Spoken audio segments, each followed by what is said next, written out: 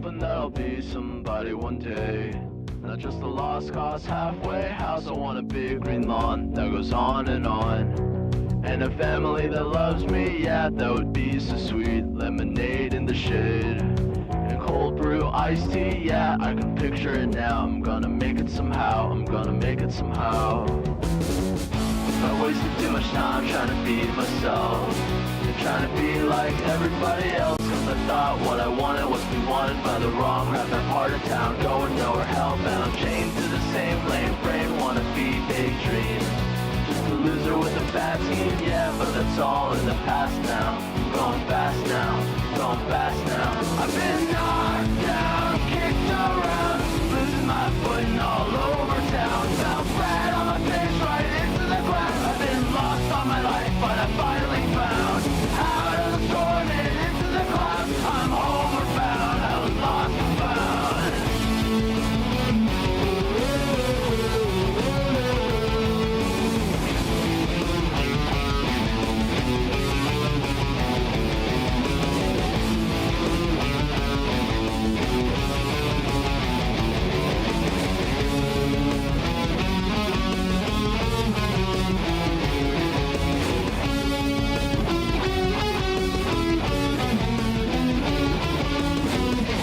Hoping that I'll be somebody one day, not just a lost cause nowhere in town. I want a great big house with a loving spouse, and kids that really love me, yeah, that would be so sweet. Lemonade in the shade, and cold brew iced tea, yeah, I can picture it now. I'm gonna make it somehow, I'm gonna make it somehow. I've been knocked down, kicked around, losing my footing all over town. Fell flat on my face right into the ground. I've been lost all my life, but I finally found out of the storm and into the clouds. I'm homeward bound, I was lost and found.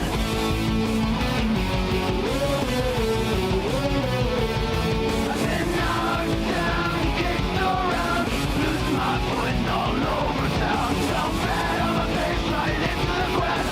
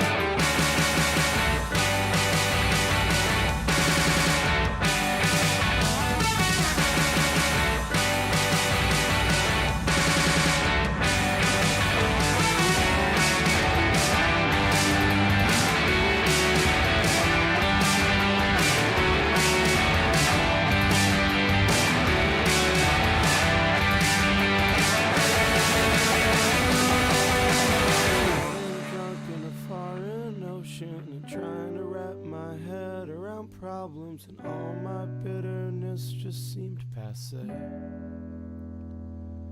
Because I realized as soon as I said it how long it'd take to swim from Jones Beach to Indonesia. And maybe you're waiting on a call from me. And maybe you're working at a crowded restaurant and you know always got a life so fucked up you don't know what happened.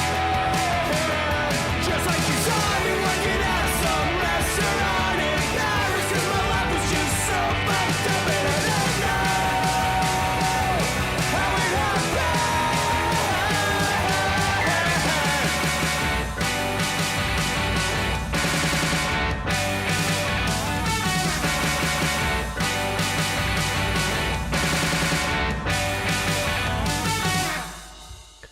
Good evening, good evening, good evening, good evening, good evening. How we doing, guys? I see Chris and Olivia are continuing that little lovers tiff in my chat already. Thank you very much, Kai Rise. Why would Chris do this? Tell the tale, Beckett. Well, when you hit the goal, I shall. Hey, Mitch McEwen with the 2. You better be wearing your contact costume, Beckett. I don't have anything like that. Can we listen right off the bat? I went and watched some of maybe I'll show it. Maybe I'll get it. I'll get it up and ready. Because I went to. What a fucking fall off. What a fall off. I know, listen, everyone's seen this other than me. I haven't watched this yet. I have avoided all the coverage on it. All I've seen is tweets. It's fucking wild.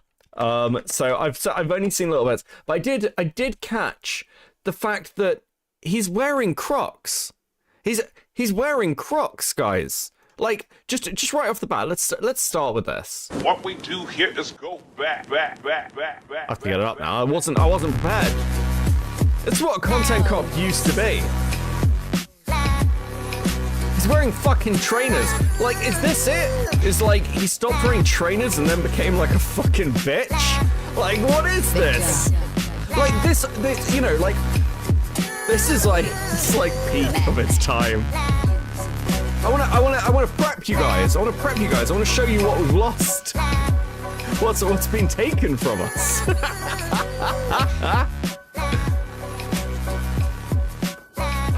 We all know you're wearing Crocs right now. Like, listen, Indigo, you've known me a long fucking time. You know I don't wear fucking Crocs.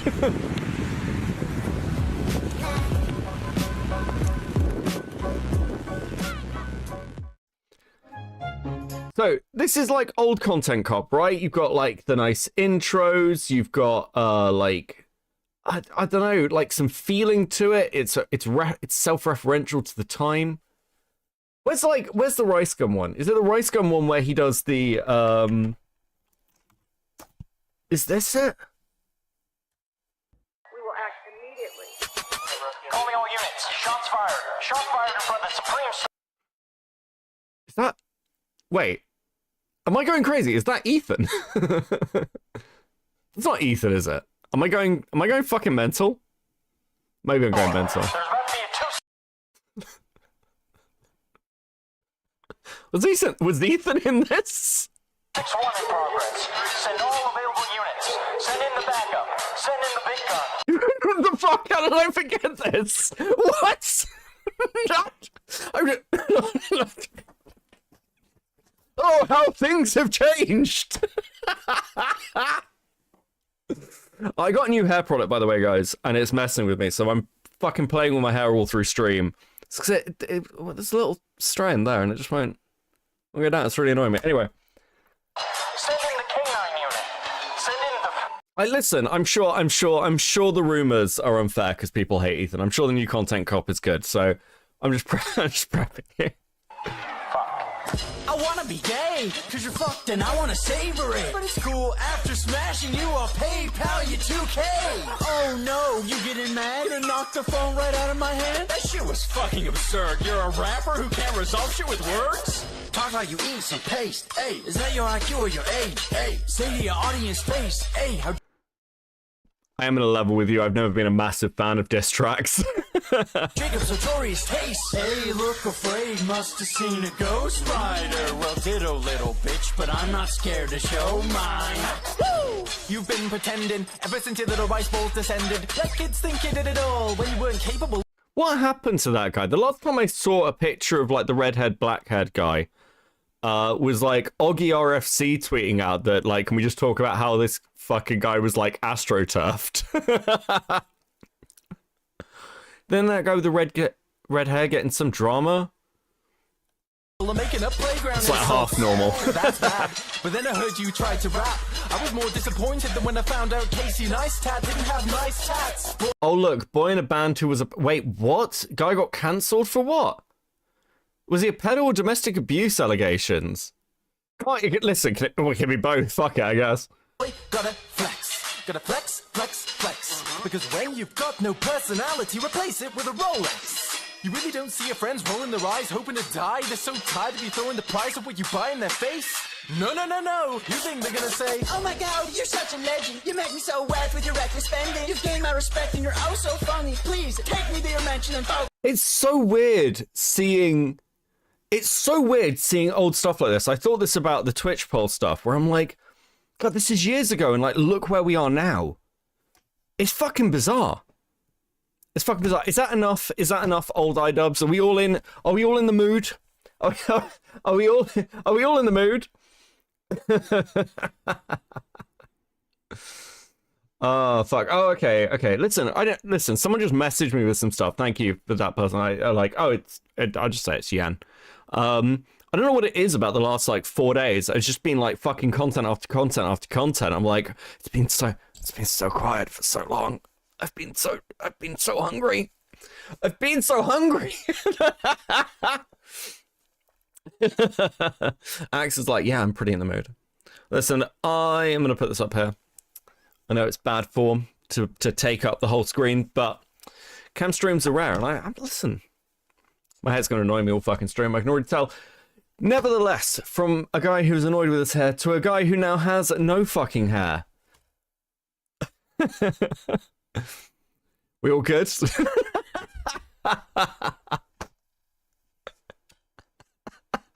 It's like, Yen's like, not gonna lie, after watching his new content cop, I looked at his old content cops. It's so fucking weird. It's like watching, like, you want to work out how the fuck any of this happened. I sent you what happened to the boy band thing. He fully agreed with such question of physical among other allegations, as well as claiming that he was a drug abuser in a post on a subreddit. Okay, well, if it's just a post on a subreddit, I'm not Carl Jobst. Has anybody seen Carl Jobst's new video, by the way? Has anyone seen Carl Jobst's I Lost video and like his response thing? Motherfucker opens it by saying, well, you know, I read it on Reddit. I'm like, bro, what?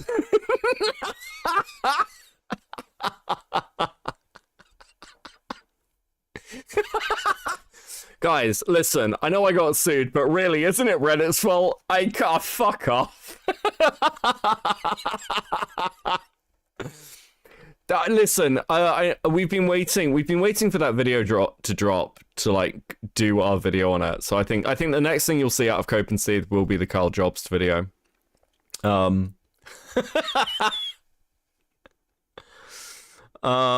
my god, it's fucking wild, okay? Carl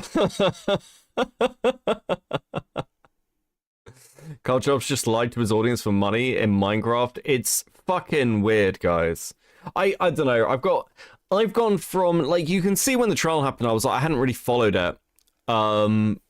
Max is a lot more plugged into that space, and I've been watching it since everything happened, and I've gone from the opinion of I don't really care about Carl Jobst to, oh, it feels like people are a little bit sweepy for this guy, I'm going to be honest with you. Like, the more I go through his history and everything else, the more I'm like, did no one see this shit coming? Like, was the fact that... Now, I want to be really clear about this. Beckett, prison mate Luke had a better apology. Lamau, thank you for the 2K. Yeah, like, I want to be clear about this.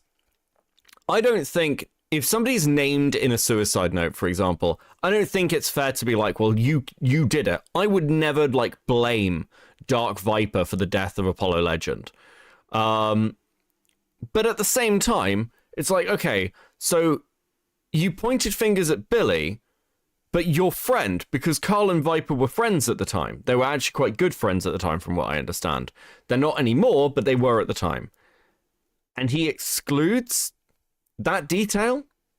Like, I don't know if excludes is the right word. It's like, well, you point fingers at Billy because you're like, well, Apollo's dead, that's really sad, blah, blah, blah. But Viper's not worth getting upset at? It's very interesting, Carl. I recommend watching Carl Jobs' Kiwi Farm. The dude used to be a pickup artist. Yeah, it's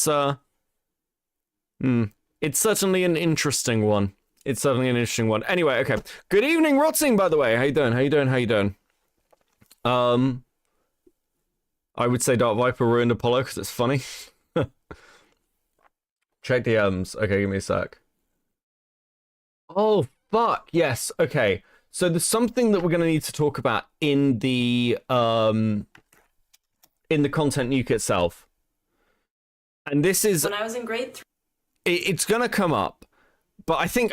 Listen, I'm sort of the advantage that I've seen some of the memes going through Twitter. But I want to point out that I have to side with Ethan Klein. I have to side with Ethan Klein. Because as Idubbbz is going to point out in the content nuke, he's got to side with, like, Palestine because Anissa is, like, 8% Lebanese. I am more Jewish than Anissa is Lebanese. And I'm going to be honest with you, I'm not super Jewish. But I am more than 8%. So, I mean, I don't know what the fucking... I'm certainly more Irish than fucking Anissa is, and I just fucking unreal. Well, it's nice to know that, like, it's nice to know that my genetic lineage has to inform my takes on political commentator dramas. So I have to now side with everyone who's on the side of Israel, unquestionably. Are you 10% off? Jesus fucking Christ, Indigo. It's more than 10%. Beckett, a fascist Jew. True. Well, I mean, if you're listening to the pro-Palestine side, aren't they fucking all? Anyway. Beckett's Oi Bayark. Listen, I need to know what, like, percentage Jewish I need to be, and whether I meet the criteria before I can start using slurs, okay? Or, like, or claiming I'm part of the tribe. What's the bracket? What's the genetic bracket? It's all down my mother's line as well. So, like, it's all female. It's all female. So I've got, like, the mother's line thing.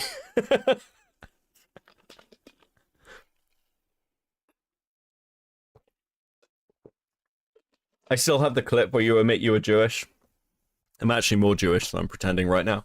Anyway, speaking of which, if you're enjoying the content, don't forget to like, subscribe, drop me a donation, pay Max some money, and like buy a membership, all those things. I'm actually just reading people's names out if you're a molding member at the end of stream. So if you want, at the end of like videos, so if you want your name forever immortalized by my voice, become a molding member. Do you know it's weird? I shill on stream. I'm getting slightly better at it, but I will admit I can't quite bring myself to shill in my videos. I can't even being like, hey, subscribe to my YouTube channel in the video. Like it's been like, you know, we were contacted recently. We were contacted recently by somebody asking us if we wanted a sponsorship. Somebody emailed Cope and Seethe and was like, this is the channel to represent my product. And I looked at the email. They've sent us 3 because we haven't responded to any of them. They've sent us 3 fucking emails asking about a potential sponsorship deal. And I've legitimately looked at these and been like, bro, are you sure? Are you sure you want Cope and Seethe to represent your product? Is that real? Legitimately fucking hilarious. Hamish McEvans, thank you for the 5 months at Seething. Watch out, Beckett, there's a death threat in the content cop because everyone knows that disappear means death if you're Irish. Rotting Brain with a 10. Pay Max so he can eat. So fucking true. Listen, he did a banging job on that intro. He didn't have much input into this particular video, but I basically messaged him and was like, Max, I need an intro, and I need it like now. What product get the cash? I can't even remember what the fuck it was. I think it's some like it was one of these like data removal services, I think. Began with A. I might listen. You know, fuck it. If you need OPSEC, I'll just plug it for free. Fuck it. Are you gonna cover Keen glazing? I haven't decided yet, but I probably won't cover the video, but I might cover the local live VOD of it. It's not React Dev. It's not Redact Dev. Might have been Aura, actually. Everyone's like, it's Aura back here. I know nothing about like fucking Aura, so I know about Redact Dev, so how's the stream going? It's good. I'm chill. Okay, listen. I'm just dragging this out a little bit before we get into whatever the fuck this is. Everyone who's watched this, whether it's XQC, Kristen Ark, Nick, I've seen like snippets of their reactions. And I just saw Chris's, obviously, because I phoned into a stream, and he's like, I can't. This is awful. And I'm just like, what the fuck is happening in this? How bad? It's just like, you know when you've got like a cursed object where it's like, listen, if you watch this, you're not going to be the same afterwards. That's kind of how I'm feeling. I'm like, if I see this, if I sit down and watch this content cop, am I going to be like forever changed? Is there going to be part of me that's just like fundamentally broken as a human being?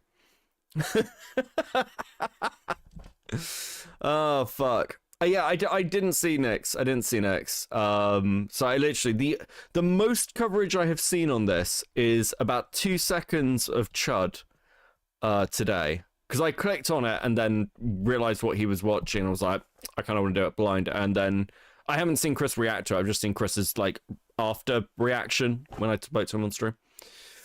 Won't spoil, but someone cries. I have seen that on Twitter. That's hard to miss. That is hard to miss. Okay. Let's get into the content. That would be better if it like started, wouldn't it? That'd be good. Yeah. Idubbbz 1. Is that what we're doing? Fuck. Consider the fucking thing in our defense. Like, actually, Hila's not a baby killer. Actually, accusing Ethan of killing his dog is maybe too far because they have mobilized. Do you know, I like to imagine this is actually how Idubbbz spends his time. Like, he only sort of activates when Anissa tells him what to... I got told off by Jenny, by the way. I was like, God, you know, I fucking hate Anissa. And Jenny just goes, Beckett, if I have to hear you blame a woman one more fucking time, I'm gonna fucking kill you. Idubbbz did this to himself. This is Jenny saying. She's like, Idubbbz did this to himself. He was like this while he was like dating her, and then he went off the like rails like overtime. He like she's an asshole, but he is responsible for this. It is not a case where a woman ruined him. He just fucking sucks, Beckett. He just fucking sucks.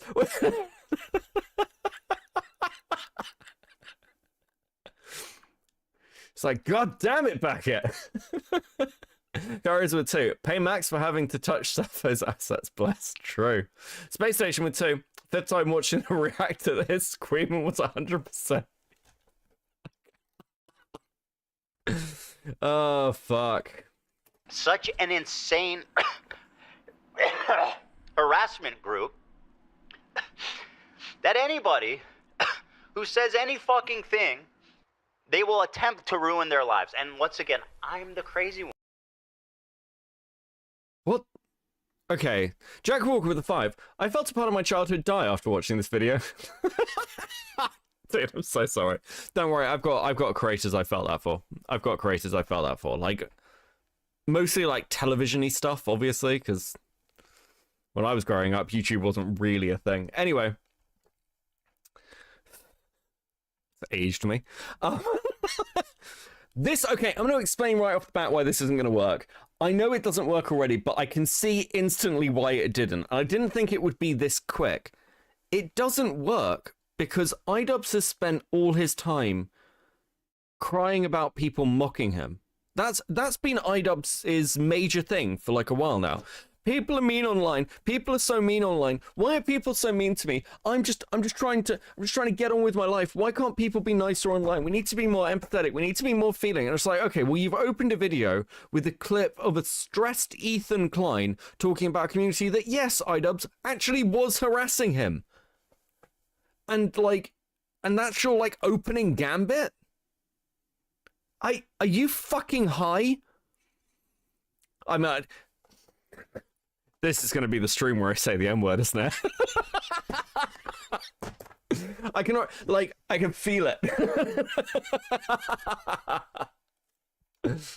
Oh, fuck. Fucking thing, they will attempt to ruin their lives. And once again, I'm the crazy one.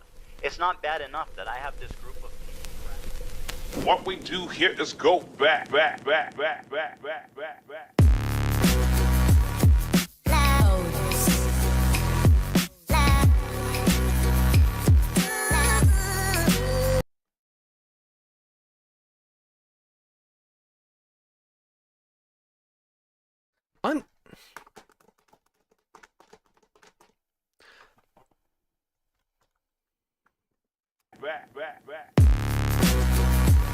I'm trying to work out.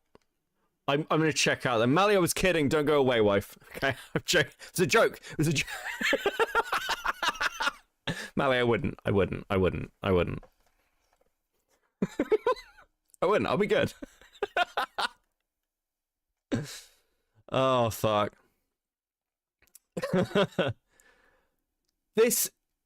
What is this one? I've got some bad fucking tattoos. Okay, I'm probably... I get sent to the couch. Yeah. I've got some bad fucking tattoos, believe me. But I've not got anything like this. What the fuck is this? What's with the old, like, this is a very particular art style of, like, and again, there's nothing wrong with it as an art style. It's the old, like, sailor art style. At the same time, this is not great. I'm trying to work out whether, do you guys think this would have worked with old Idubbbz? If Idubbbz had an intro like this, where he's, like, getting dressed and getting ready, it's like a Rocky thing. I don't think this would have even worked with old Idubbbz. There's something just inherently really cringy about it. Then again, I mean, Content Cop does have its cringy moments. This entire stream is gayer than Tom of Finland. It's very hurtful.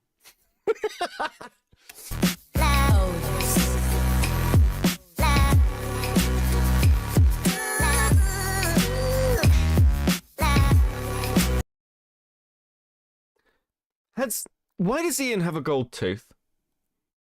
Like, why does Ian have a gold tooth? Is that like a thing you like clip on? Like, is this a bit? I don't. Why? It's so weird. It's so weird. It's so weird.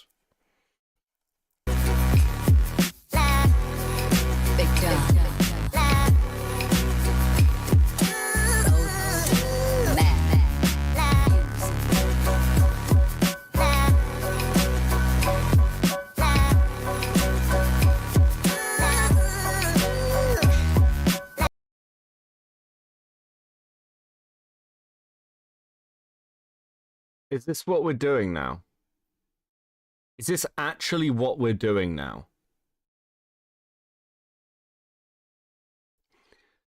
I know some people don't like that I smoke on stream, but do you know, unironically, there's a picture of like Ian, Frogan, Denims, and whoever the black guy is. I don't know who the black guy is.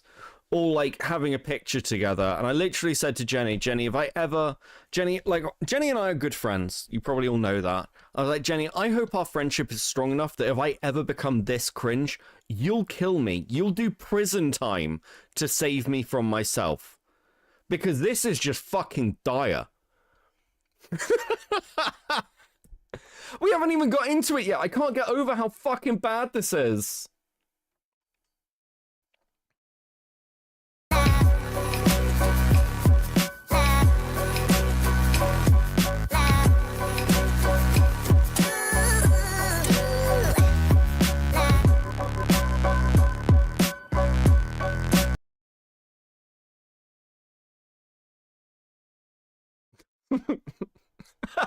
Chris just sent me apparently Sargon of Akkad.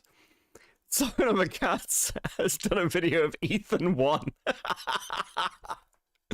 I'll abduct you first, Copenhagen. Thank you, Indigo. I appreciate that. Please listen. If I ever, guys, if I ever start becoming like this, if I ever get trolls remorse, unironically, I want all of you in this chat, anyone who sees this VOD, who actually enjoys my content. What the fuck is wrong with you? But any of you who do, if I ever actually develop trolls remorse, if I become one of these fucking people, please unsubscribe. Please and importantly, tell people you used to be a fan and be like, this guy fucking sucks. Because really, this shit should be called out. Unquestionably, this shit should be called out. It's fucking ridiculous. The whole of Content Cop, is kind of based on a very particular community bracket. So trying to co-opt that and take it over to the leftist side is just fucking wild. It's good. I don't think you understand. In the realm of Ethan Hasan Destiny, this video basically proves to millions of people that Ethan is randomly suing nobodies. That did not go the way I thought it would, but that's very fucking funny.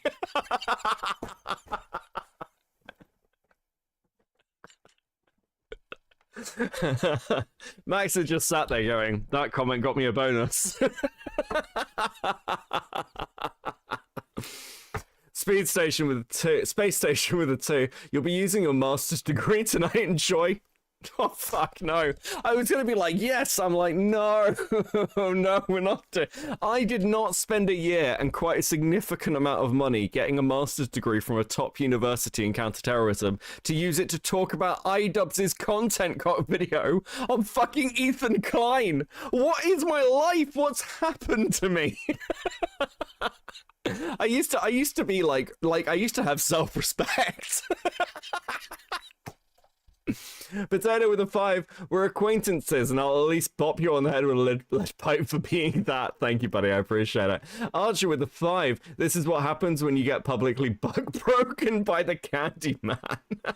This is the first good Content Cop. The original Content Cop sucked. I saw the Content Cop slightly later on, I suppose. Like, I should be clear, I should come clean a little bit. Like, I was, let's go to put this.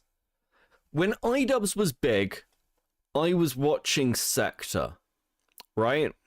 So I wasn't really watching commentary or like this sort of like, or like I have literally, and this is true, I have never ever seen a video on Leafy's channel to my knowledge. My only exposure to people like Leafy is through other content creators who are laughing at Leafy. That's it. So I saw Content Cop like a year or so after, I think it was like a year or so after the Keemstar one came out was the first time I saw Content Cop. Because I just wasn't like into this.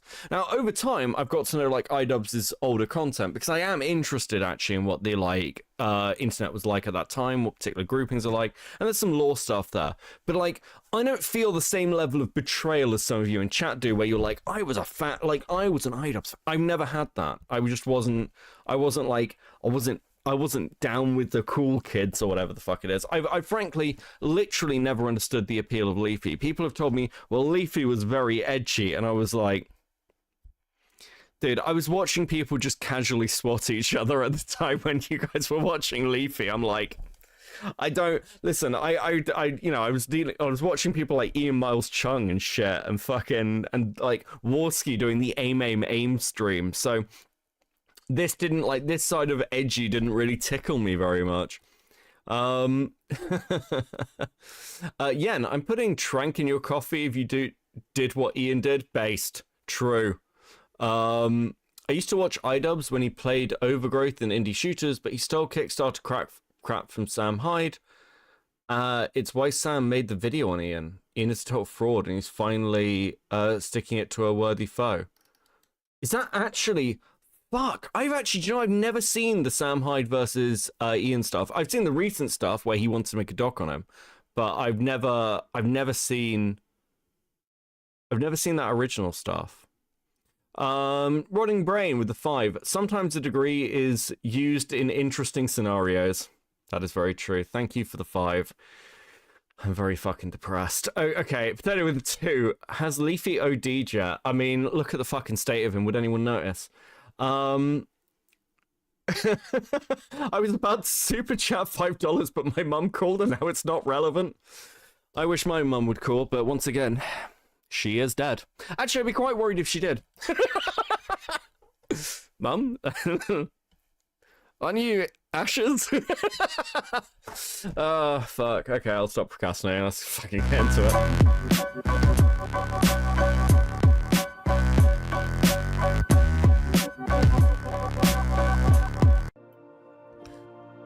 What's up, everybody? I'm Hasan Piker, and this is the Hasan broadcast coming to you live from a cloudy day here in California, Los Angeles. We're live and alive, and I hope all the boys, girls, and MBs are having a fantastic one because today's a beautiful day. I have a very important... It's really weird to see Hasan Piker in this high definition. It is very weird. His head's too small for his body. Have you noticed that? Like it's literally like somebody's like sort of got some like fucking clay and like sort of just rolled it really thin. He looks like Earthworm Jim.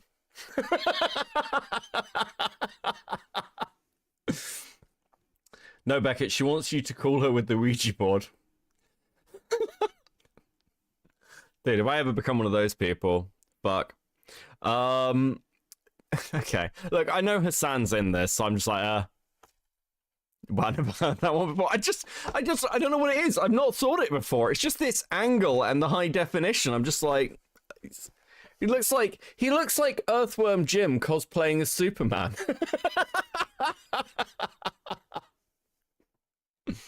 By the way, the narrative is Ian cares and is concerned about Ethan's mental health. Fucking hell. announcement. I finally done it. I watched Ethan Klein's content nuke, and I'm not going to call it context puke as I normally do, because the reality of the matter is it was brilliant. Nothing was out of context. Everything was correct. I am an Islamist, fundamentalist, radical terrorist. I am a vicious anti-Semite. It's true. This is going to be clipped out of context for years, and I'm actually fine with that.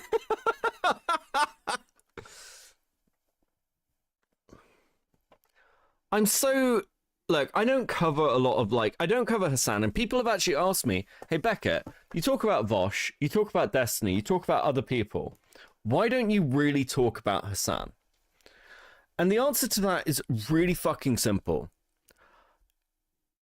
I don't really care about Hasan. I know this is like fucking... I know I should, but I'm just like... He's like, that side, that far leftist side... I just know that they're crazy, and I'm just like, okay, sure, this person's going to lie, he's a propagandist. I don't really, not talking about Hasan is kind of like me not talking about Ben Shapiro. I'll talk about Sargon. Beckett, why don't you talk about Ben Shapiro? And actually, that's an unfair fucking comparison. That's unfair to Ben Shapiro. And that's not me doing oh, that's unfair to Ben Shapiro. What I just said is legitimately unfair to Ben Shapiro. I'm trying to think who on the right I would compare Hasan to. Maybe Alex Jones? But Alex Jones is at least fucking entertaining. Sorry, guys. Alex Jones is at least entertaining. I don't understand the appeal of Hasan. I literally do not fucking get it. I don't understand how he has such a big audience. I don't understand why anyone fucking cares about this guy. And I don't really take any of the takes seriously. I'm just like, whatever.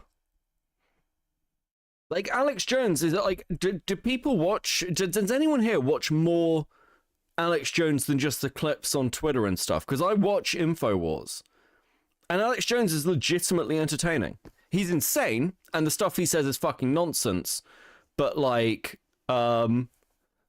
it's like entertaining. I watch a bit of Hasan, and I'm just like, oh god, this is fucking dire.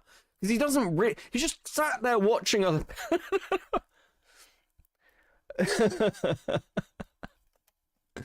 It's like the worst elements of old chud logic. It's fucking terrible. I don't know what to tell you.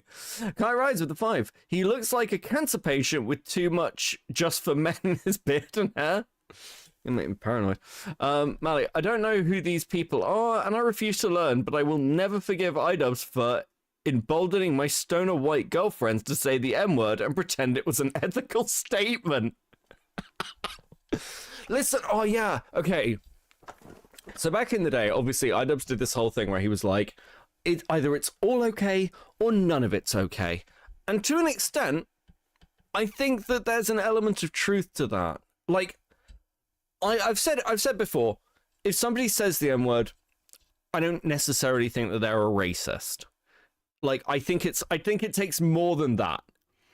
Like, yeah, context matters.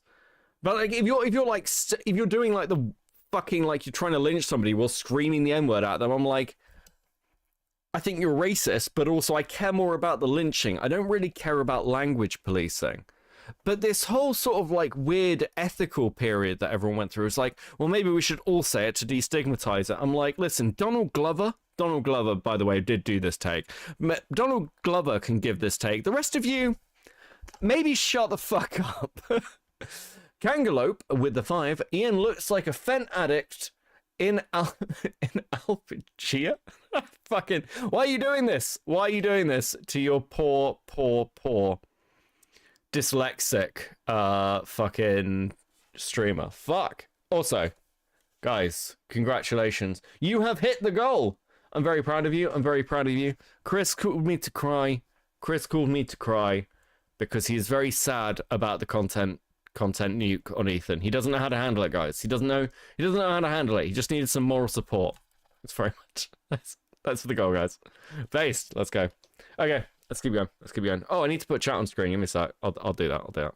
True. Most importantly, Ethan is more attractive than me, both physically and also mentally. I've been lying about everything, including my glasses. They're fake. He was right about that. That's not even in the content nuke, and he was right about that too. How did? Do you remember when content comp was at least slightly funny? Oh, is that a joke you're making there? Sorry, I hadn't fucking noticed. Fucking idiot. Did he know everything? How? Wake up, Ethan. Wake up, Ethan. Ethan, wake up. Wakey, wakey, Ethan. Wake up, Ethan. Wake up. Time to be awake, Ethan. Wake up. Okay, I need to put chat on screen, but we do obviously need to address what the fuck we're seeing on screen. Firstly, Denims, yay. I hate Denims. I actually dislike Denims more than I dislike any other fucking person from this weird little bracket, unironically. There's something about her that just pisses me the fuck off. I don't know what it is. I legitimately don't know what it is. I know that out of all of them, I don't know if she's the most detestable, but she is the one that sort of like grinds me the most. Even more than Frogan, actually, which surprises me. The more I looked into Denims, the more I was like, this is a person where I'm just like, at some point, Denims is gonna like OD or something, surely, right? And I'm gonna be like, I'm just gonna laugh. This isn't even me trying to be mean. I'm just like, listen, if this woman died, I would legitimately find. Do you know how rare that is? There are people online who I have had proper fights with, and I'm generally speaking completely apathetic to. If good things or bad things happen to them, I don't care. But with Denims, it's like, no, if bad things happen to you, I'd care a lot. I'd be happy about it. I'd legitimately find joy in it, which is really rare for me. Like, this is... I don't know what it is about her. She's just so fucking dislikable. I don't get it. It's fucking insane. Like, this isn't normal. I shouldn't feel this way about another human being. I'm calling myself out. Fuck. She was the most vocal person to support the CPS call, aside from Bad Empanada. I don't think it's even that. I think it's just like, it's watching somebody smugly watch, like, the fact that she plays, like, for those of you who don't know this, are you trying to sit in the Israeli soldiers, Beckett? I'm actually, listen, Shogun, you're late, Shogun. I explained this earlier. Are you trying to send in the Israeli soldiers? Well, again, yeah, I explained this earlier.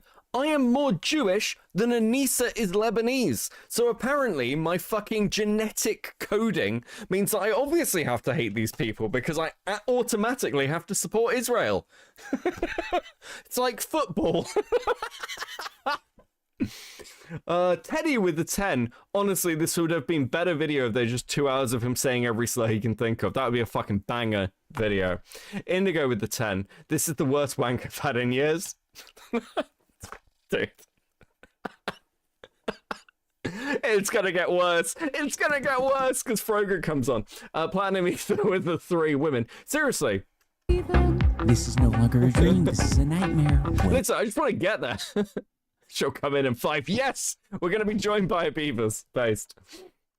Ethan, the dumb bitch is telling you to wake up. Wake up. Ethan, wake up.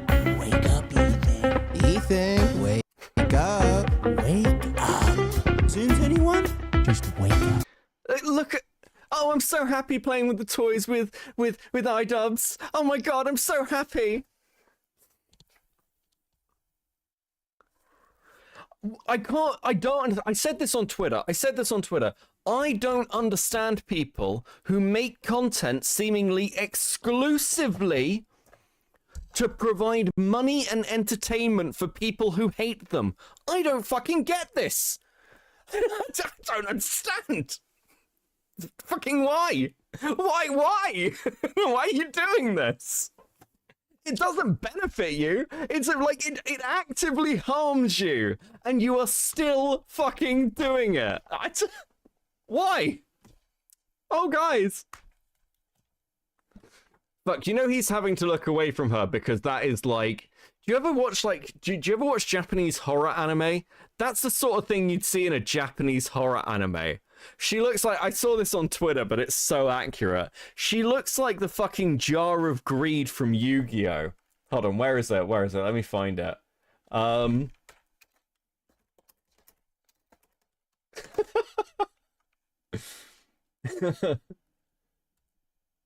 Oh, it's Belle of Lost Souls. No, it's not. No, it's not. It's this one. It's this one. It's hold on, fucking open image in new tab. Look at that face. Look at that face right there and tell me that that's not the same face as this. It's the same. Just it's 1 for 1.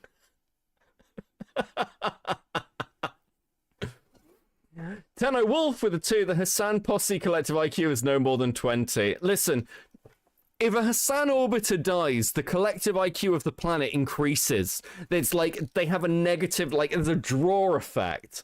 It's fucking brutal. Beckett, don't give them the secret. You're gonna ruin it for all of us. I'll tell you, Jar of Greed is different from Pot of Greed. Jar of Greed is a trap card and is red. I'm calling the police. Fuck. Okay.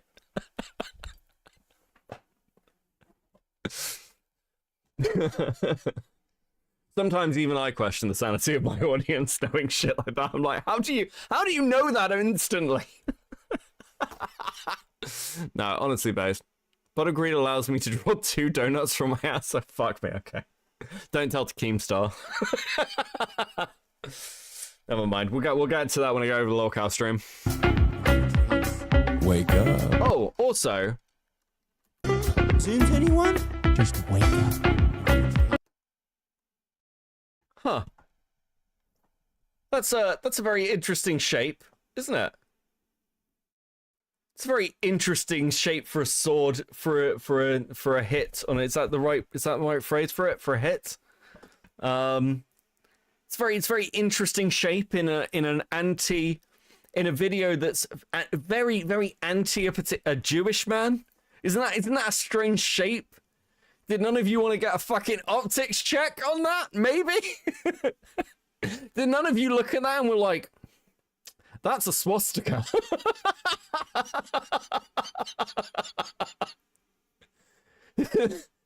That's a swastika in your, like, and you are wielding a sword with a swastika on it while wearing a Palestine flag, like, scarf.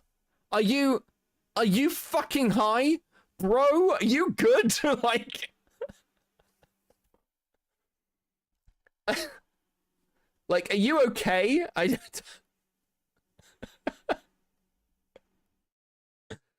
Look at how dead Denim's eyes are. Those are the eyes that can see an ex-husband dying. Look at them. Look at them. That's it. Denims is gonna murder somebody one day. I promise you. It'll be one of her, like, she'll murder her husband or some shit, like, and get, like, fucking, I can't wait to cover it. It's gonna be great. It's gonna be banging. These people would cry to the hills about dog whistles, by the way. Of course they fucking would. Of course they fucking would, while wielding swastika swords and wearing Palestine scarves. Unfucking real! I don't know what everyone's complaining about. I fucking love this video. This video is great. Listen, I said this on Chris's. I'll say it here. XQC had the best... I can't believe I'm fucking saying this. What is this week? XQC had the best take on this video. Idubbbz is doing a content cop, working with the people he would have used to made content cops on. Like, the Hasan group and Orbiters are the most content copable people currently on the internet, and you're fucking working with them. It's unreal. How does this happen?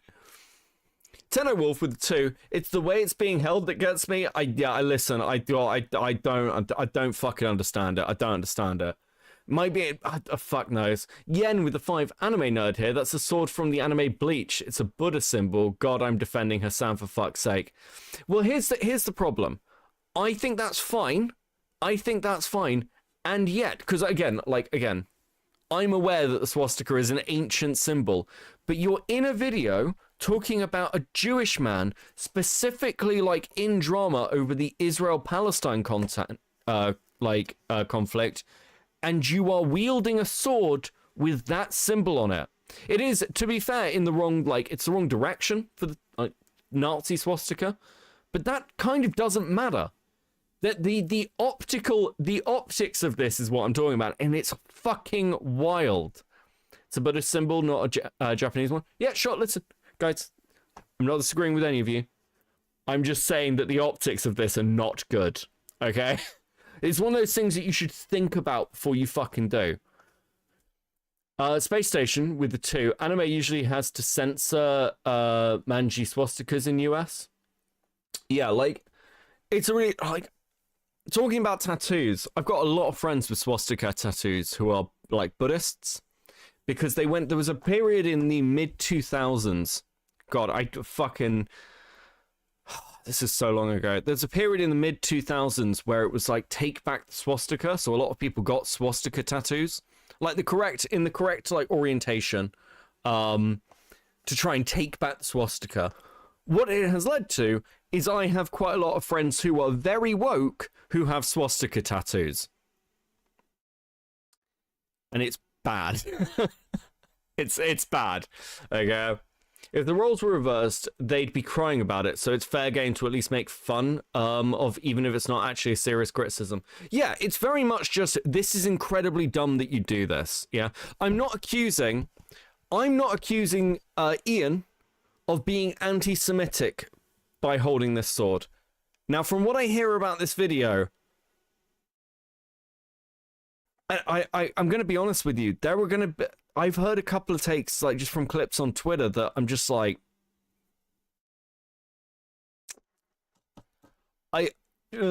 I don't know how defensible some of this is. I'm gonna be honest with you. Grizzly Bear with a 5. Before the Hasan Armsies say the swastika is taken out of context, if it was any of us, they'd come after us. Yeah, of course they would. Of course they fucking would. If they saw that clip of me just saying, I've got a lot of friends who've ended up with swastika tattoos, they'd be like, that's because he has Nazi friends. They'd ignore everything else about it. They'd ignore the fact that I'm talking about, like, my Buddhist friends who are just fucking dumb. It all adds up. Oh no, Linlin's fascist allegations are coming true. I fucked up! Fucked up, chat! Archer with the 5. Isn't made a vid cry, Naganato, how he was morally Naganout, how he was morally grandstanding in his old vids. Now he made this trap sheep while morally grandstanding. I mean, yeah, he's always been like fucking a moral grandstanding asshole. You good, Beavers? You good, Mr. McWood?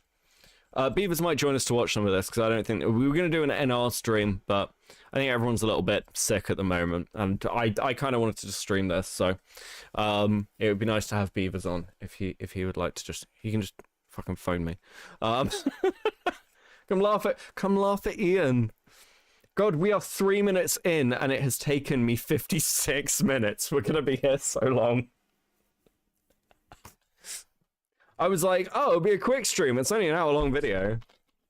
Apparently, I have quite a lot to say about fucking Ian. Call me? Okay.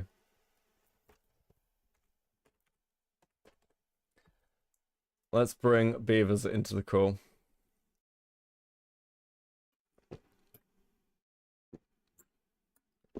I am phoning him. He's just not answering me. Damn it, Beavers! It's like 15, Rory's like 20 last time. Wait, what are we talking about here? Okay, cool. Anyway, we'll carry on. We'll carry on waiting for Beavers to pick up. Wake up. Wake up. Wake up. Wake up, Ethan. Sorry, my computer apparently wanted to save us for a second. Fuck. Night, Indigo. Beavers, how you doing, bro?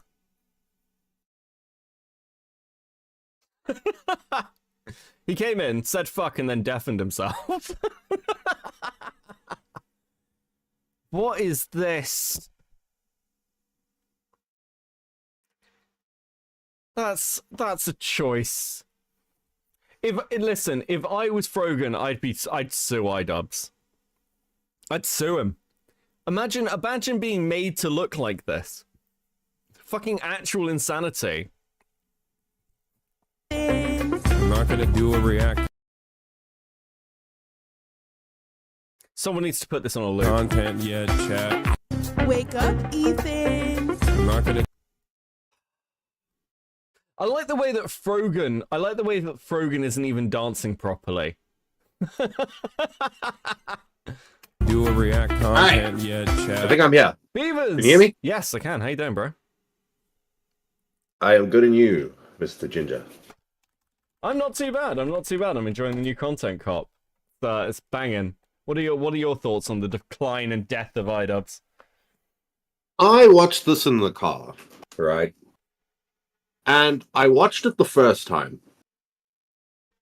And I had like an off feeling about it, but it wasn't too egregious. And then I watched it again, and you know what the thing is? If you're a lefty, it's not a bad video. If you're a lefty. It kind of feeds to his where he wants to go kind of thing, right? Until you start thinking like critically about certain things, then it's like, well, that doesn't really make sense. I don't know. I literally had I was driving to work, bro. I was literally driving to work, right? And you know, you was talking about how you know more because you're part Jewish, right? I was literally driving to work, and he got to that part where he's talking about fucking Anissa being Lebanese and Irish, and I was just sitting there thinking to myself, all right, so I'm technically half Jewish,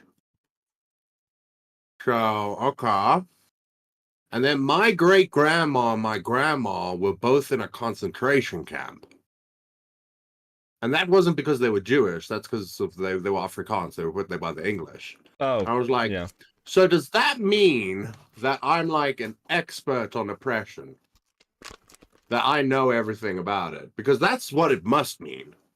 Yeah, it's this. It's You know what I this, mean? Yeah, it's this weird standard. I mean, we'll get to it when he gets to this point, because we are like 4 minutes in and an hour in stream. You've been fucking live for like an hour. I trying opened shit. your stream and I was like, what was he doing? What was he doing for 44 minutes? I've just been chatting shit for like 44 minutes, mate.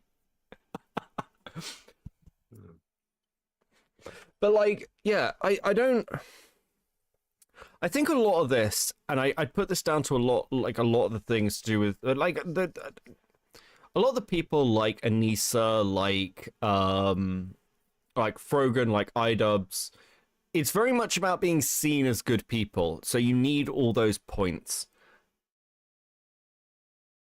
And like, you look at stuff like this, and I don't know, man. I don't know. Wouldn't the nice thing to do, like, even if you disagree with Ethan, wouldn't the nice thing to do be like, okay, well, you're getting a lot of harassment. CPS was called on your fucking kids. Isn't the best thing to do be like, okay, well, I disagree with like your points, but I can understand that you're getting a lot of harassment and shit. And as somebody who's been through a lot of harassment and shit, I'm gonna be like charitable towards you. Isn't that something like? Wouldn't that be the normal, compassionate human thing for Ian to do? I don't know. It's such a weird fucking move. Metal Man with the 2, draw 2 cards. Holy fuck. But yeah, I don't know.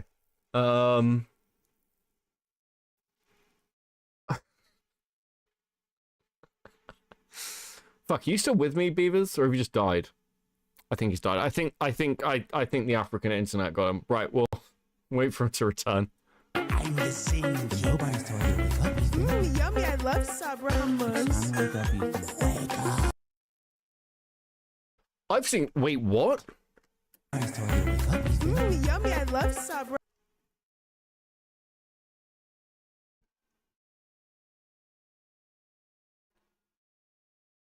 Beaver's like, give me 5 minutes.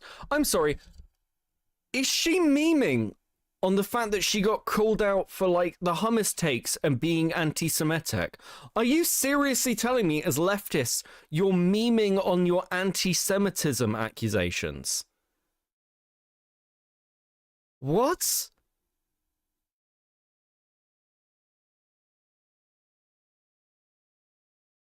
I'm sorry.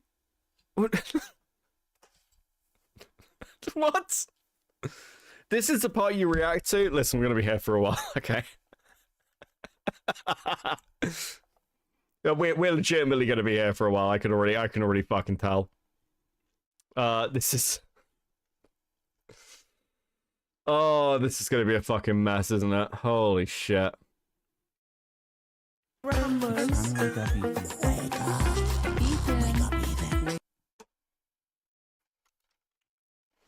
I love Sabramas.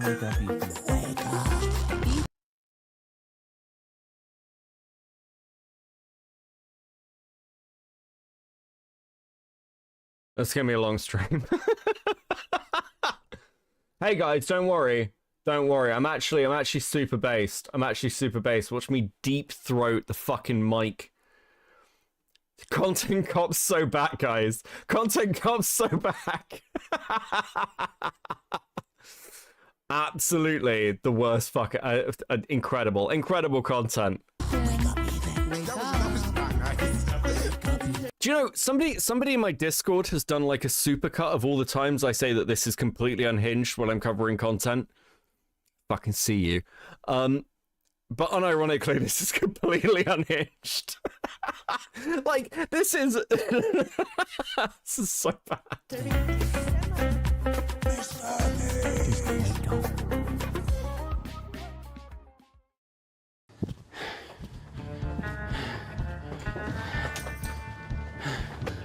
Empathy was not learned at 30. I don't think you can learn empathy at 30. I think you're either an empathetic person. I think empathy is just a normal thing. Being empathetic for normal other human beings is normal. It's normal. Hey, welcome back. Okay, so what I wanted to say, right? Sorry, I don't know if you were still on the same point. Very quickly. Like on the same point. Very quickly. Metal Man with the 2. I can't believe I miss NSE videos. Don't worry, we'll get back to her. She's quitting politics. It's going to be great. Anyway, go on, Beavers. Okay, so what I was gonna say is that is all fine and well, but this video as a collective, right? If you watch the whole thing, it can be summed up. You know, they always say the problem with the left is, right, that we all agree on something, right, and then there's an extremist view that then becomes popular.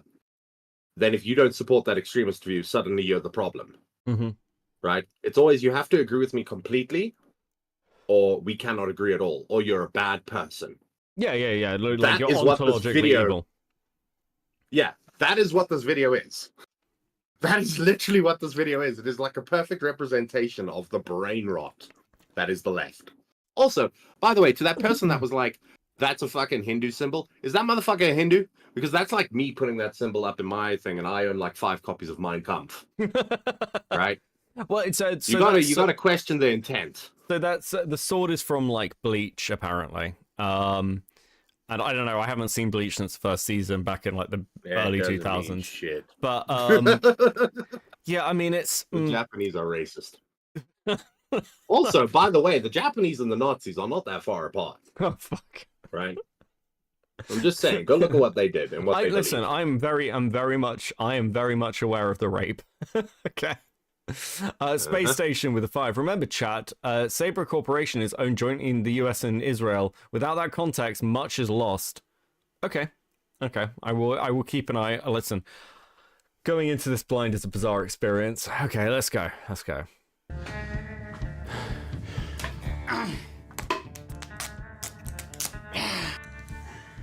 All right. I didn't plan on making a content cop on H3. It sounds very stupid even saying that. H3 content cop, Idubbbz. Ethan Klein's out of control. And then you should do a content cop on Hasan Piker. Content cop on Sargon of Akkad. If I would imagine this. What? Why would you even invoke Sargon? How is nobody tweeting about this? How have I not seen any tweets that he mentioned Sargon? What? Who fucking cares what Carl is doing? Jesus. Like, I'm sorry, Carl. I'm sorry. I apologize to you, Carl. Because you are, in comparison to Ethan Klein and fucking Hasan, even though you've run for political office, you're fucking irrelevant, bro. What? It's like he's talking to him right now, lol. Because Hasan wrote this video. Okay, that's quite a claim. Hasan can't write.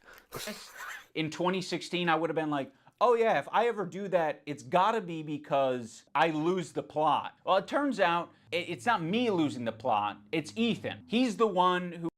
Oh, fucking, what is it? Hold on a sec.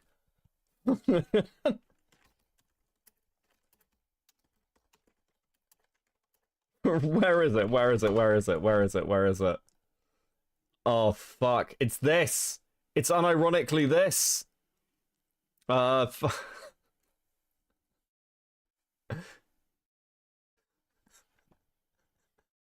I out of touch? No, it's the children who are wrong. What?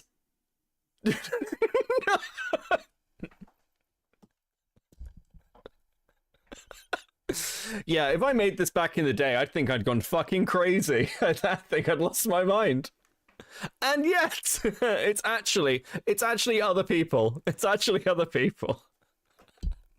fucking incredible. And I would have been like, oh yeah, if I ever do that, it's gotta be because I lose the plot. Well, it turns out it's not me losing the plot, it's Ethan. He's the one who fucking attacked first. My good fucking friends who I stood by after all these fucking years can't find a spine to speak up. So go fuck yourself. I agree. All right, guys, I'm going to tell you a story about Ethan Klein. I know some of you have been following him, but there's a lot of people who... Even Sargon made a video siding with Ethan? I mean, all Idubbbz has done is managed to, like, fucking bring together all the detractors of Hasan and Ethan and Ian into one place to shit on him. What the fuck was the point of this? What did he think? How out of touch with internet culture? Unironically, for somebody who is one of the like most well-known creators on YouTube, how out of touch do you have to be to fuck up this badly? Beavers. just don't like, now that I've watched this again as well, I kind of don't like that he has sullied the name of, well, he after the video sullies the name of the Content Cop brand. But what I don't like is, I'm pretty sure that Content Cop wasn't like a, oh, you attacked me first kind of thing, so I'm going to make a video on you kind of thing. No, it was all just like talking about people who like were fucking up in other ways. It was never vengeful. Yeah, it was never a vengeful thing. It wasn't, oh, well, you're going to talk shit about me, I'm going to talk shit about you. Right? I feel like old Idubbbz would not have made the Content Cop then. You know what I mean? Unless it was like you did something really, really fucking egregious. But like, I'm not going to make a Content Cop because I have beef with you, because that makes me look like a pussy. Right? Because I'm making a Content Cop on you. That's just I don't know. That's well, I mean, move. like, you only have to look at the way Idubbbz changed with Rice Gum. Like, he went from, oh, I'd not box Rice Gum, to being like, Rice Gum, let's box. And Rice Gum was like, fuck off, man. That was years ago. I'm not boxed. I'm not coming to your fucking, like, creator class shit or fighting you. Fuck off. I don't... Should have gone. He could have got a free dinner out of it. Apparently the dinner was kind of swanky. Cost him like $250,000, something like that. Well, I mean... Pretty dope dinner. It's pretty like dope. them kids. Yeah. What's your take on the whole charity thing? Because I mean, like, Ian's got Creator Clash 3 coming up. You're doing shit like this, and I'm like, is anyone gonna want to give you or anyone else fucking money? The sad thing is, people are gonna give him money, right, for the Creator Clash. It's just the cultural thing. People will want to see it crash and burn, and I'm sure he's got his supporters or whatever. But it's like, okay, this kind of ties in perfectly. I don't know if you heard about this, right? Did you know that there was a Fire Festival too? I did. I don't know what happened at it, but I do know there was a second one. It has basically been cancelled. Or it's in limbo. Who could have fucking seen that coming? I mean, right? Yeah. With the poor management of the last one? Well, I mean, it was almost a human rights it was a human rights event. Like, they had to get like the Red Cross out. But it's like, then you start drawing parallels, right? Like, yeah, that's I why see what you mean. That's why you draw the parallels, because it's like, you're like, well, no matter why the fuck would we? Why you fucked up so egregiously that it borderlines. I was considering, my opinion, I was considering going to DashCon, like the new one. I was like, I should get tickets to DashCon. I'll fly to the US. Fucking got rid of one brony for another one. Is DashCon about bronies? No, that was Brony. It was BronyCon. DashCon was Tumblr. Wait, what's DashCon? The Tumblr convention. Same thing. Yeah. I got confused. Isn't there a pony called Dash or something? I think. Oh, Rainbow Dash. Yeah. Maybe. Yeah. Yeah. I know too much about that. Yeah. I know. And look, okay, the internet has very much broken my brain. He has Hasan's audience, so I imagine it might go through smoothly. Yeah, well, fuck, they've all given all their money to Hasan. Space Station with a 5. H3 pod staff boxing and Creator Clash 3 are blindsided right now. Lena went to the bathroom to be alone. Ian texted a backhanded apology to some H3 staff live. What, really? That's fucking insane. I didn't realize any of them were involved in it. I suppose that makes sense. And and he just blindsided them by dropping this video and was like, oh yeah, sorry about that. Sorry about going after your boss. That's fucking wild. What the fuck is happening? What actually, does anyone know what spurred this on? Is it just Anissa being a fan of Hasan in that particular sphere and like pushing Idubbbz to do it? Because again, I know I'm not saying like, I'm really not blaming her in this respect of like, well, she just makes Ian do things, but Ian's kind of just not wanted to do anything for years. He's like broken. He's doing like bad unboxings and they're not even bad. They're just fucking dumb.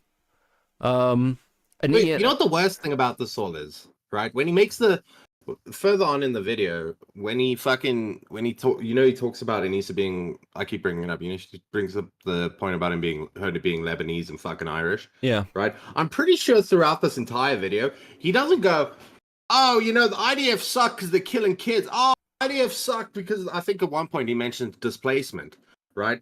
The only reasoning he gives for the IDF in Israel being fucking bad is, my wife is Irish and she's Lebanese, so she understands what it's like to be oppressed, and she understands the way the IDF works. All right, he has this whole video with these fucking extreme lefties. He never gives like any breakdown on why it is bad. His only reasoning is wife said so. Yeah, I mean, I don't know, I heard about this, and so I said earlier on, the only kind of coverage I've actually seen of this was about 2 seconds of Chud Logic, and actually the moment I tuned in was when he was talking about this. And no, you're fine. I don't mind spoilers now we're in it. I know about this bit. But as somebody, what's a good way to put this? I've got friends and family who are very familiar with the Troubles. I want to put this kind of delicately, because occasionally one of them will be like, oh, I saw your stream, like one of my old friends. But, people outside that country, particularly America, really do not understand what it's like and the impacts or the long-term effects or why a lot of stuff happened or how Irish... I've heard takes from people like, well, it really is like a religious war where it's like Irish Catholics versus the Protestants. And it's like, you don't seem to understand what that actually means and why, you can talk about it as a religious conflict, but it's a, very much more a cultural thing of like very divided communities. And I'm trying to simplify this down. But it's like just going, well, the English oppressed the Irish. It's like, yeah, undoubtedly. But it's also like the ongoing stuff that is happening within Northern Ireland with things like the DUP. You've got so many fucking moving, intricate parts. And even the English, part of the reason the Troubles went on so long is the English didn't really fucking understand half the issues. And you've got Americans talking about it because they're like culturally connected to it through their bloodlines. So it's like, fuck off.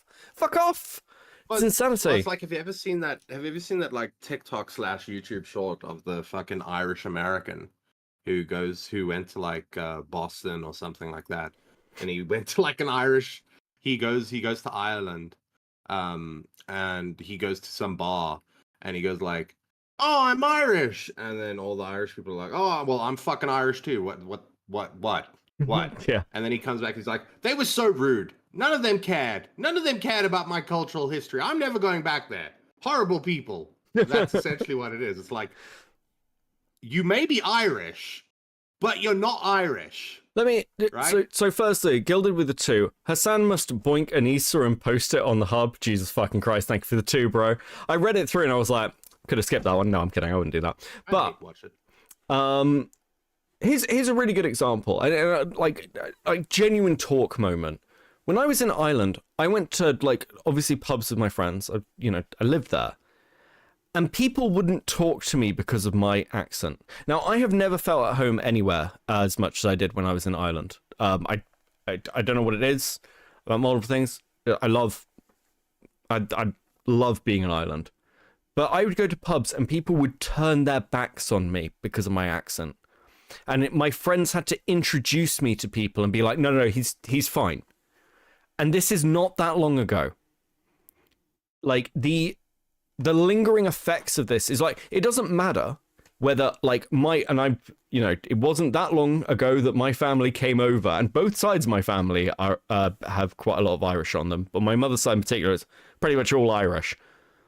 I would not be really considered that Irish with this accent and everything else. It's it's just, you get like there's so much distrust and everything else, and people will stake your positions. Like, people talk about things like, well, where like Americans sit on the MAGA position, or like British sit on like Brexit, nearly a decade ago now. Fuck, that's terrifying.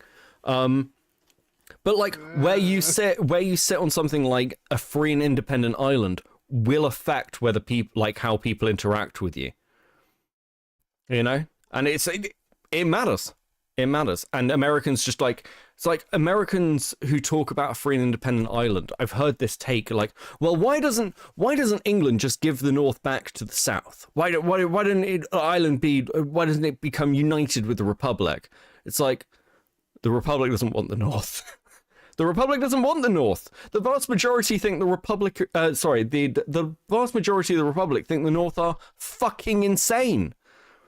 They don't want the fucking DUP in their country. They want them to fuck back off to England. Then they can have it back. And people don't seem to understand this. It's like, well, everyone in Northern Ireland is Irish. So it's like, no, not in the opinion of a lot of the Irish. Bro, we still have peace walls here. Right? Yes, yeah. Go on, Beavers. The other thing that I want to say, and this is just my anecdotal experience, right? But I have been around a lot of like what's it called? The people that are from Ireland, the one that's not part of the UK. What one's that? Yeah, from? Republic. Oh. All right. I've met quite a few of them. I've hung out with quite a few of them over the years. I will say, these brown people, they need to reconsider, because they will hang you from the trees. All right? They are not a very inclusive people. It's like you're supporting the people that will lead to your downfall.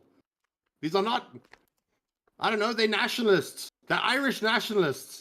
And Irish people are very white. They don't like anything else. They want Irish people. But Irish people.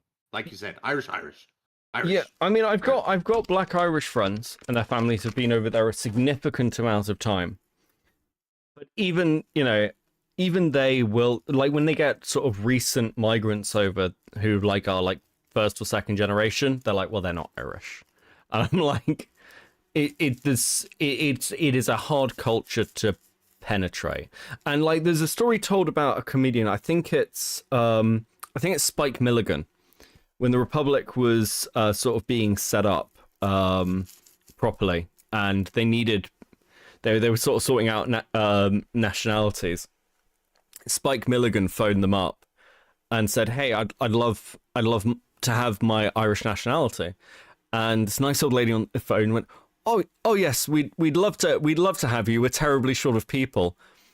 And that's a lovely story, but that's not really how it is anymore. You know, things have changed, and now there's a lot more protectiveness. And you know, I don't think people... I would love for Americans to just go and spend like 6 months in Belfast and come back to me and talk to me about Presbyterians. If you can spend 6 months in Belfast and come to me and be like, those Presbyterians are completely normal, and like, I'll be like, cool, you're welcome to your opinion. But most people don't, like, most people just do not understand what the fuck they're talking about. I know this is like a massive diversion from the Idubbbz stuff, but I think what I'm trying to get out here is Ian has no fucking political knowledge. Anissa, we'll get to her video because Chris has sent it to me. But it's like, you have no knowledge of the place of which you fucking speak. Okay? There are going to be Irish people who watch this VOD, and despite the fact that listen, I'll just say my position. I am free and united Ireland. I have a lot of investment in where I consider sort of my fucking heritage land. But there will be people who will be like, this Becker guy doesn't know what the fuck. He's wrong. It's wrong. Fuck this Becker guy. And I completely understand why. Yeah, no, and they will hear the accent. North Korea and South Korea should be united too, but it's not happening, Becca. We need to live in reality. No, we'll get... Listen. Listen, that's what they said about the Republic in the first place, okay? Never getting that. Here we are. One uprising layer. Anyway. Who might not be familiar with the background, with his podcast, with what's been going on over the past couple of years. So Ethan, as you know, is a content creator who has a podcast where he says all sorts of outrageous stuff. Sometimes it's fun, sometimes it's fucked up. He's had shows with all sorts of different controversial characters. There's an image of a Bo Black's plushie in a fucking Content Cop video. What the fuck is 2025?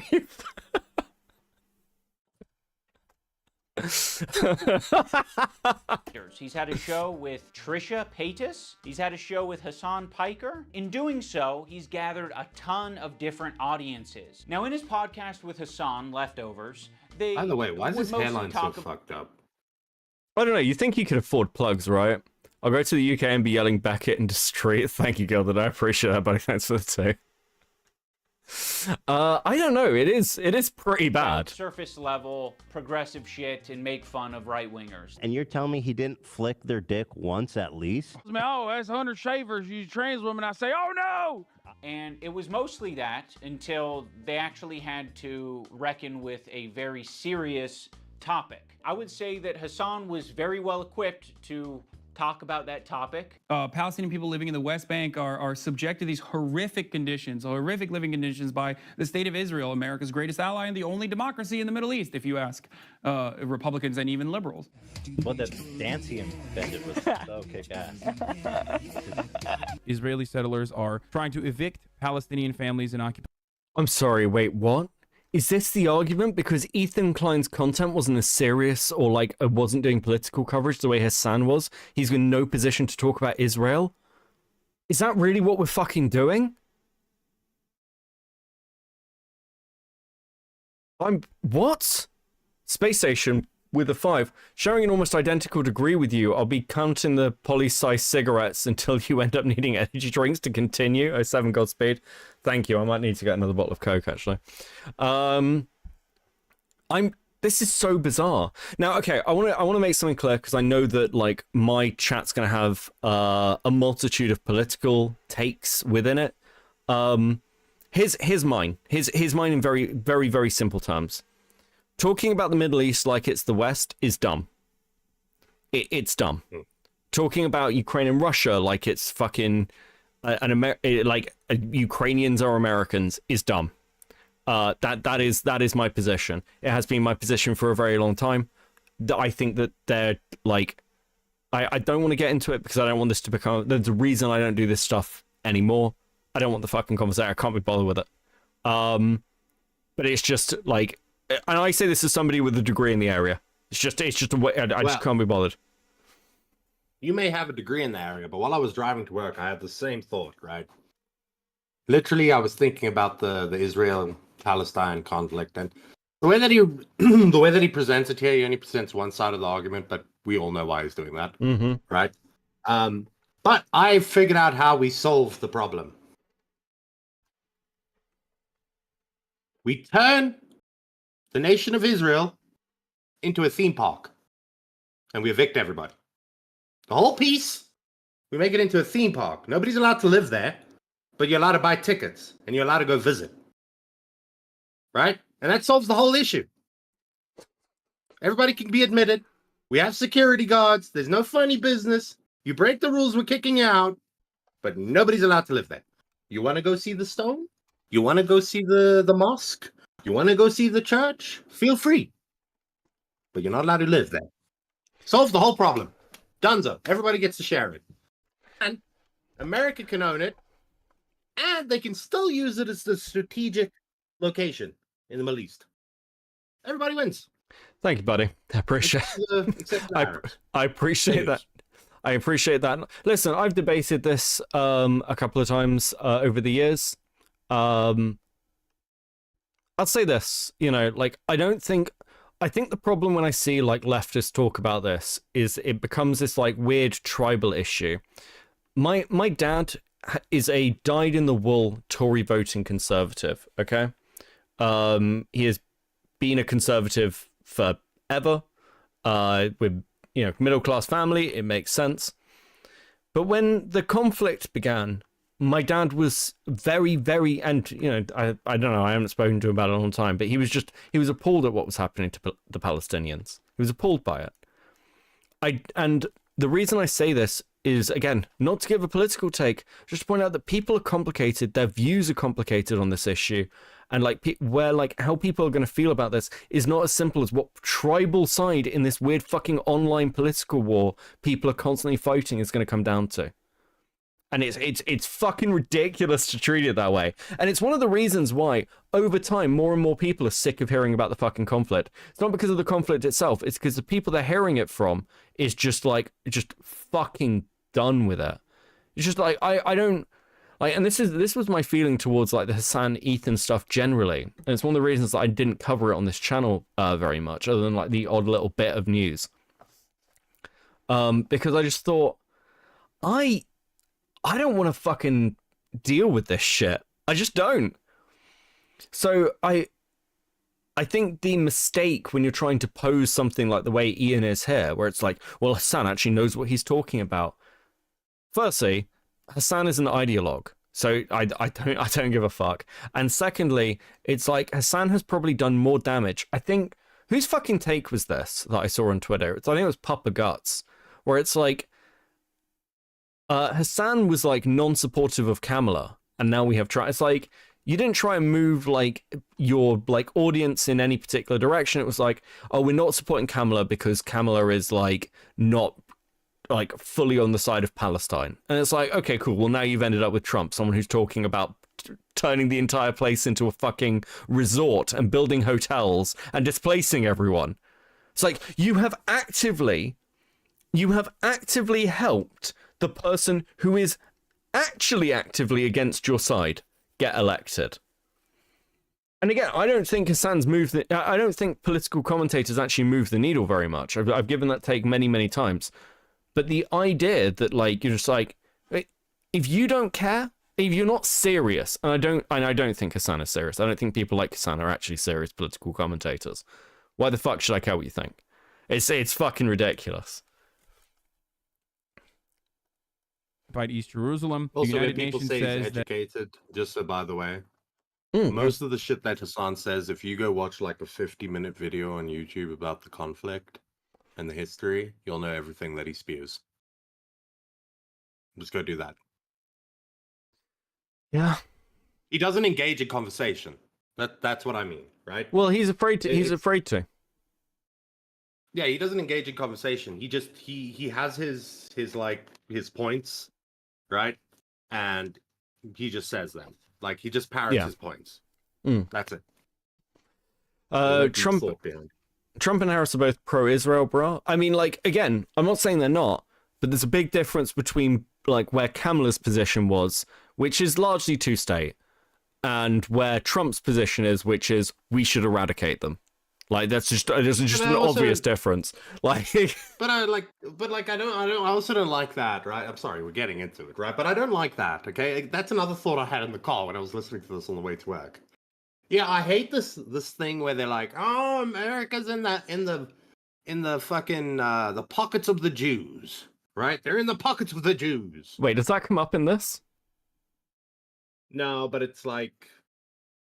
It was it's like the general, okay, the general like thing about things, because that's that's what a Hasan person would say, right? Is that they're in the pockets of the Jews, right? No, it's a strategic point in the Middle East. That is why it is a very important place for them. They want it. It is their foothold, right? And they are in a very tough position because the government there, they have their beliefs and what they want to do, but also we don't want to give up the foothold. Because then it's basically we don't have anywhere there where we can put our bases because everybody around that area is fucking hostile to us and doesn't like us, right? Well, I mean, look like to have a foothold there. Look at the early setup of places like Iraq and the investment people put into those places because they wanted it for strategic reasons. And in the case of like places like Iraq, it was oil. I'm not saying that's why we went to war with Iraq, but like Iraq strategically was important for oil supplies to the US. It's one of the reasons there was so much investment in it before the first Gulf War. This is very boiled down, by the way. It's insanely boiled down. But like, yeah, there's the idea that it's just the Jews control everything. And I know that I'm saying this as somebody who's more Jewish than Anissa is Lebanese. I'm going to keep fucking saying it. I'm 50%. But... I'm 50%. Okay, technically I'm a Jew. This is basically a tribe stream now.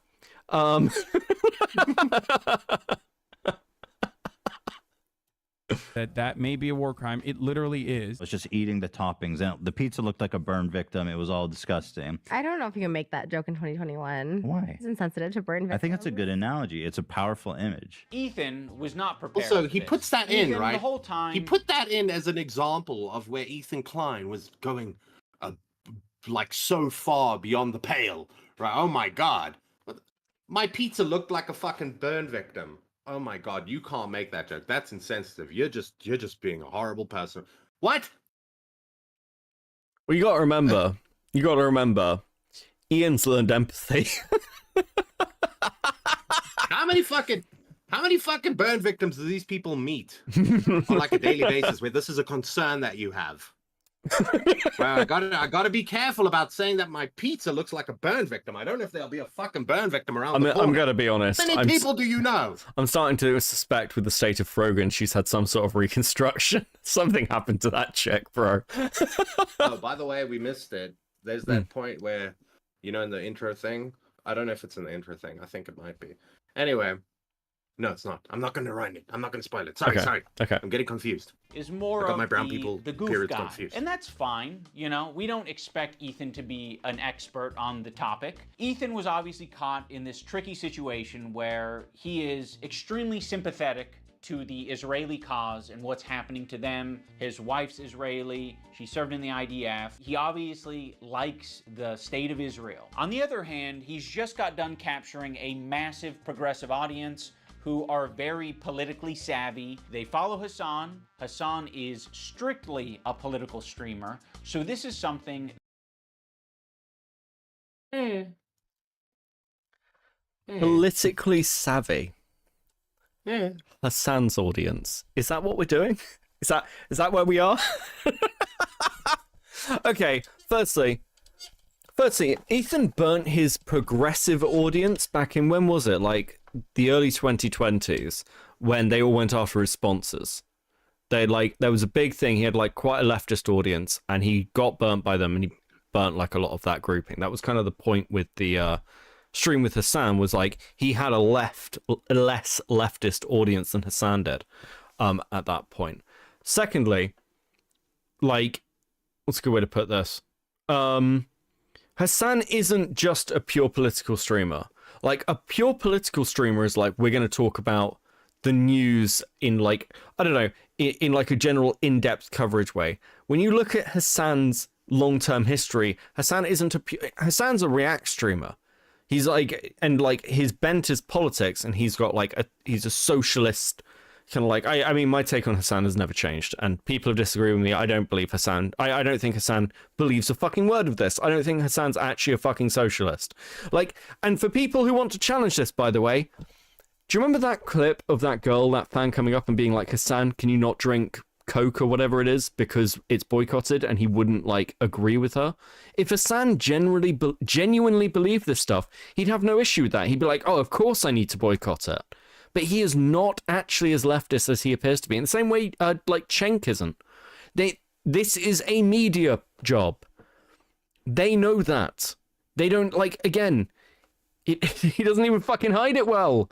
It really annoys me when people go, well, he is a socialist, though. I'm like, no, he LARPs as a socialist. Okay? If he really believed this, he wouldn't act the way he does. It's not what people say, it's how they fucking act. And it's like no, but also, I think the other point that you're missing here, very important point to make, is so Idubbbz sits there and he says, okay, so H3 has a very progressive audience. I'm with you, right? I'm with you. His audience is progressive. That is what he's cultivated through what he did over the years, his shift. They are very politically savvy. What? You think that H3 viewers are politically savvy? Well, he thinks Hasan's audience is politically savvy. Actually, Again, how does Hasan feel about the Armenians? You think that Hasan's audience are politically savvy? Well, yeah, no, I mean, it is just fucking crazy. I mean, Axis is like for the 5. Actually, how does Hasan feel about the Armenians? I'd be very interested to know what Hasan thinks of the Armenian genocide. I think it would be quite illuminating, in the same way it was kind of illuminating when Cenk was asked about this. Because, like, it's funny, isn't it? It's funny, isn't it, that it seems like a lot of the leftists, when it comes to genocide, are very rules for thee and not for me. It's a very fascinating position for them to take. And I want to be clear. Obviously, I'm going to shit on the leftists here, but there are plenty of rightoids who do the exact same fucking thing. But that's part of the problem. Like, it's like, whenever conversations like this come up, we treat Hasan, and I watch people do this in my chat who even dislike Hasan, and they end up treating Hasan in some way like as a more serious political operator than he actually is. If I was talking about this in in terms of Alex Jones, and I was like, Alex Jones doesn't believe any of this. Look at the fucking court case. Look at like when he was over the shit over Columbine. Look at the stuff Jones, like the way Jones actually acts outside of all of this. Actually sit down and watch InfoWars. Look at the way he, that famous clip. It's making the fucking frogs gay. After that, he goes to an ad read about fucking, I think it's tactical taint wipes. There are obvious elements to this where it is a grift. And it's like, and I wouldn't be fought as hard on that for a lot of, for people on the right. They'd be like, yeah, of course a lot of people on the right, like fucking, whatever his name is, Krager or whatever it is, who fucking abused his wife, allegedly, or whatever it was.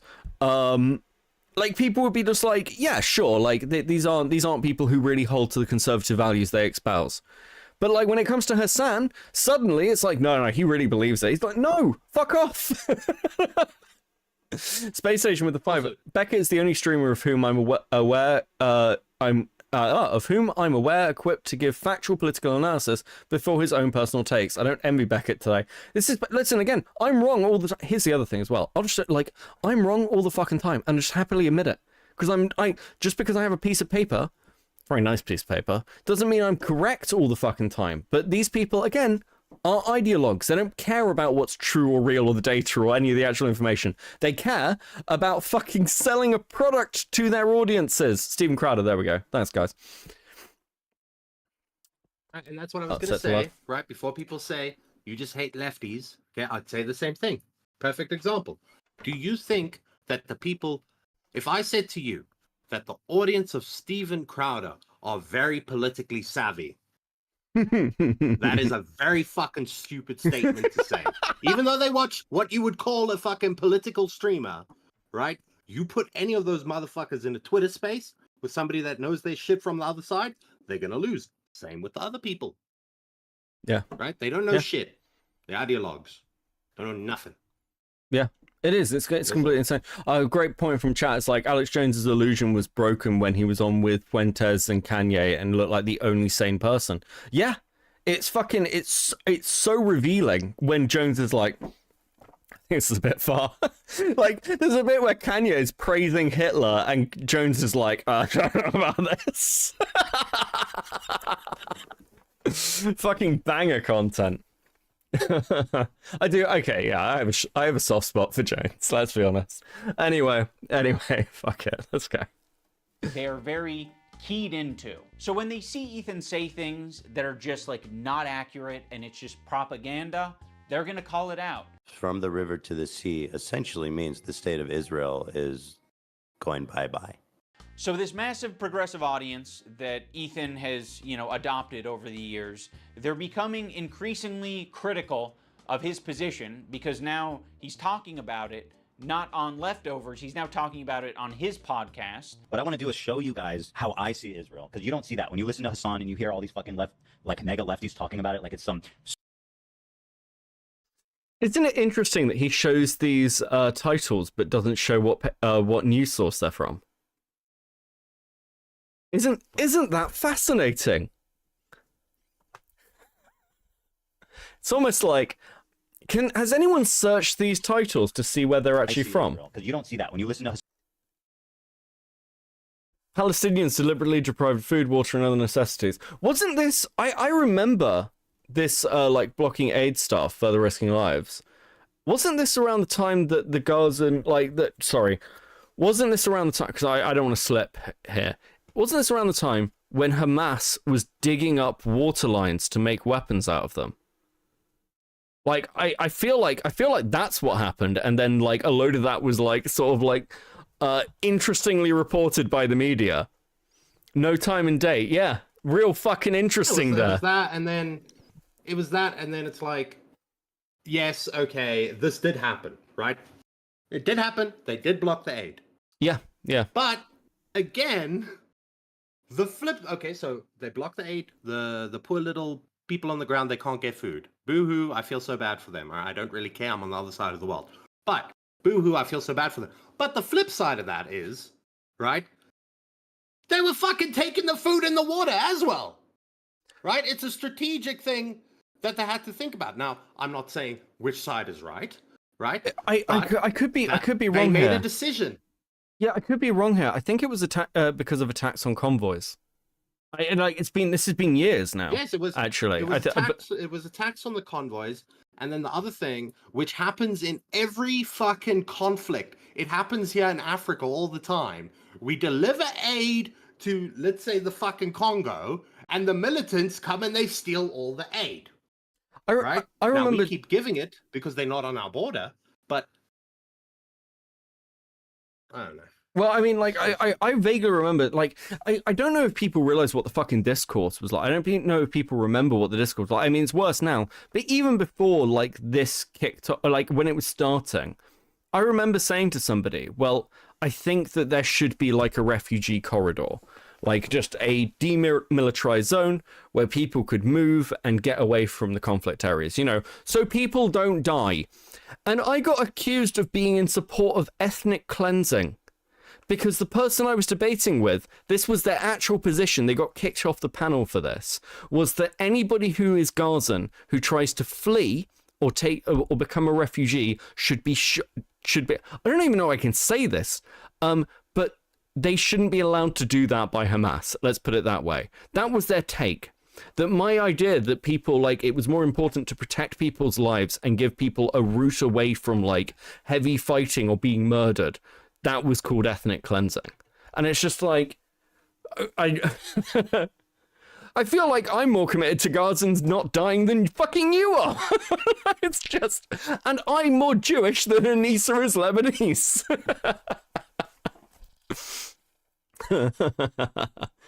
Was that Omar? It was Omar, actually, yes. People act like Israel was just poking at Palestine, and Palestine just finally struck back. Looks like both sides have been poking. Yeah, it's a conflict. It's a long, ongoing conflict. There are, unironically, faults on both sides, and have been for a very, very long time. You got to remember as well, we were talking about Ireland earlier. People used to claim that people used to think, this is genuinely true, that there would be peace in Israel before peace in Ireland. Like, this has been going on a very long time, you know. But also, it's like, and the other thing with the, you know, you were talking about the humanitarian corridor. The other thing that, like, people ignore is that the people of Palestine at this point, right, are just being used as like a geopolitical tool. All right, because they fucking tried to open up a humanitarian corridor to fucking Egypt. Egypt originally agreed, I believe, and then they said no. Why do you think they said no? Who do you think pressured them into saying no? Oh, might it have been the other fucking Arab countries around them that would like this to continue because they don't want America to have a fucking democratic fucking foothold in the Middle East? Well, also, there's like the general thing with a lot of the other sort of Arab nations surrounding them. They don't really want Hamas fighters in their borders for two reasons. Firstly, because they worry that it will make them a target for the US. Overthrow the fucking government. And secondly, yeah, they're actually, well, because like I'd have to like go and get the data for this, but there've been a couple of cases over the last sort of kind of like half a century where stuff like this is basically, probably a bit longer, like say 70 years, where this has basically happened, where they've brought in people and those people have tried to start revolutions in those countries and they're like, well, fuck this. Because in the same way that England and France, despite being neighbors and being, you know, we're both on the European continent, have a long history of fucking hating each other. Many Middle Eastern nations have long histories of fucking hating each other. And like, and again, this is like where I said earlier, treating like the Middle East like it's the West is just fucking crazy. It makes literally no sense. Because they, like, a lot of the leftists seem to view the Middle East as this homogenous mass, and it's just fucking not. Content Cop Balfour Declaration of 1978. Okay, I'm sorry, guys. We'll get, listen, we're 7 minutes into this. We'll get going. Okay, let's go. Hasan, and you hear all these fucking like mega lefties talking about it like it's some super racist, like crazy, you know, like Jim Crow style of society. Like I can't wait to show you guys. The other day, BB fired a really good guy that a lot of people are pissed about. So Ethan is having this back and forth with his liberal audience, leftist people online, progressive content creators, Hasan, all of these different people. He's finding new people every day, basically. Oh, found the headline, Julie. Let me know where it's from. To get in fights with. Of all people, this guy, Matt Lieb, Frogan and Denims and all these dipshits. And everybody thinks this guy's awesome, apparently. Even though he looks like Millhouse, fucking dork. Denims, by the way, was the real villain of the video. Evil, hateful, fucking. And I'll say it and I'll double down on it. And people, oh no, no, not go there. And it's all culminated. I'm sorry, you went up to women back in the day and said the N-word to them. And now the line is calling somebody a bitch? Denims is a bitch. Denims is a vile piece of shit. That like they all are. Denims, Frogan, Hasan, whoever the black guy is, I'm sure I fucking listen. If you're in the video, fuck it, you listen. Guilt by association, just this once, as a treat for me. Fuck it, they're all vile pieces of shit. It's absolutely fucking ridiculous. Like, he called her a bitch, though. They tried to get his kids taken away. I'm sorry, like, and she's like, no, actually, he played my chat out of context because he sped it up and put it over my face. This is fucking insanity. It's actual madness. At least for my story. In Ethan burning bridges with people until he burned the bridge with me. Since Ethan and Hasan's falling out, I've been keeping to myself mostly. I don't have many nice things to say. Maybe if Ethan's able to get some help, maybe if he stops harassing other creators, maybe if he does these things, eventually he'll find peace and we can like rekindle our friendship. So that's been my approach. I've occasionally thrown a joke Ethan's way in the form of Hasan Piker versus Ethan Klein for boxing. I like Idubbbz. He's a So like, but you're fine with Hasan talking like positively about Bad Empanada, who doxes people, and you know Bad Empanada at one point. Do people realize this? Bad Empanada, I think he tried to get terrorists to go after Lonerbox at one point. Like these people are fucking. That's not a joke. That's not a joke. Like Bad Empanada wants people like Lonerbox actually dead.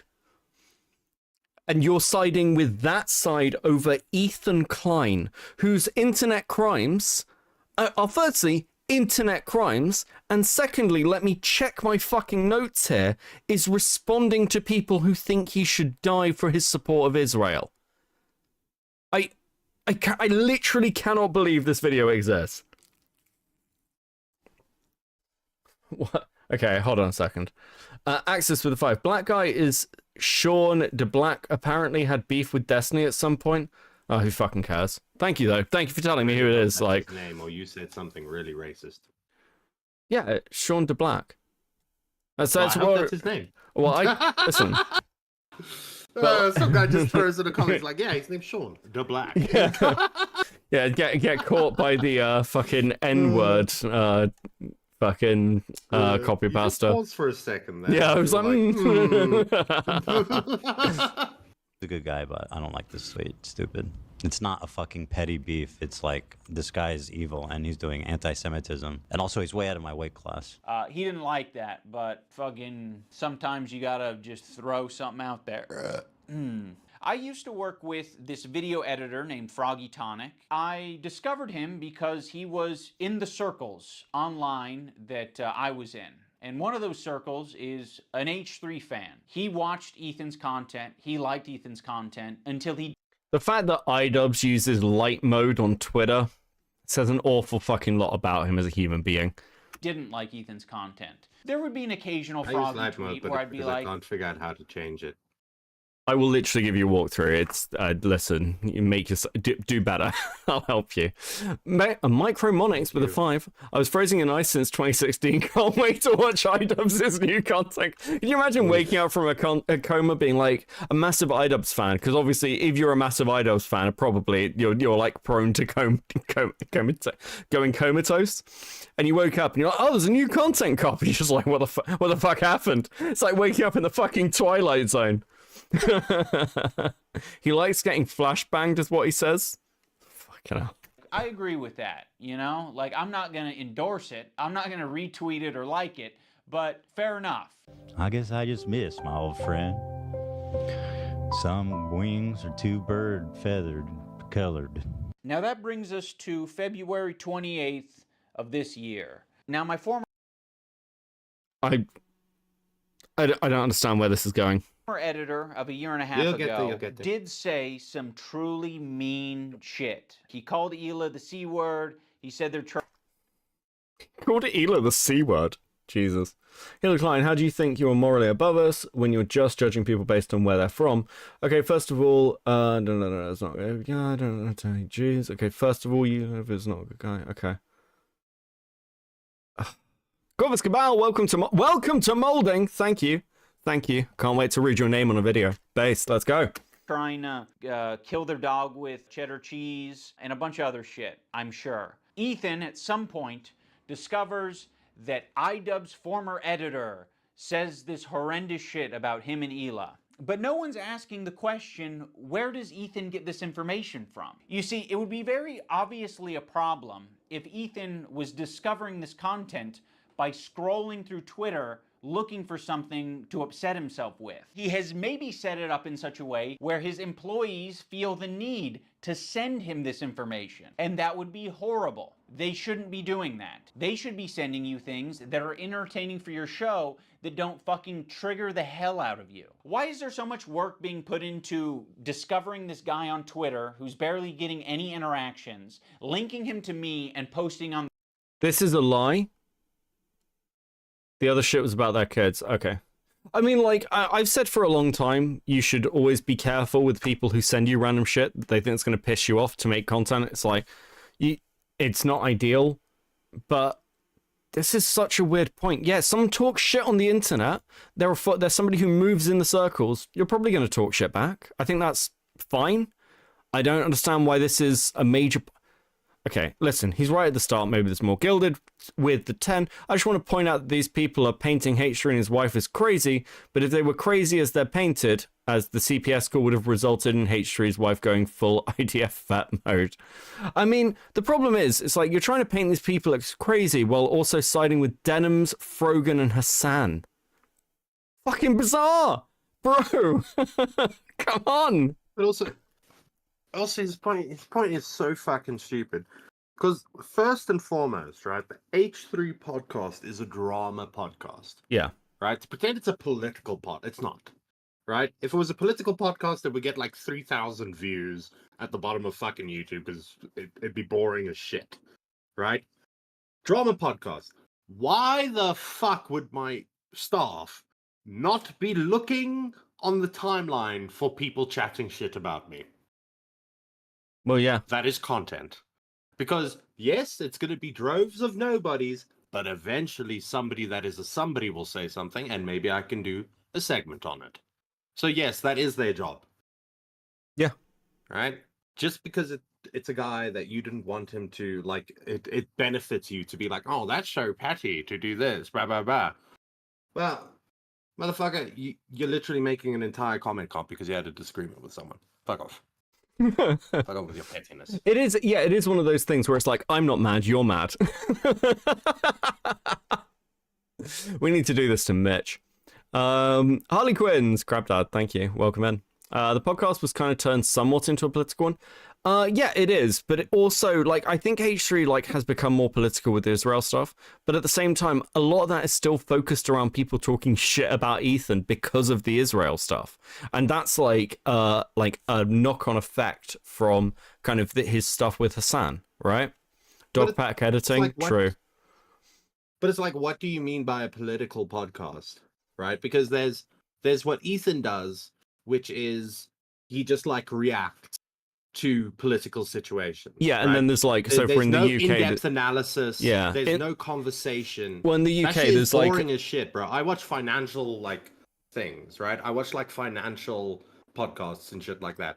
That shit's boring. It's old men talking very quietly and conservatively and making really nerdy jokes to each other about economics. Yeah, there's a Right? there's And a they get like 10k views. there's a former there's a political podcast in the UK, just quite well, where both the members of it are former politicians, and they talk about what's going on, and that's like a political podcast. It's very, very focused on politics, and it is worlds away from this. There's no talking about drama or anything else. These are professionals who have left politics now and give their political takes, just having to do it on a podcast together for fun.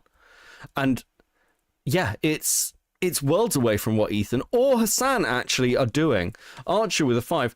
It's Will Ian is making this point.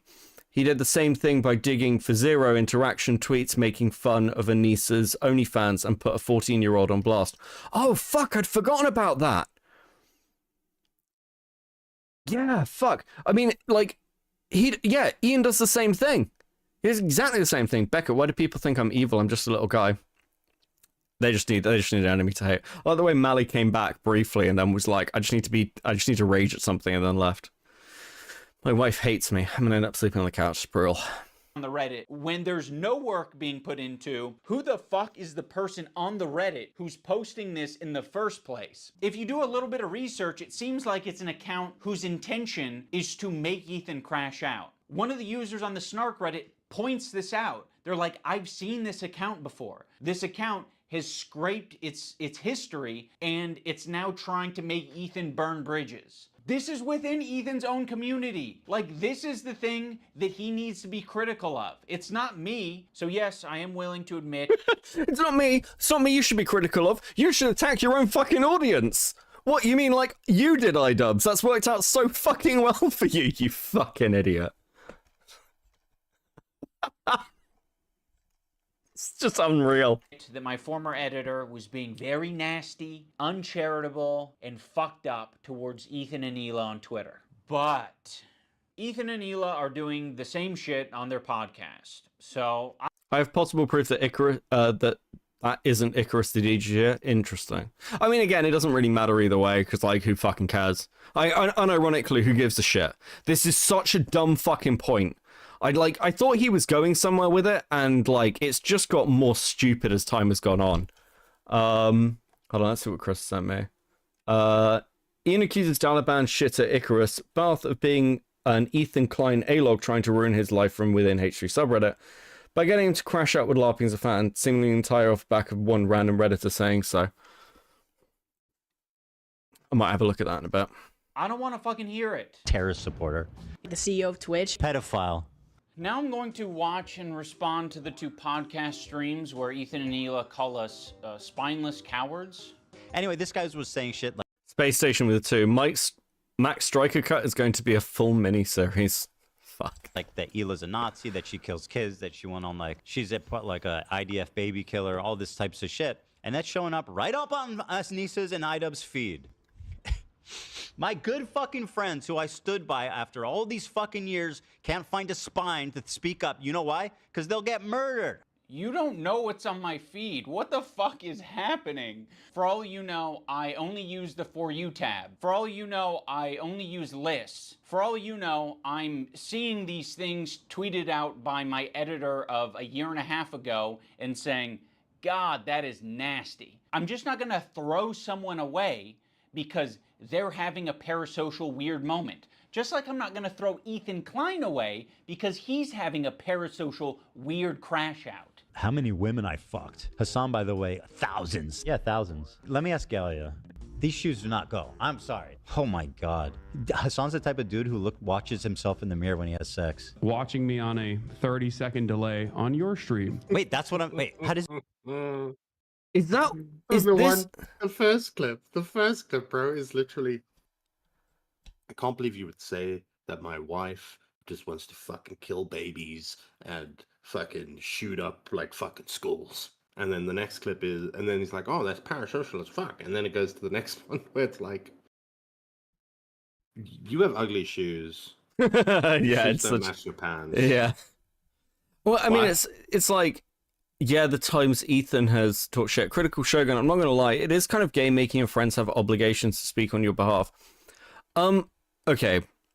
So here's kind of where I'd position that, because I don't necessarily disagree with you. Like, I would never expect any of my mates to, like, speak up on my behalf or, like, call out shit people were saying about me online. I'd think that was weird if they did.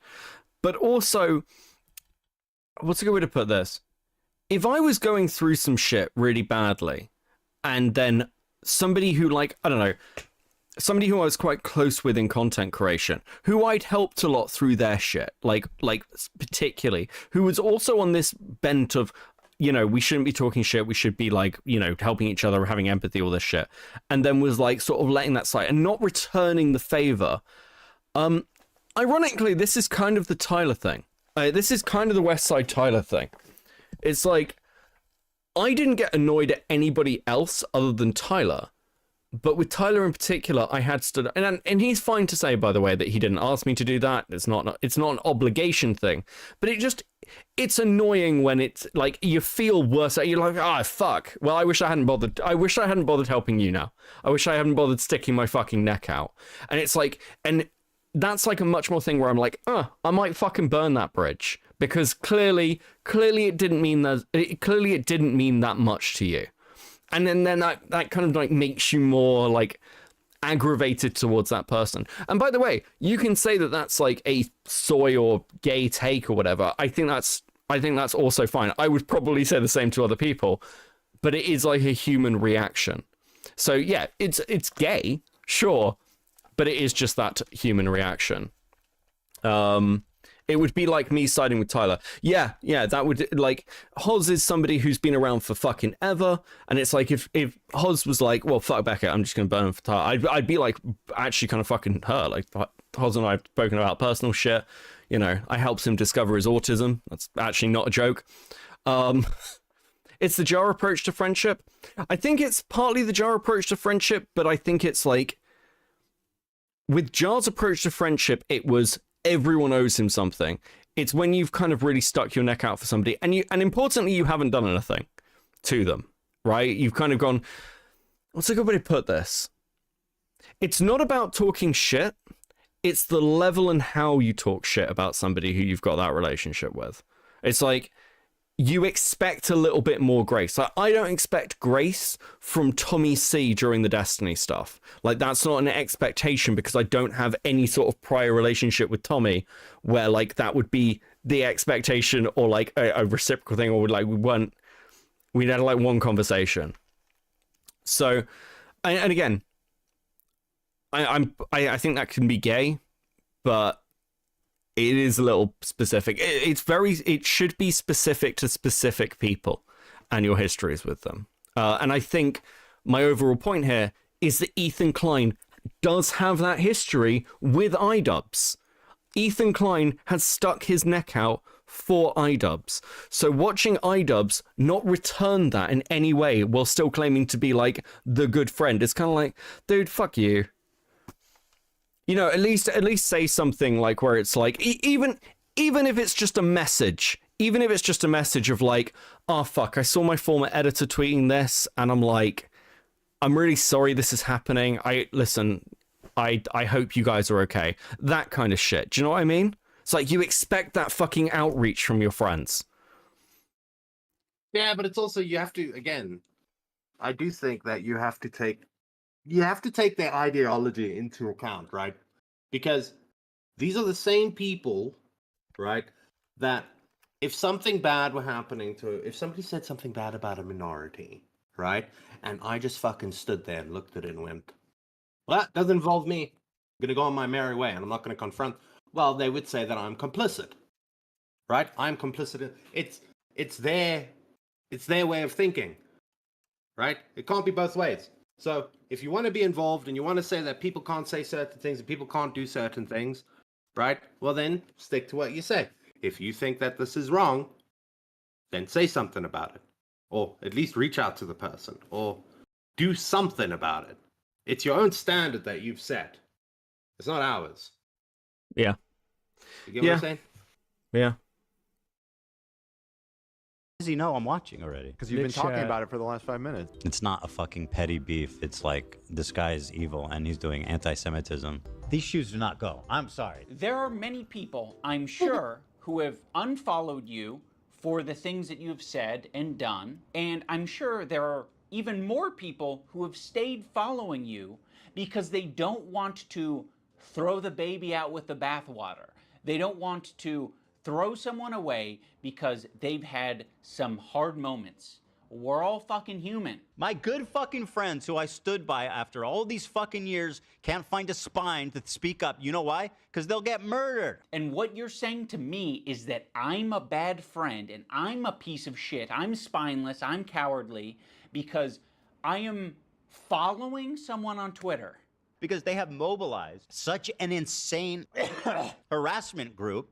It's not bad enough that I have this group of... Because it's your own fucking standard, you motherfucker. You all believe in the same standard, or believe in quotations, in the same standard. You would fucking tear people apart. Oh god, I mean, look at all the Anissa stuff like that White happened. Nationalist Joe on Twitter. Say there was White Nationalist Joe on Twitter, right? And fucking Jimmy, your new lefty friend, was following White Nationalist Joe on Twitter, and he liked some of their fucking comments. Well, I guarantee you, you motherfuckers would be the first ones to go in there and be like, "Why are you following White Nationalist Joe? You support his views? Maybe you should unfollow him, huh? Huh?" Well, yeah, I mean, because this is the group that does all the virtue signaling stuff. It's like, well, why are you following these people? Why are you friends with these people? What the fuck? I don't like it when my ideology is turned on me. People harassing me and everyone in my life. It's that people outside of this group, journalists, creators, are actively participating in this gaslighting to make it seem like I'm fucking crazy. I mean, I don't know what he's getting at here. Like, yeah, people are gaslighting you.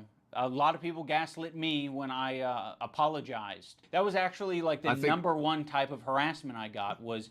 Go on. I think also, by the way, I think the reason why he said the whole people are trying to gaslight me is, like Chad has pointed out a million times, they cheered on GPS coming after his kids. People are like, just such a petty beef. Such a petty beef. Yeah, that's, who cares, bro? Who cares? It's like, what was it Denims said? Their children they won't even remember. What a fucking monster. Oh, fucking hell. Jesus. People gaslighting me and taking my newfound woke ideology to its extreme. I've probably done and stood by Idubbbz and Anissa more than anybody. I've stood by them when all the internet hated them. I don't like that Ethan brought this up because it makes the relationship feel very transactional. Like, you know, we're just meant to support each other online despite our own personal morals or principles. But I'll say this, I don't think they're fucking any friends of mine. And certainly I don't think they're any fucking friends of mine based on the text conversation I had with them too before I even talked about it. So I have nothing. Like, I don't need any fucking halfway friends, man. I thought the text conversation that I had with him was very empathetic. I basically just said, like, I know you and Hila are experiencing a ton of harassment, and I essentially empathize with that, and I think there's something... Sorry, guys, I'm getting DM'd at the same time. Space Station with the 2. Ian snaking every boxer in Creator Clash is sad. I mean, it's also fucking unexpected. Like, it's also expected, right? At this point, like things like Creator Clash, Ethan just doesn't seem to actually fucking care about beyond what it does for him and Anissa, which is just gay. The fact that he's calling himself a boxer now, did I get this right? Is that wasn't edited, was it? Like the little thing where he's crying at the end, it's got boxer over it. Master Beef with the 10. The difference is this dude is someone Ian knows personally, and he is fine letting him spread malicious lies about another and even admits to seeing it on his timeline. This isn't about following him. Yeah, and this is what I'm trying to get at with, like, kind of earlier what I was saying with Shogun's comment. Not picking on Shogun. Love Shogun. Just, it was his comment. When you've kind of got that situation where it's like, I don't know. There's a difference between like a content take, and this is something I think about more because I do this.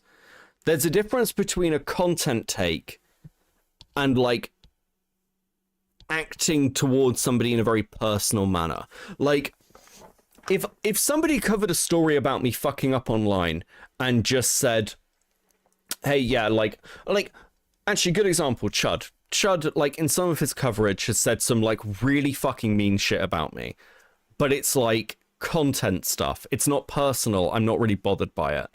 But if Chud came out with a stream, like, I don't know, say something about me, like my docs got leaked somewhere, and Chud came out and went, Beckett's docs is leaked, and did an entire fucking stream on it, and he was like, well, your docs is already leaked, bro. I'd be like, actually, I take that a little bit fucking personally. That feels a lot more personal than a content thing. Do you see what I mean? Like, the difference? And it's like, you become like hyper aware of that, because I don't think it's a problem to have content takes on your friends. I think that's fine. I think that's part of the game we all play. But when you're doing something, it kind of like moves from you making content out of somebody or something happening to them to like you grinding an axe that somebody didn't even realize you had, or just being like really fucking callous about that relationship.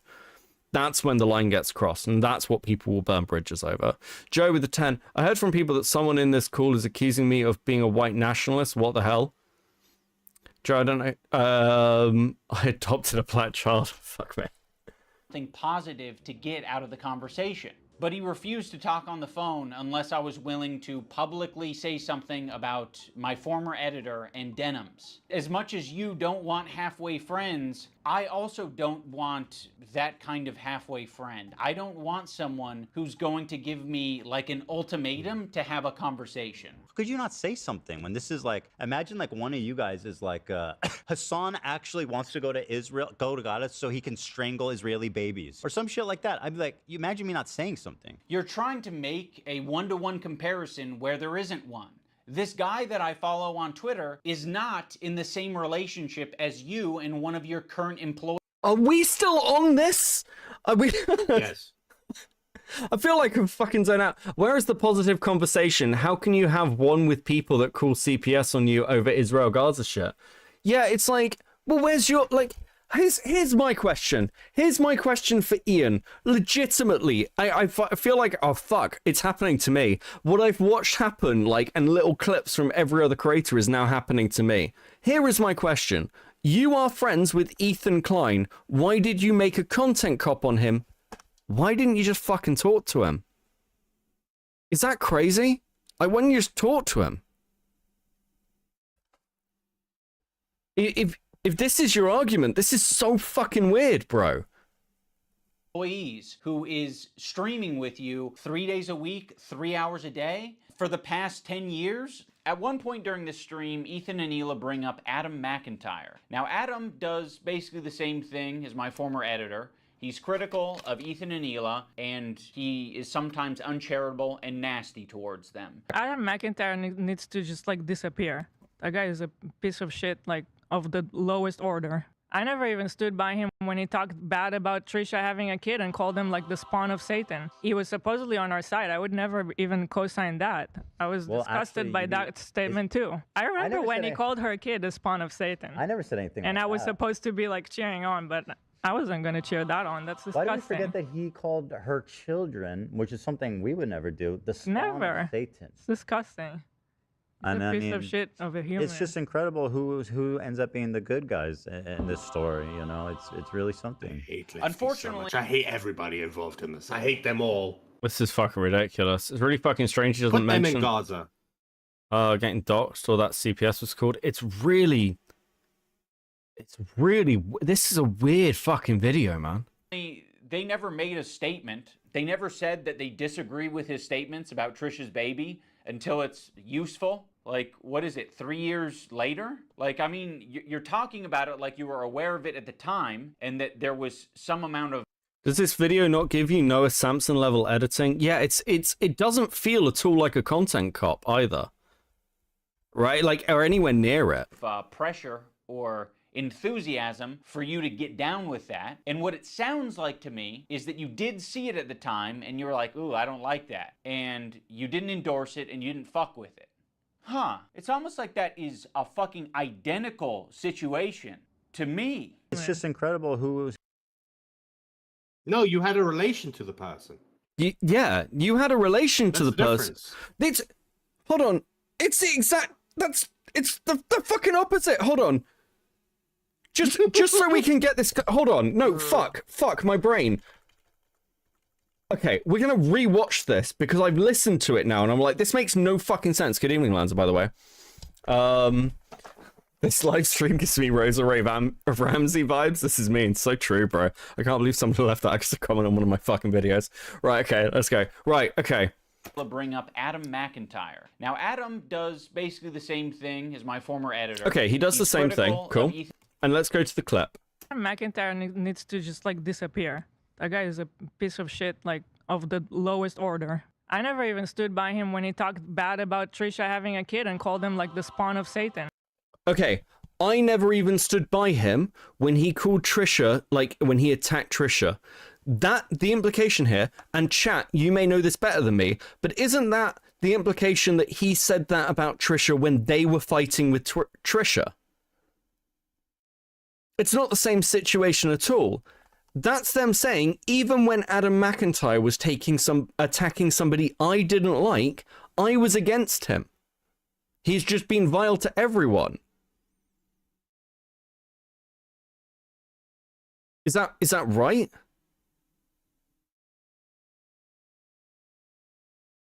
They weren't on speaking terms. Moses asked them not to talk about Adam's comment publicly.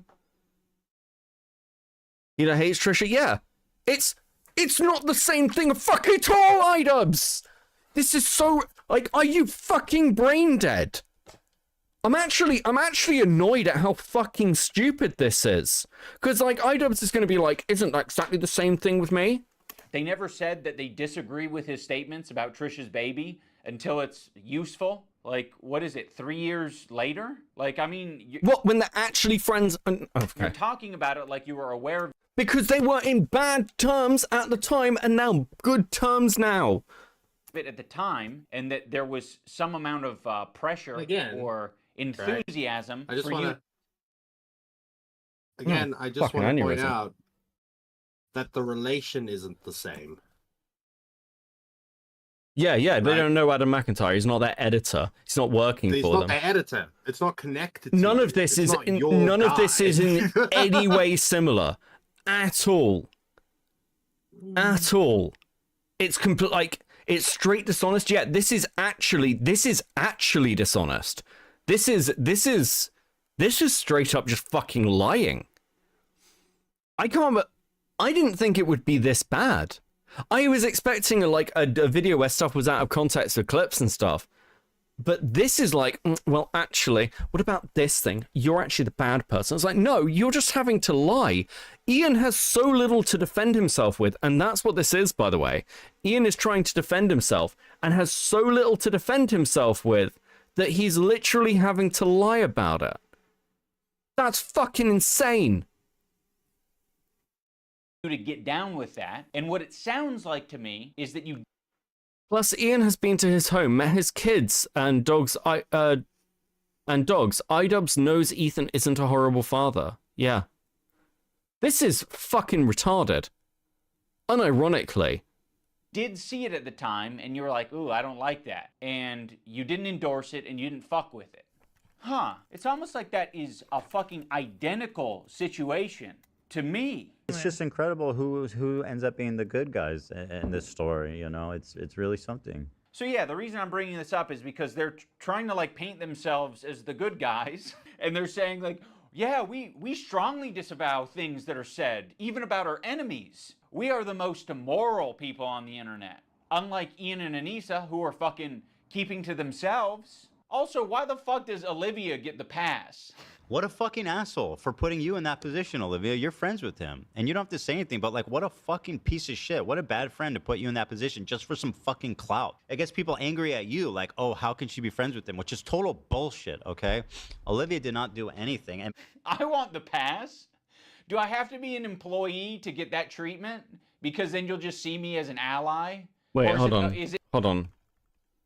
Ian and Anissa are enemies? We are the most immoral people. Trying to like paint themselves as the good guys, and they're saying like, yeah, we strongly disavow things that are said, even about our enemies. We are the most immoral people on the internet. Unlike Ian and Anissa, who are fucking keeping to themselves. Also, why the fuck does Olivia get the pass? What a fucking asshole for putting you in that position, Olivia. You're friends with him. And you don't have to say anything, but like, what a fucking piece of shit. What a bad friend to put you in that position just for some fucking clout. It gets people angry at you, like, oh, how can she be friends with him? Which is total bullshit, okay? Olivia did not do anything. And You're actively... I want to know if Ian ever tried to contact Ethan. I actually want to know. Because that actually, ironically, that context would in some way matter to me now. He's defending somebody, and I imagine from the sound of things that they've talked about it privately, and it's bothering her, and he's like, no, you're fine. It's whatever. I'm not here to fucking do anything. But I think that silence from Ian personally is pissing off Ethan. And do you know what? I do get this. Like, just quickly, Space Station with the 5. Beckett, the H3H3 blindsided reaction to Ian dropping this CC during H3 Live, so that Ethan reacts as one of the craziest video on any podcast ever. Yeah, I'm actually probably going to watch it off stream. I'm actually quite interested to see his reaction. The gold tooth thing is throwing me. It's super fucking weird, isn't it? No, okay, here's Wait, the there's a thing. gold tooth? Yeah, he's got a gold tooth. I don't know why. I thought that was a fucking gap. Yeah, so did I for ages. I was like, what the fuck is this? So Ian did reach out to Ethan, but Ethan didn't want to talk. Okay. That's important. That does matter. Access with the 5. Ian is claiming he didn't do anything like Olivia, but the reason Ethan gave him an ultimatum is because Ian tried to contact him for a conversation. Oh wait, was it one of these where like Ian wanted to contact him for a conversation where it's like, oh, you know, I think you need to calm down kind of conversation? It's like, dude, fuck off. It was only after. It was after. No, I mean before the CPS call. He reached out only after the CPS call, and Ethan didn't want to call unless he publicly disavowed. Yeah, I think that's probably pretty reasonable after you've, like, your family said CPS called on them. This is really fucking painful. Okay, so there have been other people. And I don't mean Tyler here, who I've kind of ended online friendships with when certain things have happened, like online friendships, quote unquote, where certain things have happened and they haven't reached out. Not because I think they have to, by the way. And I'm talking about people who, like, you know, I knew pretty well. And then I was like, oh, okay, cool. Well, it clearly doesn't mean that much to you. But at the other side of that as well, I want to be clear. People have ended relationships with me over exactly the same thing. Like, something will happen to them and I won't reach out. I'll just, like, I either won't talk about it or I won't, like, engage it. And sometimes I'll fucking cover it. And that's actually fine. That's reasonable. But when you're talking about something like this, where it's, what's a good way to put this? Where it's somebody you're working with Olivia, it's like, the expectations are that you're going to have to talk to that person. You're going to have that conversation. And then you kind of judge it on a very human level. It's entirely different to a situation where you've got somebody who is, what's the best way to put this?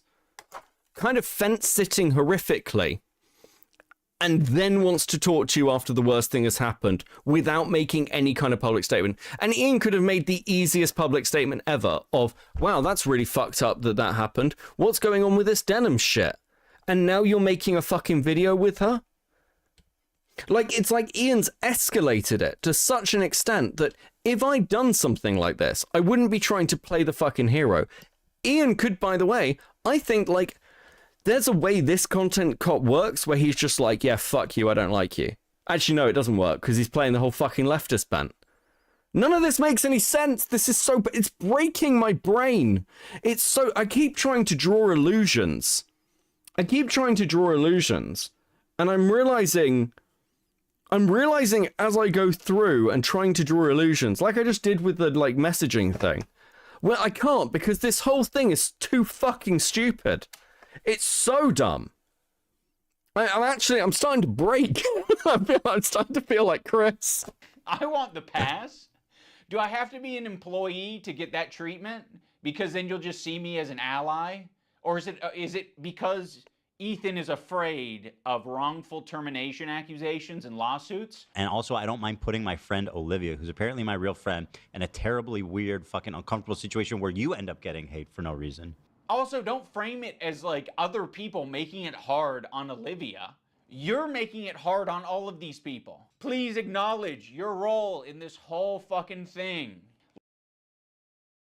You're making it hard on all of these people.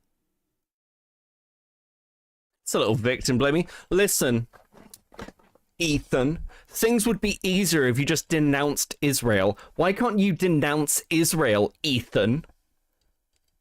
What about your employees? Aren't you worried about them when you think about whether you should denounce Israel, Ethan?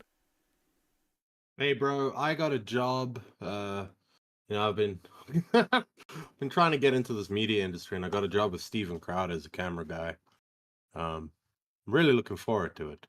Next day, they're attacking me because Steven Crowder says that abortion is bad. They're coming after me, and then they're like, "Well, Steven Crowder really needs to acknowledge his role in all of this." You know? Like what? This is fucking unreal. I agree. Yeah, it's insane. And you know, like, what's more insane as well is like we've already like gone over this from chat. Idubbbz is like, you're making this so hard on them right now. Think about your poor employees who have financial investments in Creator Clash 3, who I've just had to, attack by proxy by releasing a content cop on you. It's fucking absurd. It's actually fucking crazy. It's unhinged, chat.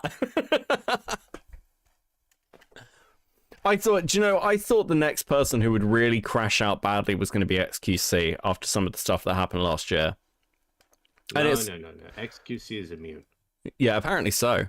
And then he comes in this year and he's giving like the fucking like hottest takes. I'm just like, what's going on? The thing with him is XQC is legitimately stupid and everybody knows it. So he can get away with anything. Because anytime he fucks up, people just go, yeah, he's just fucking retard. Yeah. I really am struggling to like rationalize half of this. I'm usually quite good at rationalizing from personal experience, like the shit that I watch. And with this, I'm genuinely struggling. This is so bizarrely dumb. This is the sort of thing that I'd expect to see out of Commentary Hell. These are the sort of takes I'd expect to see out of Burn the World.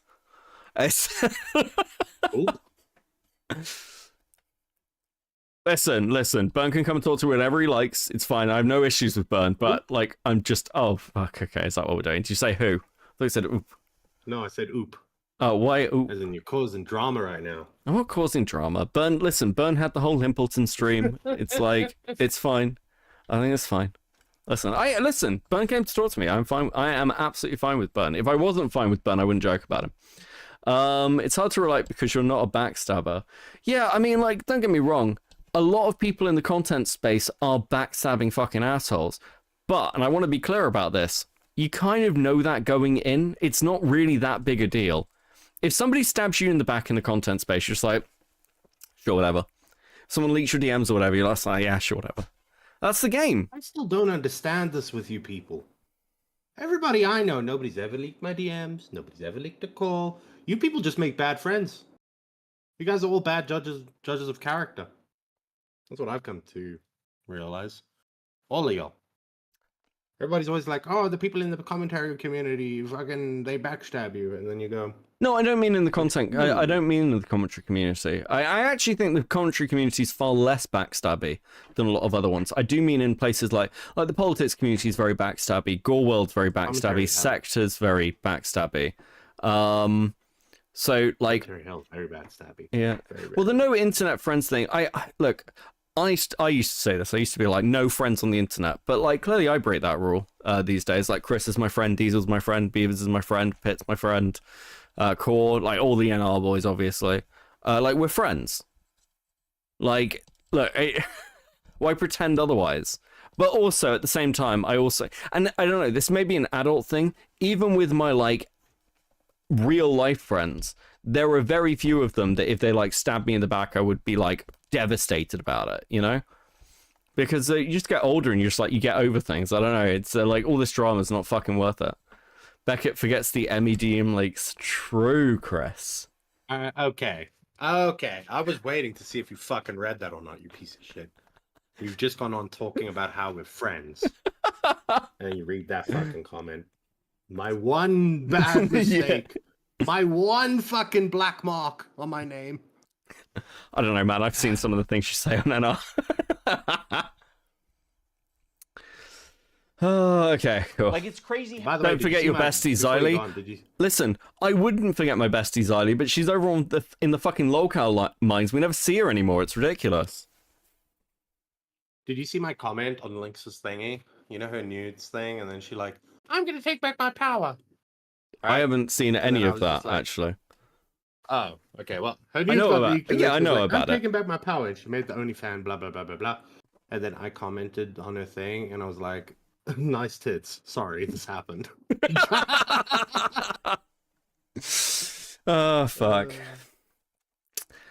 Let's get. I know I can't talk about the late stuff. We'll get into it another day. Fuck. How warm Ethan is to Olivia and saying how Olivia is essentially just a victim in this whole thing. It gets people angry at you, like, oh, how can she be friends with him? Which is total bullshit. But me and Anissa are spineless. Ethan, your whole system is scrambled. My intention isn't to throw the employees under the bus. Like, you guys serve as the fucking foundation for calling out Ethan's hypocrisy on the whole subject. And I know that you guys have probably pushed back against Ethan over the years. How often are you supposed to do that? Do you have to do that every fucking week? It kind of seems like it. And that's exhausting. I don't want to confront my boss. It's not my fucking job to confront my boss and say, today's segment on rapists and pedophiles on Twitch was not my favorite segment to be a part of. Also, I like how he assumes that, by the way.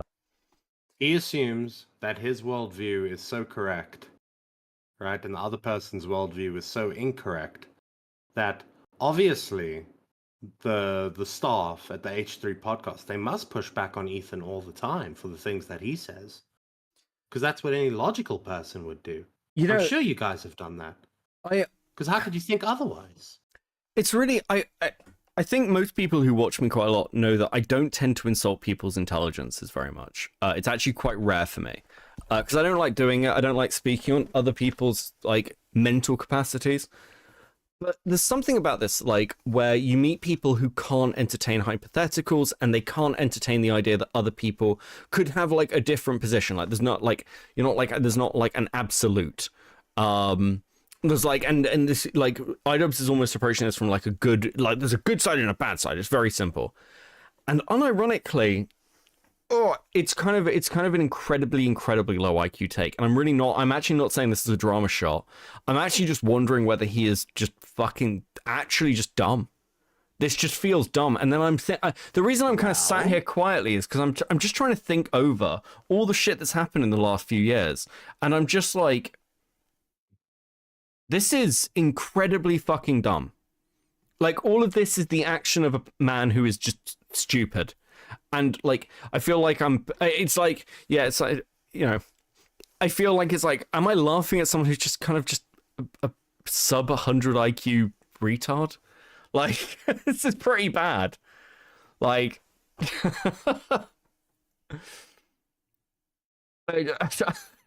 just, how do you fuck up like this? How do you fuck up like this?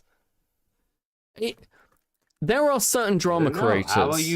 How are you a millionaire and you decide to make an even bigger boxing event and you don't think to hire a management company? I don't know. Why would you think that your wife would be capable of doing? I don't know, bro. Oh, fuck. I just thought that my wife understood events management. Oh, fuck. He's actually a retard, isn't he? Like, I'm just... This is so dumb.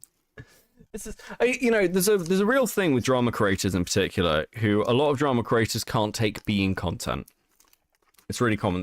That's why so many of them crash out, because they always think it'll never happen to them, and when it does, and it's like, this is like, well, I'm not going to be the content. I'm going to make some content, and all he's done is like it's the Bo Blacks thing of just keeps walking into a fucking wall over and over again. I was just like, what are you doing? Like, what? Why? Why the fuck are you doing this?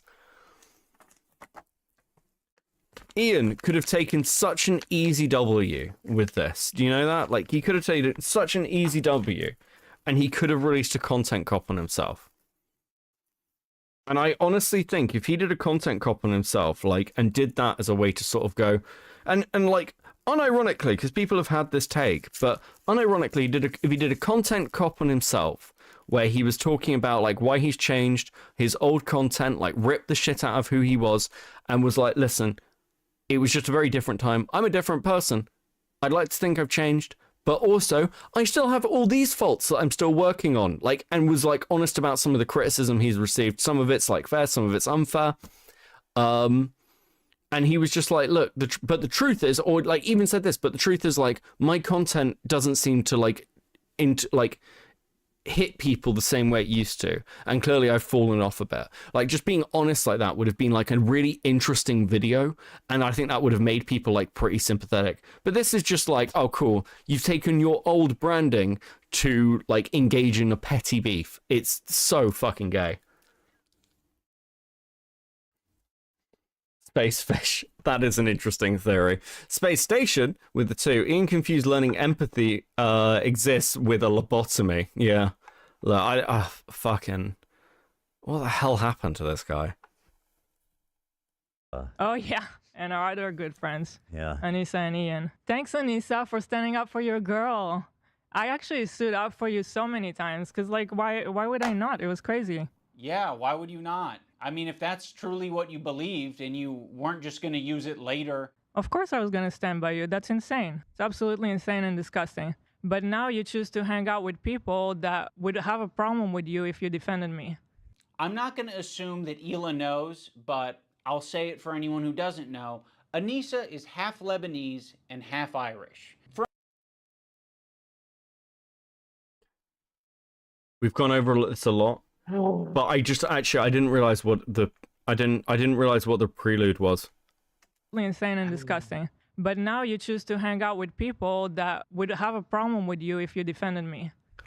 That's just true. That's just true. And fuck. Actually, hold on. I just, Chris, send me the clip, Also, but I need to, also- sorry, give me 1 second. I need to roll through this because I've just, this is a blood traitor argument.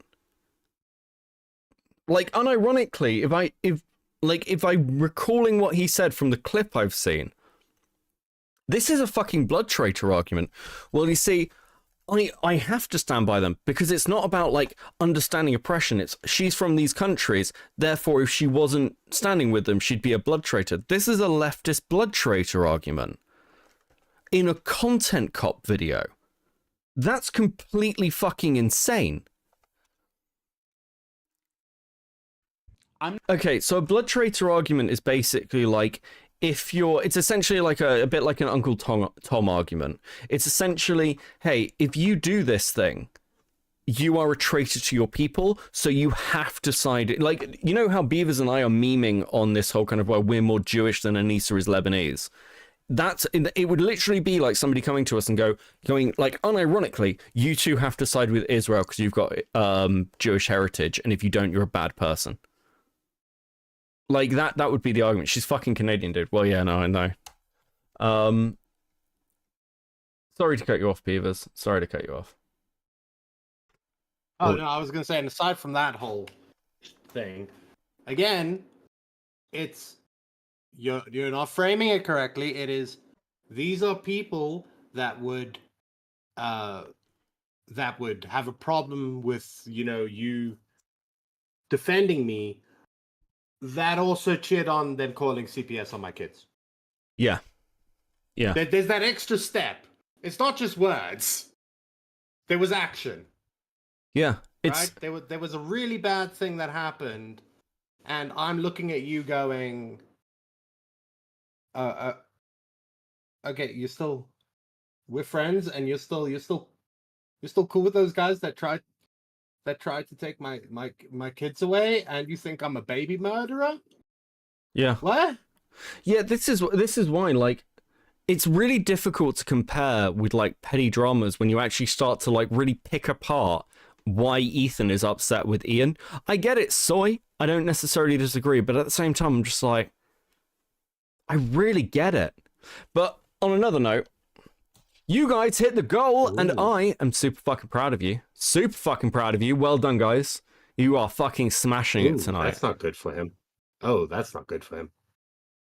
Uh-oh. What's not good for him? I'm watching the clip that you have on stream. Oh, Uh-oh.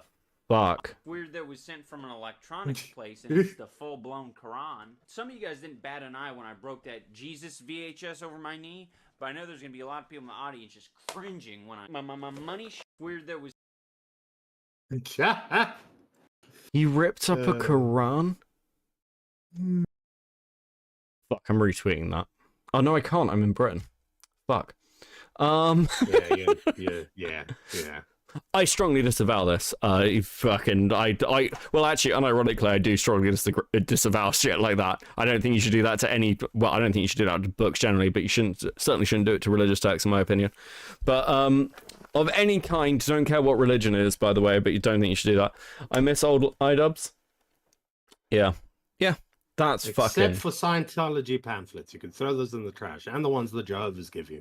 Before we do the Lebanese things, in the bin. Can we let's watch this video for Anissa. Why I left Islam. 3, my best friend told me that her parents said that we couldn't be friends anymore because she was Jewish and I was Muslim. That's not a good start to this fucking video, is it? In context of what we're watching it. Oh. A lot of people have asked me over the years of me streaming online and being on YouTube. No, but they don't why I hate the left Jews, guys. Islam. They don't hate And the Jews. I've They answered don't it a hate couple the of Jews, times, but guys. I've never Stop the actually video made a like full that. video on it. And I feel like it's something that should be addressed and talked about because it is something that I feel like could help a lot of people that are maybe questioning things or help people understand where I'm coming from. Now, I've been afraid to make a video like this because I don't want people getting in the comments and thinking that either I'm A, an Uncle Tom to the Muslim world, if that makes sense, or B, that I am trying to state that the culture or the religion itself is awful and terrible, but I can only give my personal opinions and accounts on things and arrive at my own conclusion and do what's best for me, and I would like to, in my best way, articulate those feelings and thoughts through this video. Telling my dad that I'm not Muslim was probably the hardest thing that I've ever done in my whole entire life. At 16 years old, I sat my dad down and I had a talk with him, basically telling him that I no longer wanted to be a part of Islam. I didn't want to be Muslim anymore, and I just wanted to be agnostic or spiritual. I don't really know what the word is, and he did not take it fantastic. Now, I understand why he wouldn't take it fantastic, because to him, this means that I'm going to hell. This is one of the worst things that could ever happen to him. It also means as that a he should parent, stone you. and I think in a lot of ways he blamed himself because he married my mother, who was a Catholic who converted to Islam, and his father always warned him that that would mean that we would come out atheist. My dad didn't believe him, and I guess being faced with the reality of things was really hard on him, and it What is this? It's fucking so bizarre. Oh, I love that granddad, though. He's like, look, you might have converted her from being Catholic to being Islamic, but if you guys have kids, when you put Catholic and Islam together, you get a bunch of atheists. All right? That's just science. Right there. Science. Listen, eventually everyone comes back to Irish Catholicism, okay? You can't escape it. I don't care whether you're atheist, you're still Irish Catholic.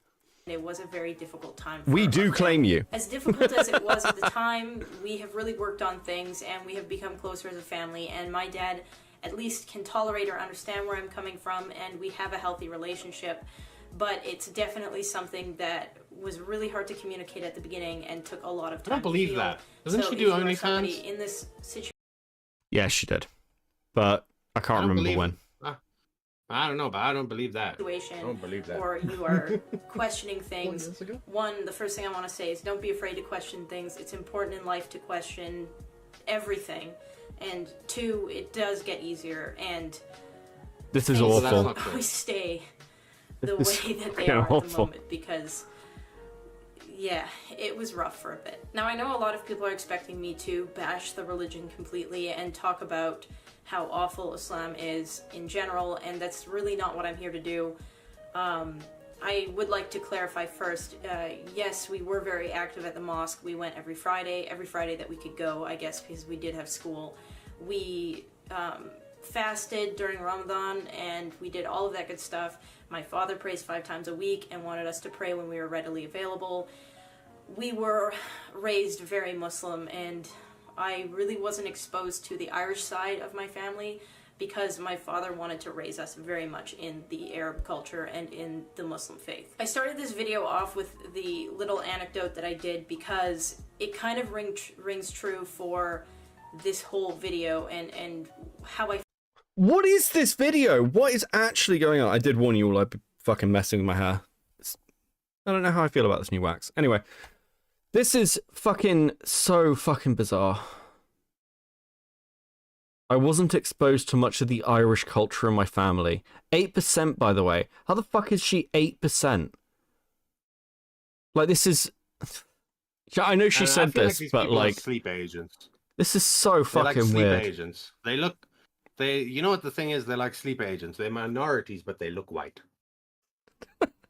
Thanks, Beavers. Thanks, buddy. I'm just saying, they're like sleep agents, bro. It's like you're like, I don't know. It's just weird.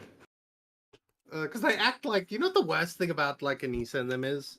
They don't even act like a minority that believes these things, right? Because when a minority believes these things, it's typically because they've gone through X struggle, right? And it's like they've come to this conclusion, right? This worldview that they now have because of the things that they went through, and the way that they approach it is from that worldview. Whereas I feel like in an Anissa's case, she's been, I'm not being right, she's been white passing, right? Her whole life, but she's coming at it from a white person's point of perspective. The whole uppity, up your ass thing. You know what I mean?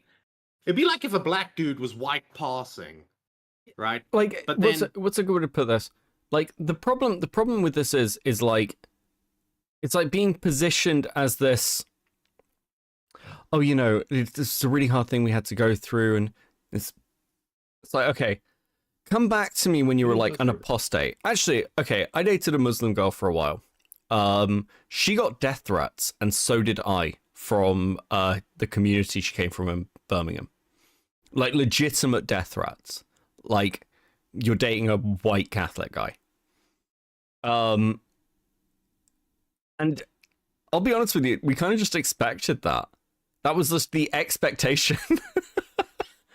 Because, yeah, like, that's what happens.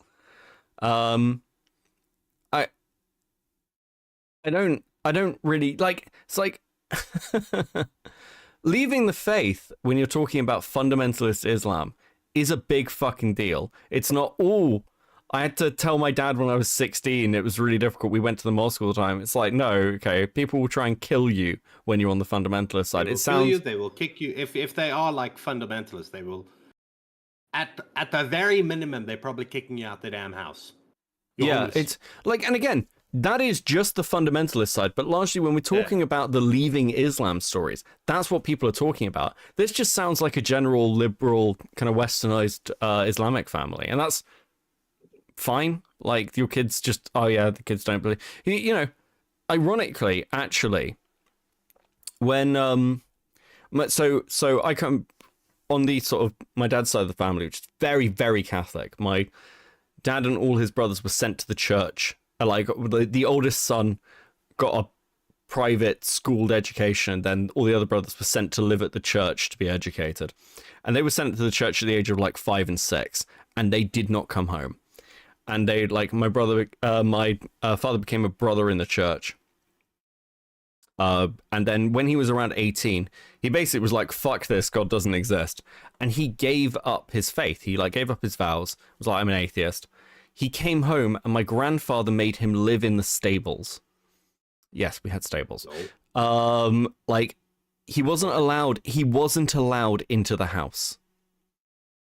When my grandfather was on his deathbed, one of my uncles is gay, and my uncle went to see him. And my grandfather, like at the sort of hospice, they were like, "Oh, your son's here," and gave him his name. And my grandfather just said, "I don't have a son by that name." I have no son. On his fucking deathbed. Yeah. Like, come to me when you're dealing with actual, like, quite serious religious family. This is just fucking bizarre, man. This is such a LARP. Please continue to give reference clips like your David Foster Wallace writing info jest. It's a slog, but without unpacking the history of the CC is sneaky. Yeah, it is. It is really sneaky. Because, like, again, it's a LARP. It's like Frogan's history is like this, by the way. Frogan's family is... Frogan was not as Muslim as she presents herself to be now. Okay? It is a real like wearing the cloth, wearing the clothes to kind of present yourself a certain way, right? To be clear as well, like on my mother's side, I've got similar stories. My mother is the child of a second marriage, so she was treated fucking terribly, and when she died, one of my family members on her side tried to sabotage things like the funeral preparations and stuff. So I was dealing with the funeral, planning the funeral for my mother, and one of the people on my mother's side of the family contacted my ex-girlfriend, who she happened to have hunted down on Twitter, and got her to message me, knowing that we'd had a messy breakup, to try and cause like some sort of like additional struggle while I was trying to bury my mother. Because like from that side of the family side, there's like, well, she's basically the child of an affair. And this is in the 2020s that shit like this happens. So like I don't want to hear this shit. It's so dumb. It's so dumb. Like it's fucking infuriating. I feel about organized religion in general. It wasn't until I was in junior high. Just to be clear about that ex-girlfriend, by the way, well, we broke up on very bad terms. When she contacted me, she was very sympathetic to the situation, was like, I don't know why I've been contacted, but I hope things are okay. She was great about it. When I was faced with a situation where I had the choice to lie and get away with it or tell the truth. And the reason why I told the truth was because I was convinced I was going to hell. Later on, I thought about it, and it was kind of concerning to me that as a person or as an individual, I wasn't making a choice. I was making a choice due to... Oh, by the way, these aren't, like, give me sympathy stories. I thought it was... Oh, to be clear, I very much cut that person off. I don't speak to any of my mother's side of the family ever, and I'm very glad of it, but it's like... It is objectively very funny. religion, and that's where things really started to bother me. In grade 10, I had a friend telling me about how when we die, there's nothing there, we just die, and I had the shock of my life, and I really started to realize that maybe life isn't exactly the way that it was mapped out or told by my parents. And I started to wonder if maybe I wasn't getting the whole picture. Now, anybody who is exposed to more than just their own parents' ideologies will get the shock of their lives when they talk to people about what they think when people die, how they feel about religion. Also, by the way, I just want to point out, this woman is developmentally delayed. How do you only start having those thoughts when you're in grade 10? Well, I mean, it's the same as like Ethan saying he discovered empathy at 30, right? It's like they talk about this like it's this incredible thing. It's like, no, you guys. I mean, actually, just to straight up agree with you, Beavers. This just sounds like somebody like is delayed. It's like, isn't this? What are you talking about? You didn't think about your existence until you were in grade 10. What? What's wrong with you? I was just plodding along. It's like one day she woke up in bed and was like, "Oh, I'm sentient." Yeah. Fuck. I can observe the universe and my place in it. Where do we belong? Oh. I love she instantly adopted her friend's worldview. Everything I know about Anissa makes that not a fucking shock. Like, how fucking, like, okay, so she's saying her talk that she's having now. Like, I know, I come from South Africa, right? And we have a very big Muslim population here, right? Lots of Muslims. And I have, like, on a university campus, right? I have been to, like, debate things where, like, a Muslim will be debating an atheist. Okay? And there's the general, it's not just the debaters, there's obviously just normal Muslims are there. And I wouldn't say that those guys are extremists, right? Muslims in South Africa aren't extremists. No. They're very chilled back Muslims. I was really surprised at meeting American Muslims as well. I thought they're very chilled. But like the thing that I'm trying to say is, the thing that I'm not getting is she's saying, I was brought up in a very Muslim family. I had one conversation with an atheist, and suddenly my worldview started to crumble. That is not how Islam works. No. That is not how any religion works. No, it doesn't work that way, bro. Not at all. And I mean, you would like, brush that person off. Yeah. Right. Like my and like to give you an example, I went to church a lot as a kid. I actually wanted to be a priest when I was a kid. But my father, heavily fucking atheist. My mother, Irish Catholic, and Thanks, Mom. it's a case where, like, I was able to form my own fucking views. But, like, when I talk to people from very religious households, particularly, like, some of my, other people from church and things, like, I remember my confirmation. So for those who don't know, if you're Catholic, you go through confirmation when you're about, like, 15, 16. And it's kind of like accepting, like, you're coming into the church by your choice. And the people at the confirmation class, like, because at the time, I was going to a new kind of cathedral.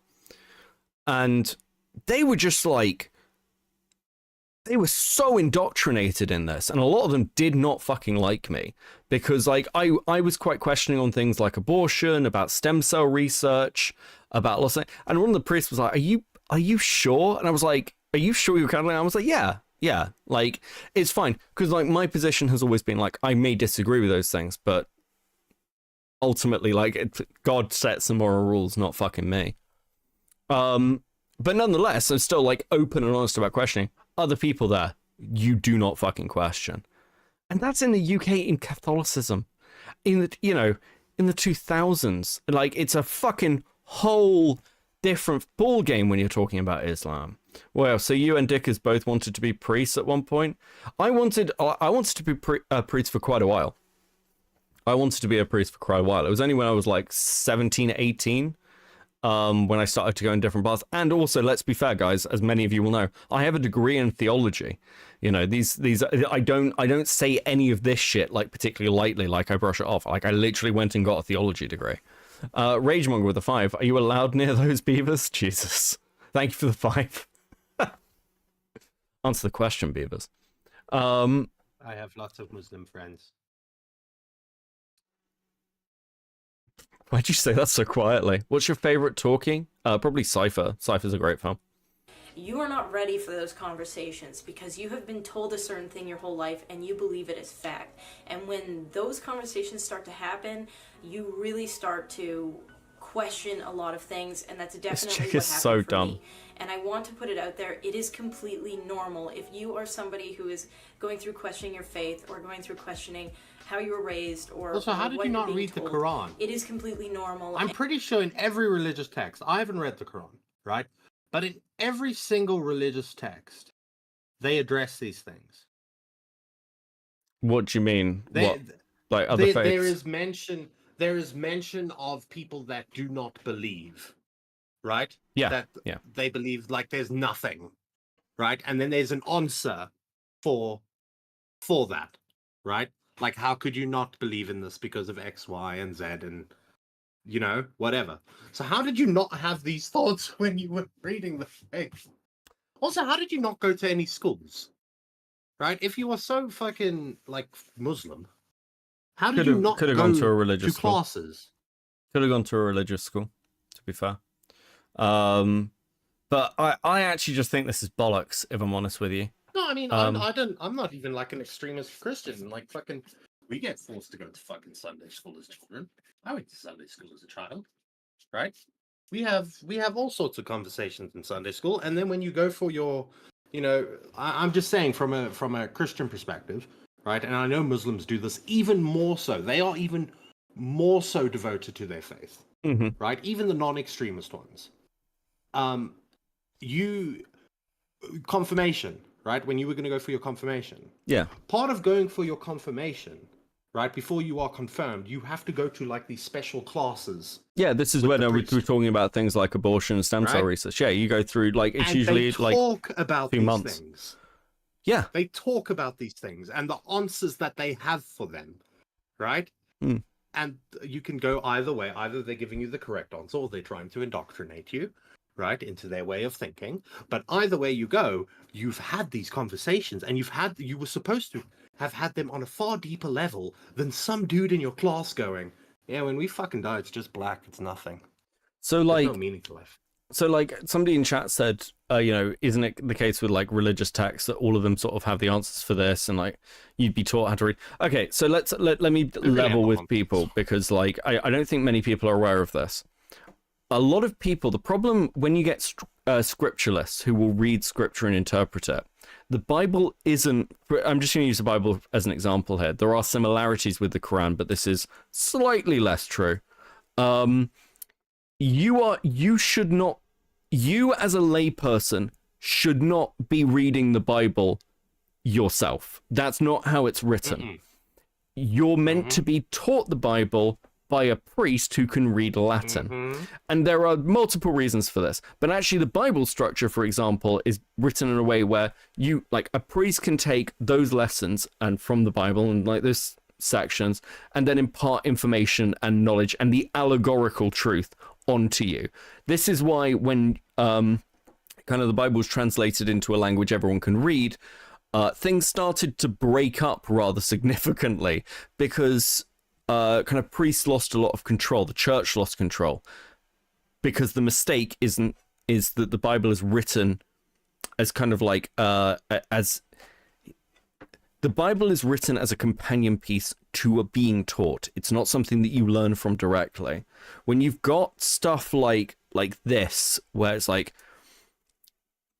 the thing is, and what's the best way to put this? The thing that doesn't make sense about this fucking story is like, it's like, oh, well, you know, you're suddenly talking to other people. It's like, well, you're taught, what you are taught is that other people's opinions don't really hold the same weight as like a priest or an imam or a rabbi. Right? Like, you wouldn't be just be like, oh, fuck, my atheist friend said. It's like, no, if you're really Muslim, you'd go and ask the imam. Like, why? No, but I mean, even more so, right?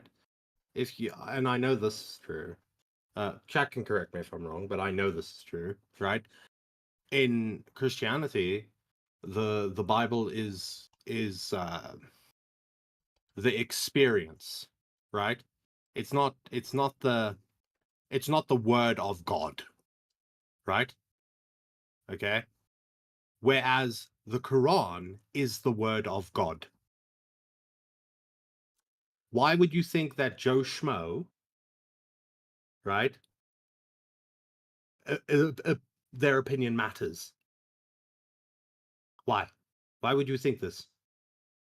Yeah. Why would you think that when Muhammad was getting his visions and the guys were writing down what he had seen from God, right? And they wrote down God's words. Why would you, if you were a real Muslim, why would you think that Joe Schmo is a bit, well, you know, Stephen said God's not real. Well, this is God's words over here, and he says he's real, and this is supposed to be God's words, God's words. I don't know, dumb woman. Yeah, this is painful. This is actually painful. And I'm starting to see, yeah, like, for those of you who earlier were like, she's the one who wrote the content cop, I believe you. it's scary, but you should really investigate your feelings and how you're feeling, because if I didn't investigate how I was feeling and looked into things and really self-reflected, I don't think I would have separated from the faith. And I would like to clarify that I don't think it's the specific faith that really had me feeling the way that I felt. I think whether it's Christianity, Judaism, Islam, whatever, I think that there are always things in religions that are restricting and always compromise the individual. And I think if you are truly seeking to be an individual and seeking getting to know yourself and being you, having any sort of label, especially a religion, is incredibly dangerous. And that's pretty much what I arrived to on my own. What? Sorry, my brain hurts. Ironically, there is some fucking truth to that, but like, religions are by definition collectivist. Like, that's the point. You're kind of sacrificing your individuality because it's not about getting to know yourself. You are a servant of God. Fuck. I thought about it. Why would that be the reason that you drop your religion? What? I can get you saying, well, there's nothing. Fuck it. I don't care. I can understand that. But to say, well, you know, it impedes on my individuality. I'm just a selfish fuck. Is what I'm really telling you. That's why I'm not religious. God may be real. God may be real. Right? But I just don't like that it's giving me a label, you know what I mean? What? Idiot. This is agony. This is actual, I just fucking... We need to do so. Listen, I think fucking... Maybe we do need a war. Maybe we need a war of some kind. I don't know what's going on anymore. I don't know what's happening. Did I dress that way because that's what I wanted to do? Or did I dress that way because my faith told me to be modest? Was I telling the truth because I wanted to be a good person and I cared about others? Or was I telling the truth? What is that point? What? She just said, did I dress this way? Did I dress in the, you know, the black whatever thing because I wanted to? Or it's because my religion told me to be modest? Well, obviously because your religion told you to be modest. Yeah, the whole answer. The whole point is that it's like why you're doing something. Like, if you're having to act in a restrained way... That would be like a Jew coming up to you and saying, do I not eat bacon because I don't want to eat bacon? Or is it because God says I shouldn't eat bacon? Which one is it? I don't really know. It's fucking insane because it's like the whole point of religion, so like the whole point of prohibitions is that there are going to be certain things that you're not able to do that you may want to, like sex, drugs, alcohol, rock and roll, all these things. But the point is, you're just like, okay, well, I can't do those things because they are like, and again, this is one thing that really fucking frustrates me when people don't get this. It's like, I know fucking Protestant priests as well who won't marry barren couples. If the couples are too, like, they're like, no. One priest I know, he's a priest at a like local small parish, probably not there anymore, it's a long time ago. But he was like, there were older people in the village who'd like, I come like, well, we'd like to get married. He's like, well, I can't marry you because you're too old to have children. Because it's not just like gay sex is a sin. Any sex that is not for procreation is a sin.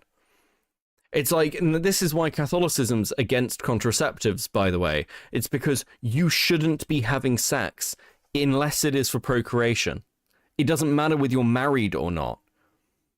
That's crazy. That's what the Bible says. That's scripture. That's what the general teaching is. And if you want to, I believe it's been a long time since I've done fucking Bible studies, but it's gonna be in the letters from Paul. fuck, I'm gonna end up like I'm gonna get a message from Dickers being like, you're wrong about this.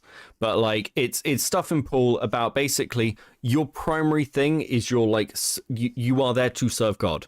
Anything else that is a distraction is a sin. I know we've gone down a fucking massive rabbit hole while doing this fucking Idubbbz video, but like holy shit, this is so frustrating. Truth because I was afraid of going to hell. Did I pray 5 times a day because it was therapeutic to me, or I really believed in what I was doing, or was I doing it because I was terrified of the consequences that may or may not happen? And the more I thought about it... Wasn't that an Aquinas take? Mixture, I think it's Aquinas certainly had takes like that, but it's not like that far away from where Confessions is by Augustine. It's anybody who wants to know why Christianity has a hang up about sex, just go and read Confessions. Very good, by the way. Augustine's a fantastic writer, unsurprisingly. City of God Against the Pagans is one of the best religious books ever written, unquestionably. And anybody who actually ever wants to talk about that book, I will talk to you about it for hours. I wrote my dissertation on it. I realized that I was a label first before I was a person.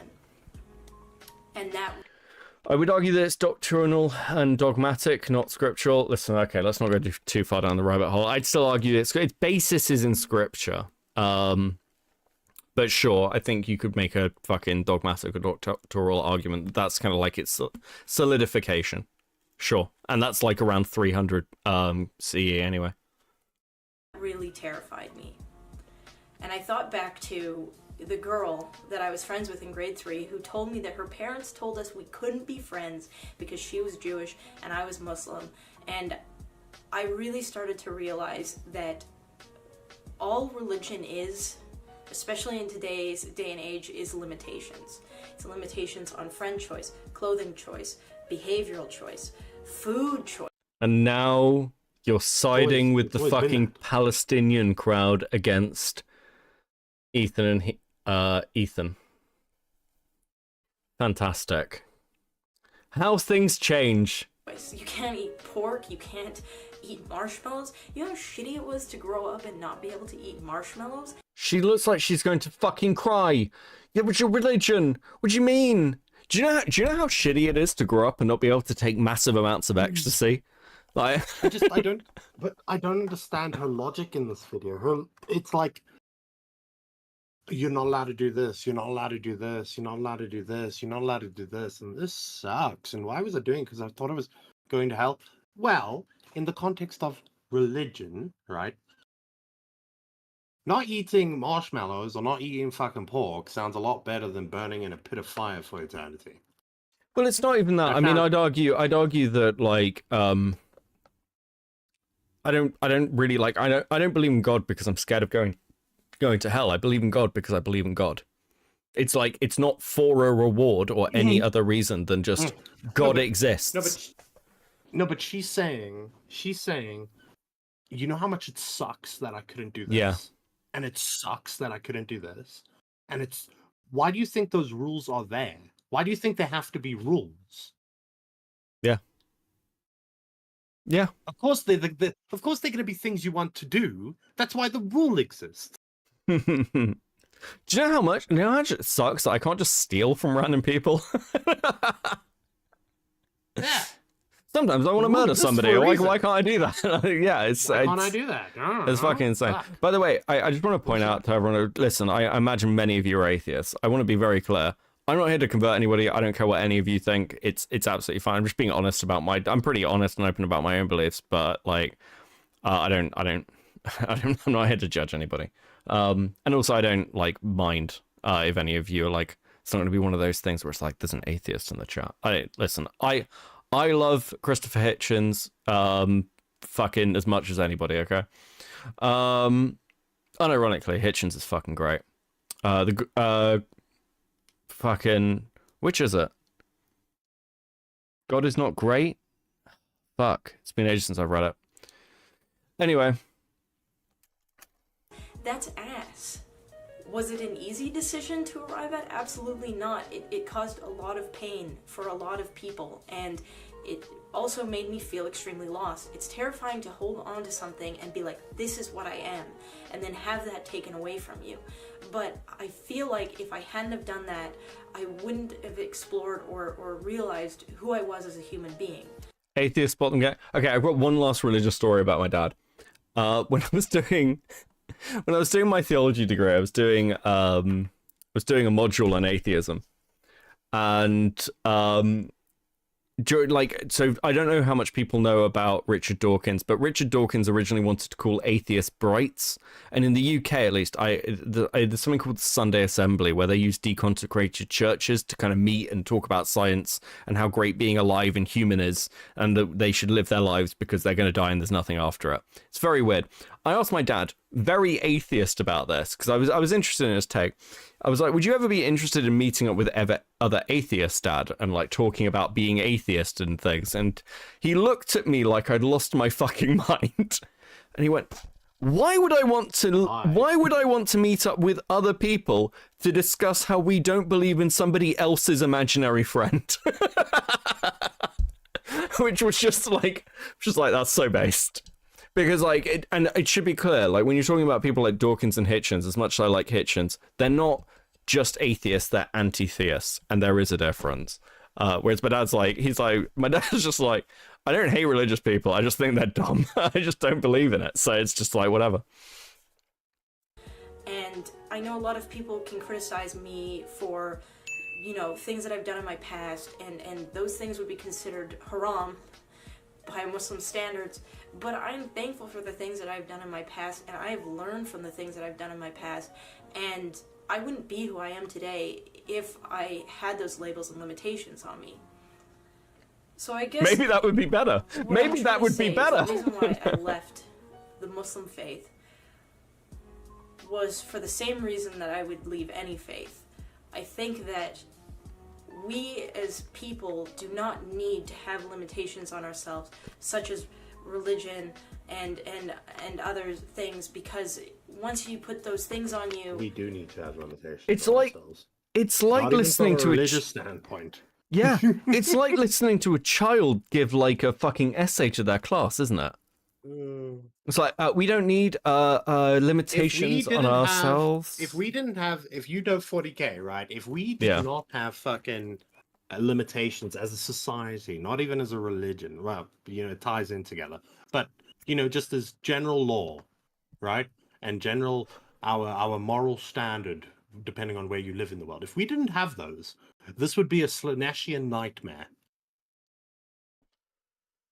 It would be horrible. We would be living in the 40K universe, but it would only be the humans. It would be absolutely fucking brutal. I'm kind of not against that. Idiot.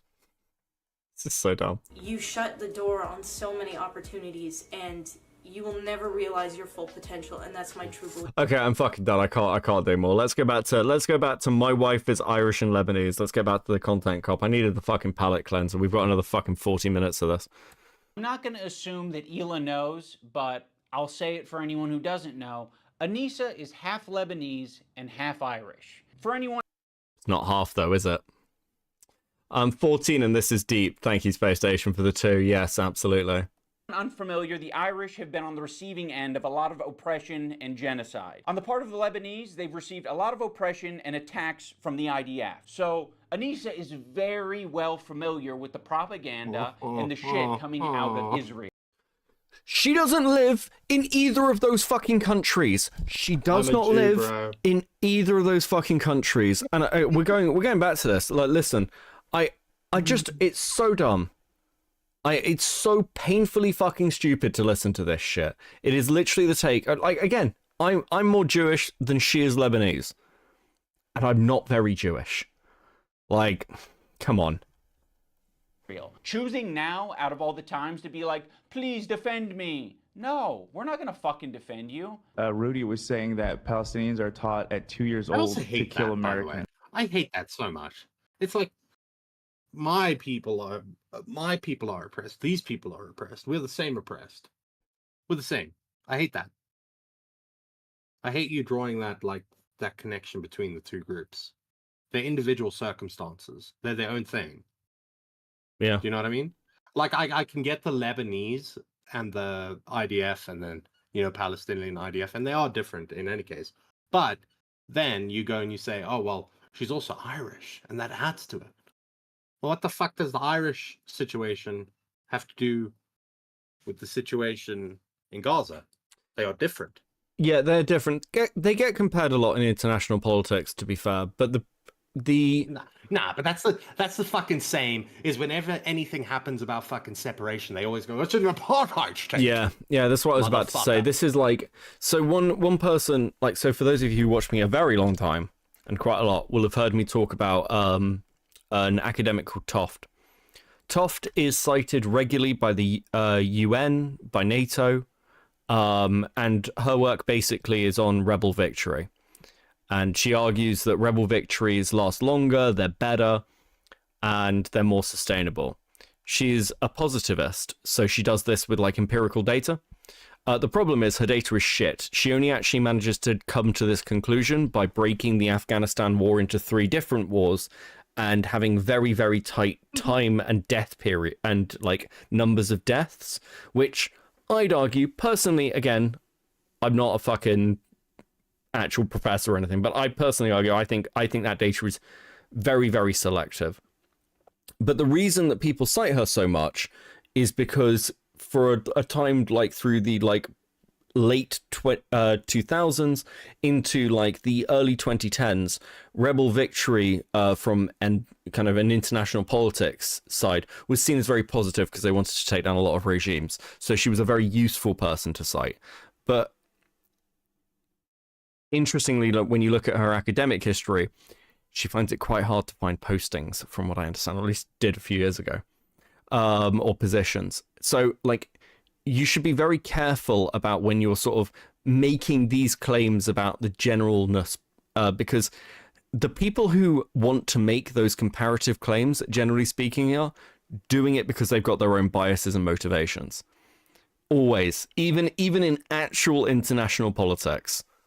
I really fucking hate Toft's work. I actually, like, I have a long-term vendetta against the academic. I'm just like, I hate arguments for rebel victory. It's a fucking terrible paper. You know what I hate? I hate that we named apartheid. Everybody else did this shit. We just gave it a name. And then we're the ones that have been fucking, well, it's apartheid. Listen, well, I say it was you. It was like, I was born in Joburg. I'll make the claim to South. We did. To be fair, I was born in Pretoria, so I was born in the capital. Actually, the hospital I was born in is not far from the House of Parliament. So. It's all gone downhill since then. And just to be clear, I was born after. Okay, I was born in a free South Africa. All right. And also, people like to be like, "Oh, it ended in 1994." It actually ended in around 1990. The laws only came into effect in 1994. It was on its way out. What people also forget, is we voted by referendum. All right, we voted by referendum. That's what we're doing now. We're moving South African overwhelming politics. Victory. Yeah. I mean, again, that's gone well. At least you're not getting rolling blackouts now. Yeah, that's pretty cool. Now we just need to deal with the infrastructure problems and the massive inequality in our society. I can't believe Beavers created Israel. So true. Can't believe you did that, buddy.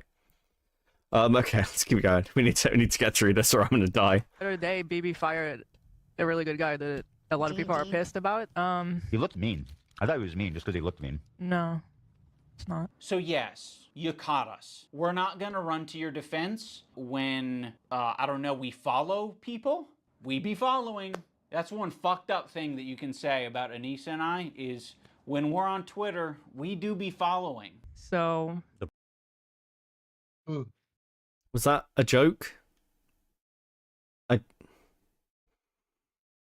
This video's fucking awful.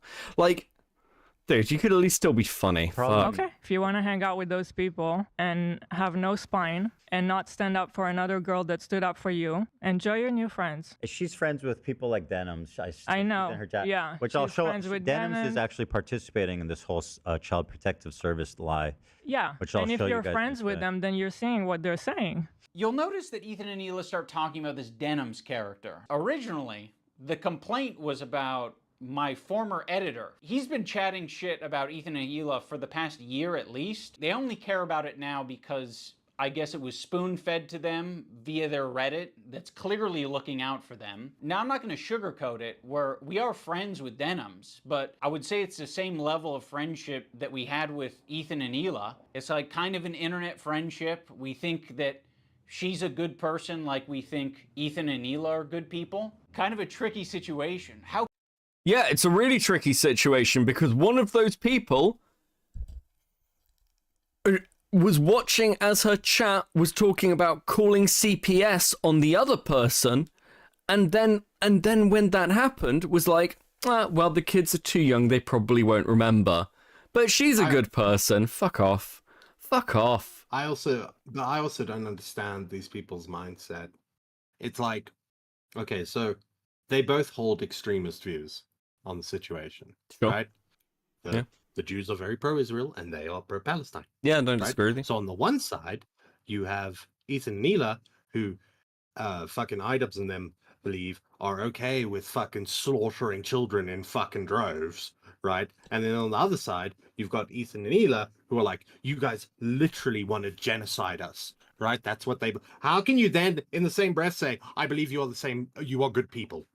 How can you hold those extremist views and still say, well, I believe you guys are good people? Yeah.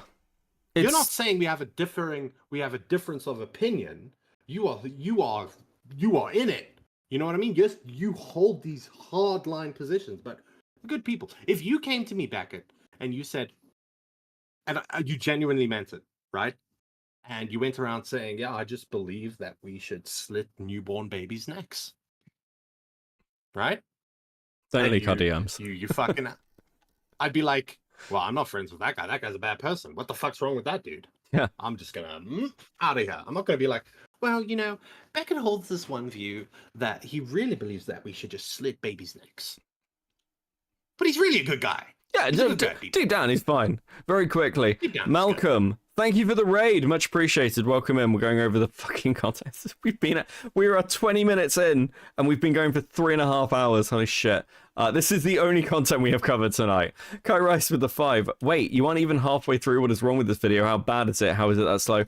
Listen, there's a huge fucking amounts to unpack with this. It is actually insane the amount of shit that you have to go through to kind of like pierce through the bullshit Idubbbz is spouting. It's and the point is that all of it's nothing burger shit because he's upset that Ethan didn't treat him well. This is a personal grudge that he's decided to make a content cop on. It's fucking unreal. How can you possibly think that they're both good people at their core? People can have crash out moments. People can say things that they don't mean. People can say things because they want internet clout and attention. I don't know. I think they're both probably guilty of saying things that they don't mean for internet clout and attention. Right now, one's a little bit more fucking You're nasty just doing it to for me attention. than It would the be other. so ridiculous for you to believe this. Yeah, it is. I don't think Idubbbz has the intellectual capacity, and nor does Anissa, to have serious takes on Israel and Palestine. I'll at least give this to Hasan. I think Hasan is smart enough to actually have opinions about a topic. I don't think that's true of Anissa and Ian. I think these people are actually just fundamentally fucking stupid. I just don't see how you can be my friend and also be friends with someone like that. Well, you can't. So I already forgot about you. I actually have a lot of friendships that are kind of that way where it's like, you know, one of the friends doesn't fuck with the other friend, but there is someone in the middle who kind of fucks with both of them, but separately. Yeah, there's a lot of friendships that are like that. I'm not gonna make you guys like meet up and kiss or anything. I get it. You guys are in fucking... You're either my best friend who's deep-throating me to the base of my cock, or you are Satan. You're the devil. The last thing I said to Anissa, we were texting before I ever talked about it. She's like, I don't care about this guy. He's a nobody and, you know, blah, blah, blah. And I said, well, then you'll have no problem publicly denouncing it, right? Mm-hmm. And then from there, the conversation ended. She never replied. Ethan, you can't even phrase it in a way that doesn't make you sound like you're being coercive and shitty. Well, then, you should have no problem publicly denouncing it, right? Does that sound like a friend? It kind of sounds like something a powerful villain would say.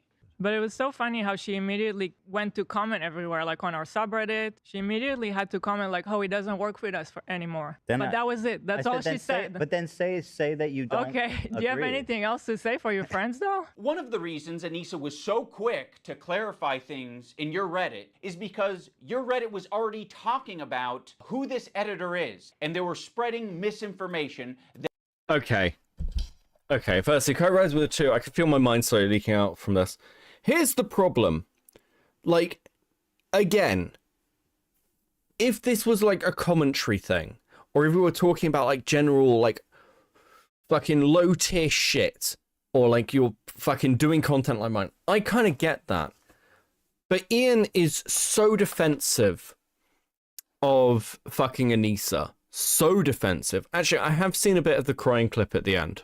A little bit. And there's one bit that he says that's really fucking interesting. And it resonated with me, chat. Where he said, you know, you can't always defend your partner because in the online space when you sort of like having an online relationship. Or when you're both public figures. Because it won't necessarily help them. And that really resonates with me. Because I've been through this. As many of you are aware. And it's like, you kind of have to make that choice whether you're going to basically step in and A, make yourself look dumb, and B, make your partner look weak. And there are good reasons for doing that, by the way, because it might be that, like, that's what your partner, like, needs, or, like, that might be the take that you're just like, it's just worth doing. I don't believe that. I'm just like, the easiest thing to do is just maintain a neutral stance, and that's probably the correct action.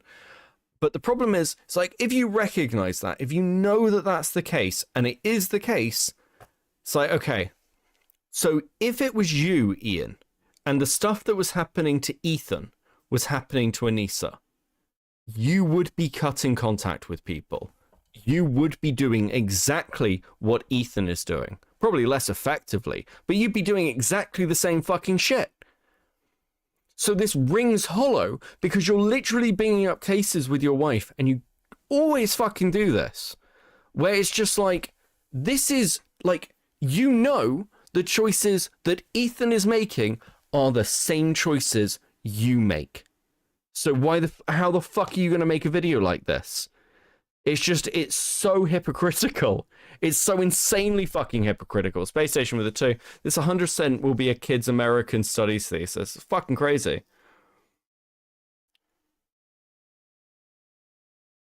It's actually fucking crazy. It was our co-host on our podcast, Uncle Dane. So yeah, the last thing we wanted is this guy getting pulled into this mess, and you guys don't give a fuck.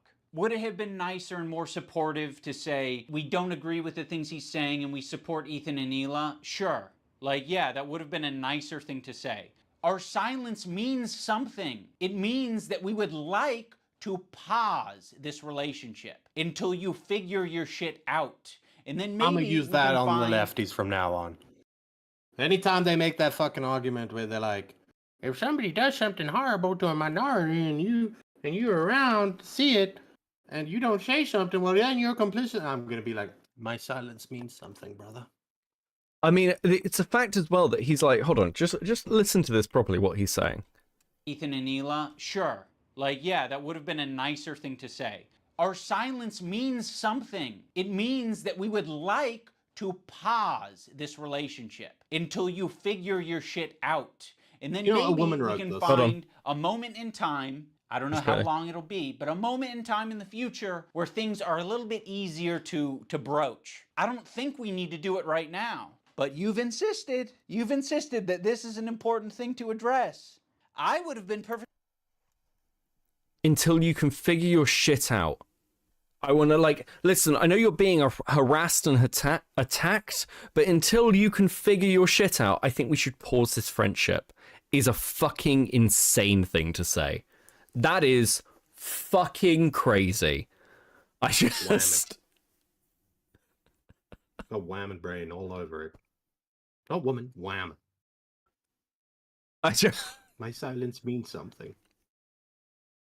Funny how he's arguing with a Jew while he looks for a skinhead. Looks like a skinhead. When I didn't say anything, I meant this. This is what I meant. Why didn't you know what I meant? This is God. Clearly, he by just me not saying anything, I was telling you that I'd like to put our relationship on pause. he sounds like such a fucking victim. Anissa wrote this 100%. Do you know what? I said this earlier. Jenny had to go at me for blaming Anissa for everything. I think this is just as much Idubbbz. This is fucking zero empathy. Yeah. Like, and again, if you're somebody like me in the online space where I'm like, I am a drama creating asshole. I am a shit posting piece of shit. I'm a dick. Like, I'm not claiming to have a ton of empathy for people. I make content out of people. I make content and profit and get views out off people suffering. That's just what I do. That is the reality of my platform, so to speak. But be honest about it. But Ian is somebody who's like, I've learned empathy. We need to be more caring and compassionate. It's like, and you pull shit like this and you wonder why people think you're scum? Fuck off. Fuck off. Go on. Oh no, I just read a comment and then I looked up. Like, this would be funny if his palm were face down. Perfectly fine with you not blasting me on your Instagram story. I would have been perfectly fine with you not blasting me and my wife on your podcast twice. I would be fine with you not brigading my comment section on my podcast that gets 3,000 views a week because I prefer to not do harassment campaigns and instead talk about Vampire's Kiss. Like they say something like he doesn't work for me, and I strongly disagree. And I'm sorry. Let's just look at one of those thumbnails. Prefer to not do harassment. Call CPS. What? Harassment campaigns after CPS was called on his family. Are you fucking high? I can't believe you put this in. So, they did that for Denims. They did that for Denims. And again, it's like the fucking swastika sword. It's so optically dumb. Holy fuck. Campaigns and instead talk about Vampire's Kiss. Like they say something like he doesn't work for me, and I strongly disagree, and I support Ethan and Hila. The problem is that she doesn't. That's the problem. That's the problem. She actually She thinks they have a point. That's the problem. Yeah. So go fuck yourself. I agree. Go fuck yourself. What about your girl? This is what I'm talking about. This aggression that you're putting out into the world. What the fuck do you think we're gonna do? You think I'm gonna fucking sit on my hands when you do this shit? Like, this is nasty. We had such a fair response to what you guys were going through. We don't support harassment. It's a bad thing, but it happens, and you're perpetuating it. You fucking propagandist, lying scumbag, terrorist supporter. He probably sets up a mirror and jerks off watching himself. Dan KKK Clancy has a similar view of Hitler. Because Dan Clancy, the Nazi, fucking anti-Semite. You can't expect other people to stop harassing you if you continue to harass people. Let's think about it on...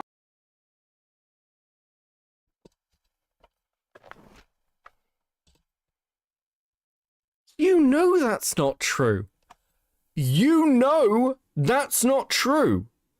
Because, like, even if you don't say things, people are going to talk shit about you, Idubbbz. And this, like, I'll actually concede something to Idubbbz in some respects. It's like, Idubbbz's treatment online at certain points over the last couple of years hasn't been fair. It actually hasn't. It's like, Idubbbz has received a disproportionate amount of hate because of what his content used to be. Like, there are a ton of YouTubers around Idubbbz's size who are just as soy, just as pathetic, just as fucking ridiculous. Like, people like Umperville, who I fucking hate, who don't receive an ounce of the shit that fucking Idubbbz does. He like, what he has received is disproportionate. And yet, like, you know that this doesn't fucking end.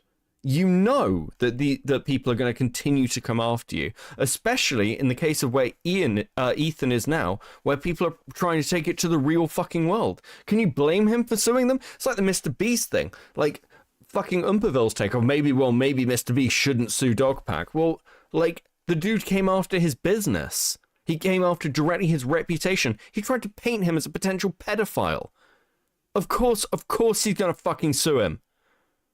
What else is he meant to do? That's literally what the courts are for. You can see this with the Billy Mitchell stuff recently. It's like, yes, you can have frivolous lawsuits, but occasionally, sometimes, maybe there's some fucking grounding. Kai writes with it too. What is wrong with Idubbbz' voice? I don't know, the golden tooth's getting in the way with it, or maybe it's just the massive amount of fucking soy. Access with 5. Ian casually leaving out all the context of Dan Clancy being biased against Israel, using Twitch as a bludgeon. Well, there's no context provided at all. It's just Ethan's attacking people. Ethan's harassing people. Ethan's so bad, guys. It's like, there's none of it. I disagree that he's received a disproportionate amount of hate, more than there was way too much early on and not enough now. I think there's points where he's just tried to shut the fuck up and do his own thing. So, like, I don't know. Space Station with Matt, 5. Before you read that next donut. Me going to bed. You going to bed? Bye, buddy. No, Bye. buddy. Bye, Have you had fun at least?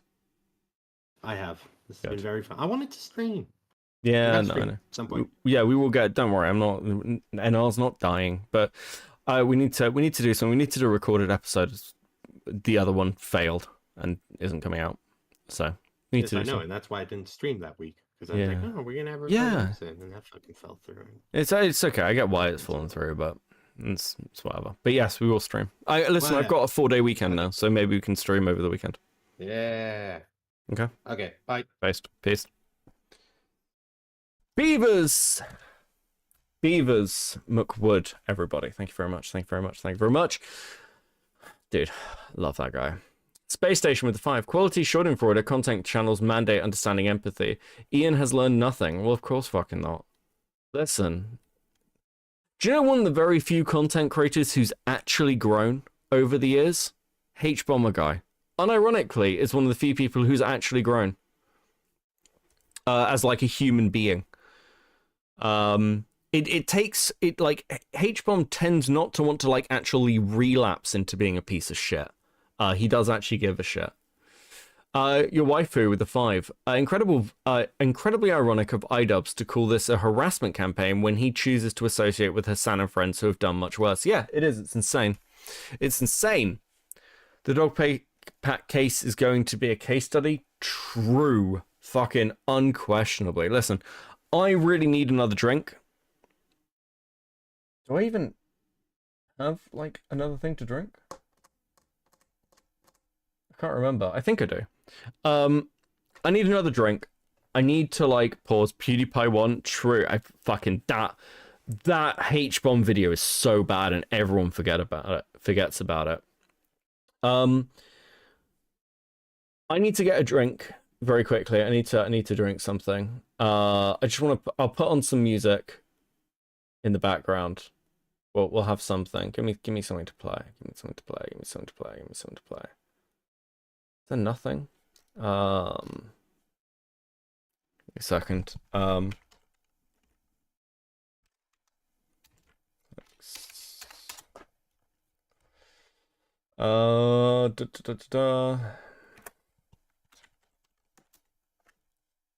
This is not. I thought this would be faster. I thought it'd be like, oh, it could just come up and then be that. And I'm like, no, apparently not. I'm stuck with trying to find something royalty free. I can just like throw on. We'll go that.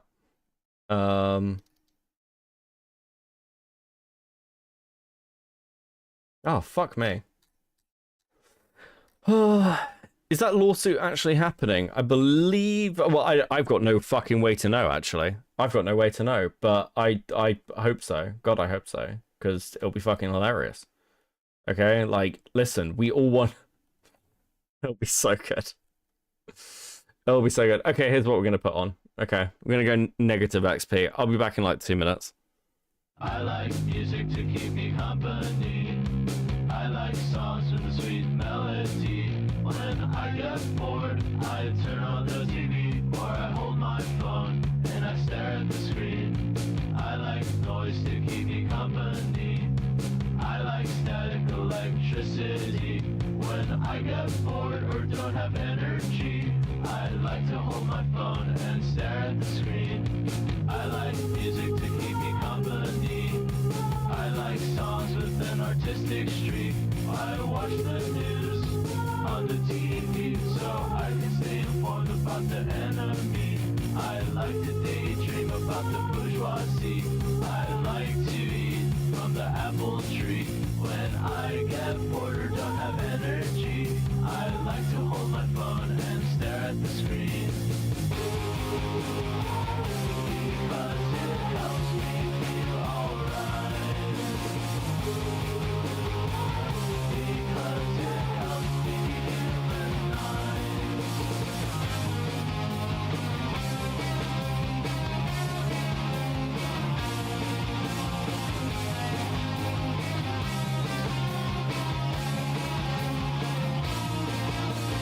I like music to keep me company. I like songs with a sweet melody. When I feel alone, nobody's watching me. I power up my computer screen. I like Big Brother to keep me company. I like static electricity. I like Hollywood and the Illuminati. I like to hold my phone and stare at the screen. Because it helps me feel alright. Because it helps me dehumanize. These human eyes, staring at the truth, getting crucified. And a violent mob without humanity. High on drugs, watching reality TV. They're bored and numb, they're tired and hungry. Listening to this on poor company.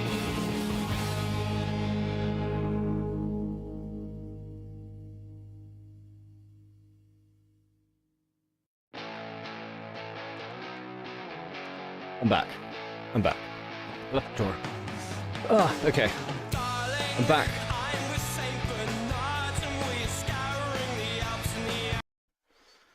Fuck, did I just randomly play? What is that? Romance is boring? Okay, whatever. Whatever. Oh, I'm sure it won't get copyrighted. I'm sure it's fine. I'm sure it's fine, chat. Okay?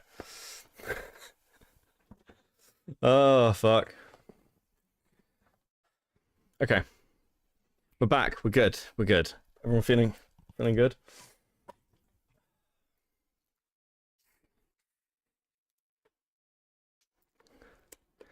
Nick just mentally raped Tech again? What happened? Hold on. Is Nick live? Nick's not live, is he? No, he's not. What the fuck? It's like, am I streaming against Nick? Oh, fuck. Okay. Where were we? Where were we? Where were we? Where were we? Where were we? Where were we? Right, okay. Oh, fuck. Fuck. I fucked up. I fucked up. Where were we? Okay, we're around here. That's the problem. She actually. She thinks they have a point. That's because I prefer kiss. There we go. At least say something like he doesn't work for me, and I strongly disagree, and I support Ethan and Hila. The problem is that she doesn't. That's the problem. That's the problem. She actually. She thinks they have a point. That's the problem. Yeah. So go fuck yourself. I agree. Go fuck. I got someone sending me a link. Apparently Jordan Shanks covered this an hour before you did. How did I get to this? I would have done this yesterday, but I was working on a video, which is now on the channel now. You can go and watch it. It's good. Yourself. What about your girl? This is what I'm talking about. This aggression that you're putting out into the world. What the fuck do you think we're gonna do?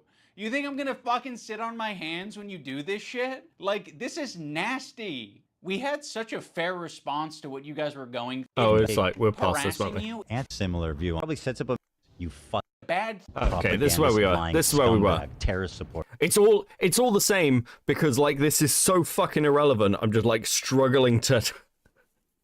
So dumb.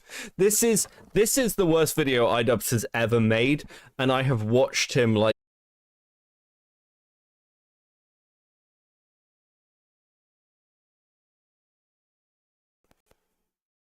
Fuck, even my computer's had enough. It's fucking crashing on me. You back? I'm back. I'm back. I'm back. I'm back. I'm back. I'm back.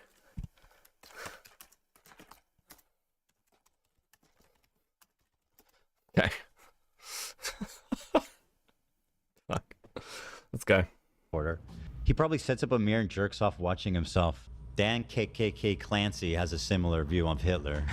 Because Dan Clancy, the Nazi, fucking anti-Semite. You can't expect other people to stop harassing you if you continue to harass people. Let's think about it on a micro level. Yes, this is where I was. Ian knows this isn't true. Have you ever been in a comment section and found someone to argue with? It doesn't stop. It can literally go on forever if you don't want to touch grass.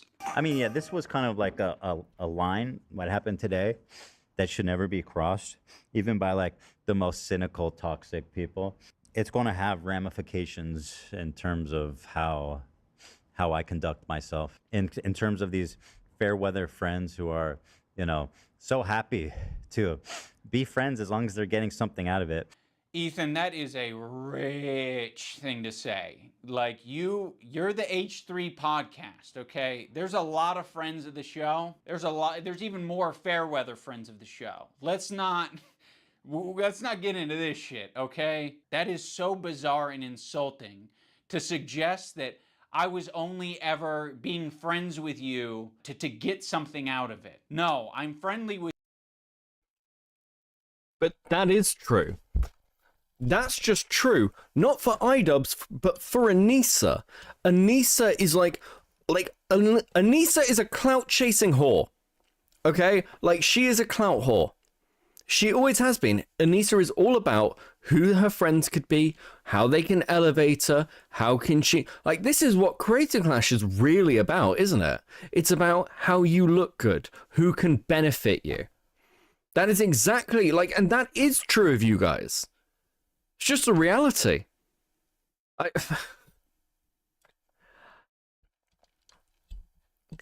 You know, Beavers earlier said that, like, the problem with... The problem for this is that in previous comment cops, he's not going after people he had beef with or fights with. He's just going after people. With this comment cop is requiring him to be really defensive of stuff that he's done, and so it doesn't hit the same. It's like, no, actually, you're not being fair to me, which just makes him come across as a total bitch. This isn't even a comment cop. This is so dumb. Has it taken me that long to get back? Fuck. Yeah, like, does anybody think this is good? Anybody? Because I know, listen, I love you guys who are chatters, but I also know that I have an awful lot of lurkers all the time. Do any of my, listen, lurkers, love you guys as well. You're very, very important to me. No word of a lie. But if there is any time for you to, for the first time for you to ever type in chat, it's to tell me if you think this if I'm wrong and this video is good. Okay? Because I think this is fucking mental. I think this is actually insane. The second it got convenient with Ian and Issa, they were like, we're inconvenient. They were like, we're out. Get your shit together. Yeah. Creed 610. That's a name I don't really recognize. Welcome if you're a lurker. I need a nap. Nope.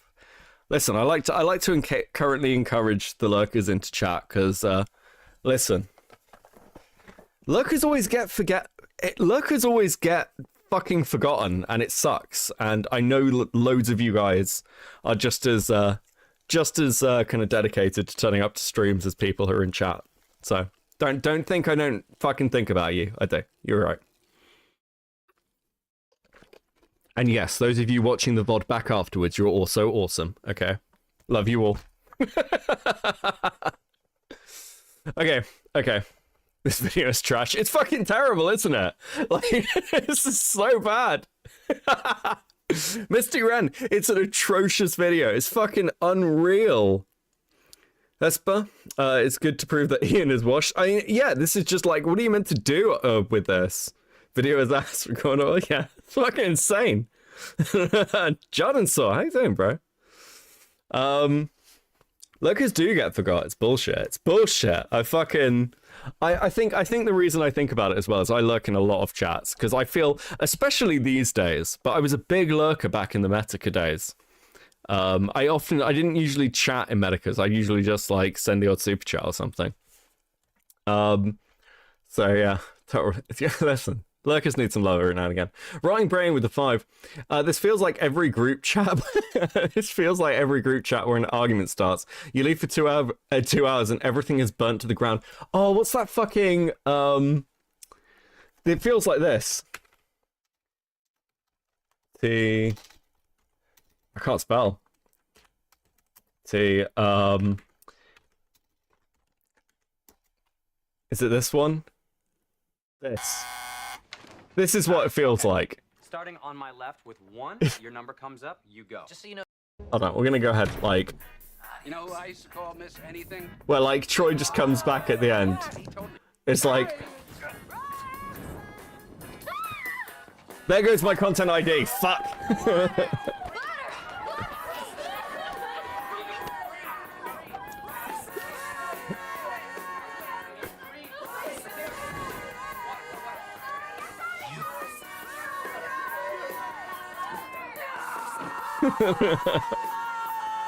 That's exactly what it fucking feels like.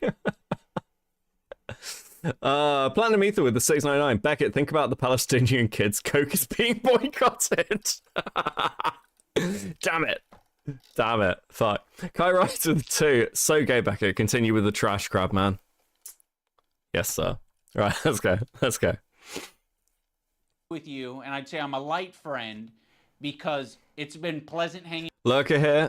This vid sucks ass. Thank you, Exo Marvel. Much appreciated. Good to see you guys in chat. Hope you're having fun. Out with you. I've enjoyed your content over the years. And oh, this is where the meme is from. It's yeah. gotten really fucking shitty. Yeah, so go fuck yourself. I agree. Who else? Who else do we want to burn today? Who else do we want to burn today? You're making it so fucking obvious that this is your emotional dumping ground. It's horrible. This is not what podcasts are. There was a way to approach this to say like, yeah, we feel hurt by you guys not saying something. You've decided to do the extra thing and attack. Now, in fairness... Yeah, why wouldn't you? They're in a drama war. You were a fucking commentary creator. You know, this is so dumb. Could you imagine if someone did this to, like, fucking Ian back in the day? It was like, well, actually, I think the way you made an attack video on Rice Gum and also brought in Logan Paul was just really mean of you. He'd call them gay, and he'd be right. Baron Von Entertain, fucking choked on air. Baron Von Entertaining with the 5. This is certainly one of the videos of all time. Idubbbz was on camera. He spoke words. The camera was on and recording him. Why didn't he stay in the cop outfit?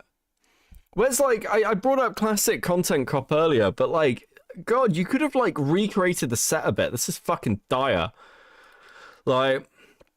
The kind of video makes me paranoid about how easily someone you think is your friend can easily cast you aside. I can only begin to imagine how H3 feels. This is why a lot of big YouTubers just like fucking give up.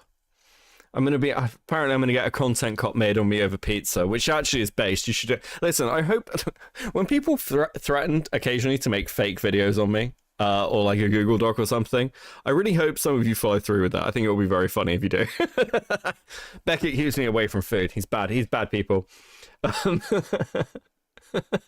I am attacking back, but I feel very insulted and I feel defensive and I feel like I am speaking. I'm using I feel words right now. I'm using I feel words.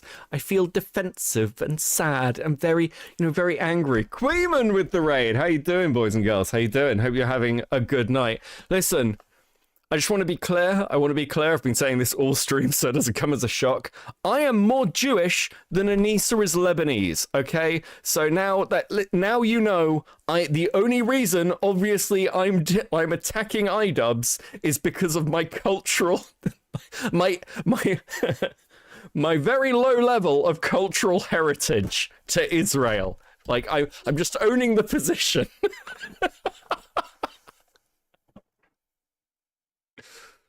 Fuck this shit. It's so bad.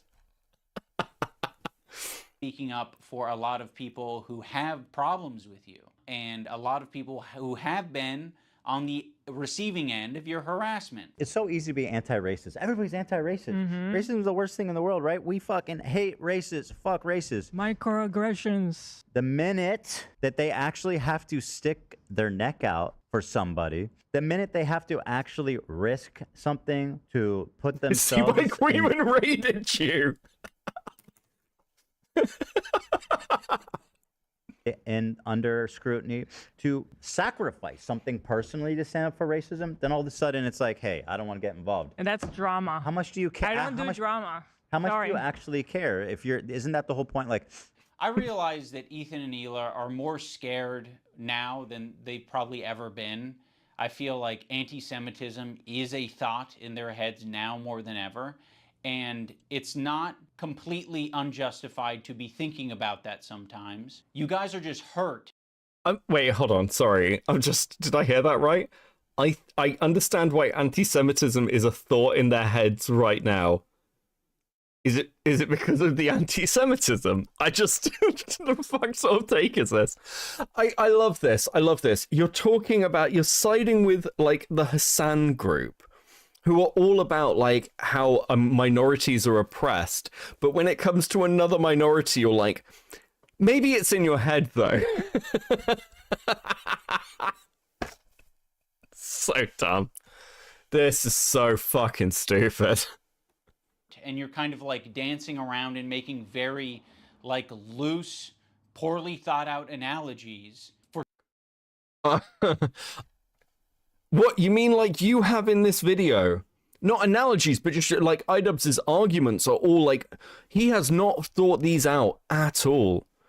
And he's admitting that he's hurt. You should never make hit piece content when you are, like, aggrieved like this. It is fucking anathema. No wonder he fucked this up so badly. If you are a Queeman viewer and haven't seen this channel before, this is the definitive follow-up to Queeman's reaction. That's how it works now. That's how it works. I didn't see Queeman's coverage, actually. I may go back and watch it. I'm kind of interested in some of his takes on this.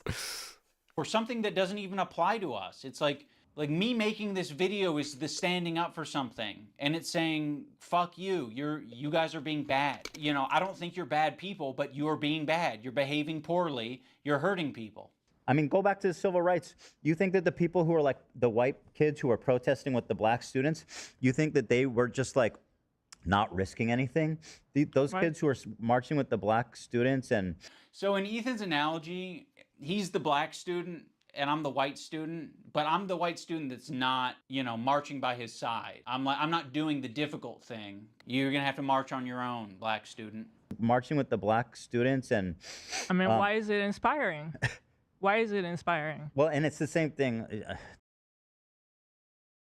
I'm sorry, like, this would land better if, again, there wasn't, like, actual anti-Semitism. Like, I don't think this is even a controversial take anymore. There is a lot of anti-Semitism on the left at the moment. There just is.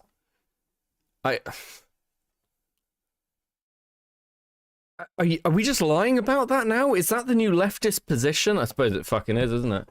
Christ, maybe I am out of touch with what's going on in the politics scene. To bring it back to Hasan, just because, but it kind of is the same thing. Like, I was thinking about going to Gaza until I found out it's dangerous. He's a total performative activist that doesn't give a single fuck about the cause. It's been performed exquisitely, harassing one person and seamlessly transitioning into harassing another one. If anyone's been watching for the past fucking year, I'm pretty sure they have a good idea of your feelings about Hasan.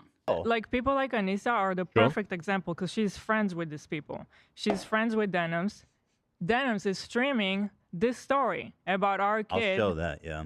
getting Giarda from the dog, whatever. I'm sorry, I'll accept this take, this... I rise with a 2. Yes, you did just almost have a stroke there. I'm just... position from anyone except you guys. You have laid the groundwork for this type of streaming, which is watching people's shit and giving your unfiltered reaction to it. Why would you expect Anissa, of all people, to say something to Denims? Okay, so by that logic, we should be saying shit to you guys all the time. But I have a feeling you guys wouldn't like if we said shit like that to you all the time. Yeah, we... No, because there's a specific difference here. Because actually, what the fuck are you talking about? How, like, what sort of logic is that? Firstly, Idubbbz laid the groundwork for an awful lot of takedown style content. Like, and when I say lay the groundwork as well, it's not like Idubbbz was the first person to do this, but like the style and like the way he performed breakdowns, people would copy and take elements of for years afterwards. But like, when it comes to there's a big difference between drama shitpost talking reaction streaming, like the stuff that like I'm doing now, or like Chud does, Queeman does, fucking Diorio does, fucking anybody else.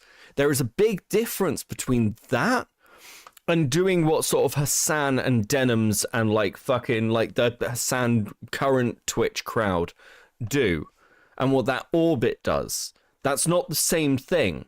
And there is a difference between, haha, this guy is bald and dumb and stupid, and I hate him, and I hope he has bad things for career. I think that funny. That is big difference from this person is ontologically evil because they're opposed to my views, and what they're actually doing is perpetuating a genocide, the murder of innocents and children.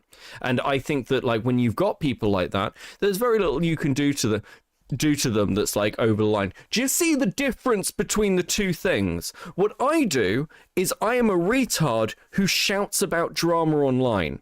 I am a retard who cares about shit that doesn't matter. I laugh at shit that's not important. That is a world away from this, like when we're talking about Hasan, where it's like, no, you need to give me money, you need to give me support, you need to vote in a particular way, we need to change how society's actually fucking functioning. And these aren't the same fucking things. And when you're fighting with those people, the approach they will take to you is much more extreme. If somebody is in a fight with me, that stays online. It doesn't go to the real world. It shouldn't impact like people's jobs, careers, safety. It shouldn't do any of those things. Nobody should be phoning CPS. Nobody should be doxing anybody. But when you're dealing with these fucking freaks, and this happened with like people like Demon Mama's community going after Nick Rikita's fucking bar license. These are not the same fucking things, you mouth-breathing fucking retard. How do you make a video like this? Seriously look at it and then put it out on the internet. It's fucking unreal. Space Station, how many are you? Chat, how many are you? This is my 5th react. Fuck. For the 2. Interesting that the anti-Semitism campaign was on the platform that Destiny got banned from and not the platform that hosts Candace Owens. So it's fucking irony, isn't it? Fuck. Oh, I'm glad I saved myself. I'm glad I didn't watch anyone else's reactions other than like 2 seconds of chudding the shit on Twitter. Like, I'm glad because fuck, there is stuff in this that actually I'm glad I went in too blind. We've been respecting you as independent content creators. You can do what you want. Hey, Radio we'll treat Demon. you as adults. Maybe we shouldn't have been treating you as adults. She could say so much, and it would make her a little bit uncomfortable, right? It's not comfortable. She'll get a little bit of shit. Yeah, just for But saying that would be commendable. And by the way, it kind of speaks for itself that saying, hey, their house is clean, they're actually good people, like that's going to get you shit. That kind of says it all, doesn't it? There isn't a single person that I respect who would give a fuck if I publicly said that Ethan and Hila are great with their kids, Ethan and Hila didn't kill their dog, and Ethan and Hila wipe their asses or don't have giardia or whatever the prompt is. No one would care. The only person who would care is me, because I'm like, why did I tweet this out? I'm not tweeting out because I'm not your fucking lapdog. That's why I'm not tweeting. I'm not your lapdog. I'm not on your leash. I only fucking bend over and let the strap-on go up my asshole for fucking Anissa. Only Anissa. Dude, watching this, I was so fucking wrong. I was so wrong, and I think Jenny was right. I fucking agree with Jenny. I've been too harsh. I've been too soft on on Ian, and too harsh on Anissa, because this is clearly not just Anissa's fault. This dude is a fucking sped. I just... Nim with the 2. Give us our sticker, Ginger Boy. Oh, fuck. Boys and girls. Yeah, the goal. Congratulations. Thank you. I am super fucking proud of you. Damn, you guys are fucking killing it.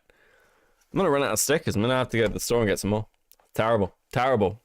Got some cigarettes while I'm out there. Thank you guys. Much appreciated. Like, it's... it is just actually fucking unreal that I'm watching this. It's just insane. I can't believe that this is the fucking timeline I live in. Tweeting it out. I'm not saying it to my audience because I don't... Oh, also, basic thing. This is a basic thing. You don't go after children or partners. You actually don't. Unless the partner is, like, also a public figure, you don't go after children or partners. That is one of the basic rules of this shit. Like, you don't talk badly about other people's kids. You don't talk badly about other people's kids. You don't judge other people's parenting. Unless you've got, like, unless there's actual shit there you can do something with. Because, like, you shouldn't bring people's families into this stuff. Even in Sector, this is a thing. Like, Ethan Ralph got called out for doing this to Nick Fuentes, because he started going after Fuentes' sister because she was dating a black guy, and everyone was like, "Dude, what the fuck are you doing? Why the fuck are you going after Fuentes' sister? What the fuck is wrong with you?" Even in Sector, they knew that was fucked up back in the day. And this is when by the way, that happened during the time everyone was getting fucking swatted, and people thought that was over the line. Don't go after people. Like, again, it's such a basic fucking rule. Give a fuck. It's not my business. That's, in my opinion, doing something that's Yes, it difficult does. and standing by your principles. That's the whole point. That's what makes standing by your principles. Who made up that rule? Who's been enforcing it? Generally, that's actually enforced pretty heavily. Like, these are social enforcements, right? It's like the don't doxing thing.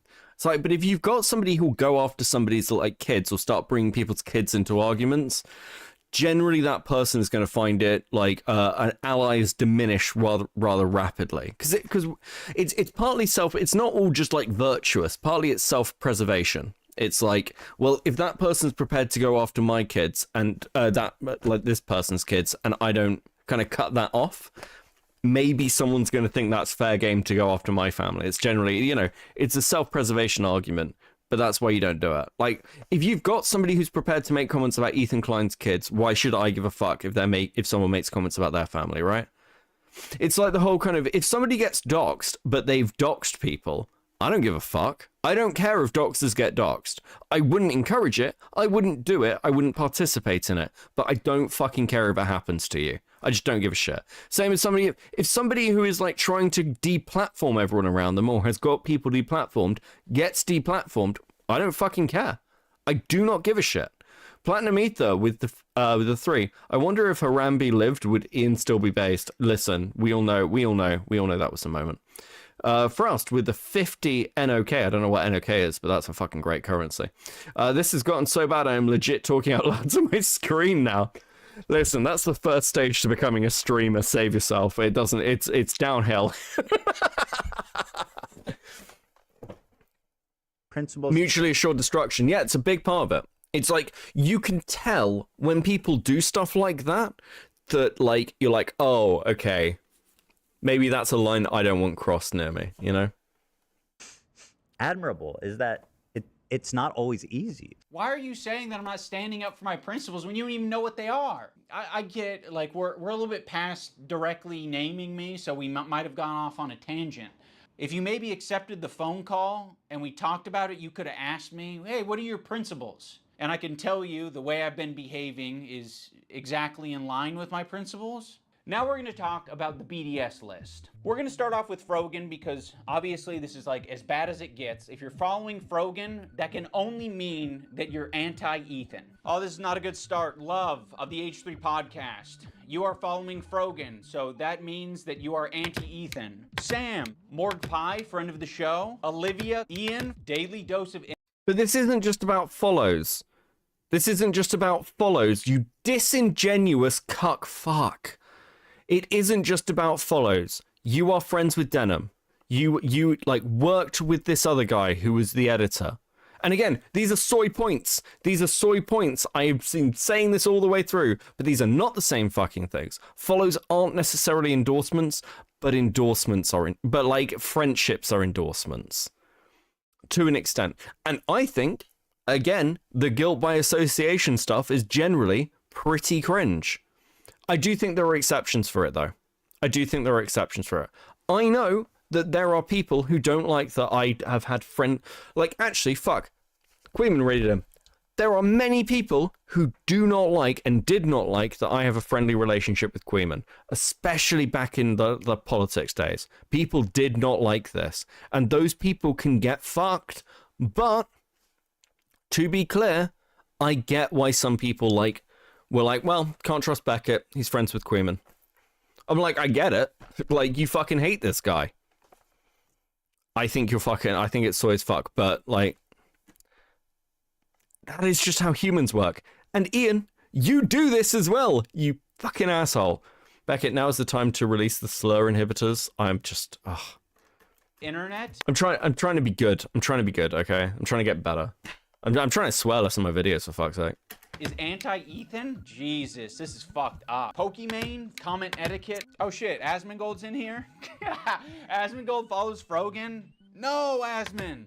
That means you're anti-Ethan. That's fucked up. We're gonna wanna avoid these creators at the top of the list, but one tier below them are the creators who associate with them. They're essentially endorsing all of their statements. You got me, you got Anissa, I think Hasan's in there. You'd think that Hasan would be on the top of the BDS list, but that's not the case. Hasan provides additional value for people. Ethan can turn a blind eye to people collaborating with Hasan because that's what he did. You gotta be the lowest of the low to be associating with the Frogans and the Denims of the world. To associate with Hasan, that just makes sense because he's famous and he's got a massive fan base. Also, Ethan still follows Hasan on Instagram, so Hasan is in his feed. And that's showing up right up on Anissa's and Idubbbz feed. It's important to remember that this is a living document and people can be removed or put onto it depending on how Ethan's feeling that day. You have this other tier of creators that exist below Hasan but are still anti-Ethan, but what the fuck is this? Space Station with the 2. Queen is bucking based. True. What is this? I'm so confused by it. Like, wasn't there fallout after the Creator Clash stuff of certain associations? Actually, fuck! Wasn't this the whole thing with the Sam Hyde Association with Creator Clash? God, because I don't really follow the Creator Clash stuff, so chat, please correct me if I'm wrong, I might be.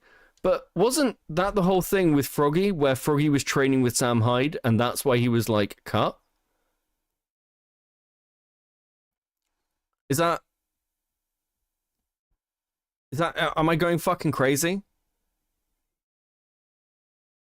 I'm waiting for chat to, like, tell me I'm either insane or, like, misremembering. Why the fuck are you guys talking about a groomer? What the fuck are we talking?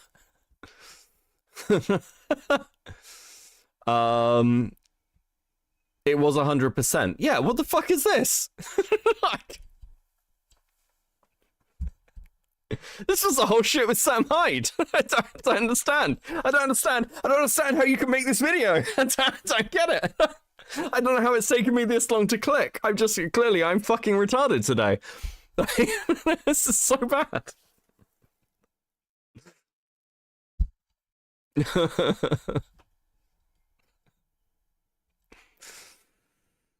Fuck. Is that why he likes Hasan? Wait, Wait, hold on. Is this whole thing of him siding with Hasan down to his hatred of Sam Hyde? Not whole, but that must be a big part of it. Because, like, Idubbbz fucking hates Hyde. And Hyde sat there doing the whole kind of fucking Hasan Piker, I'm coming to kill you shit.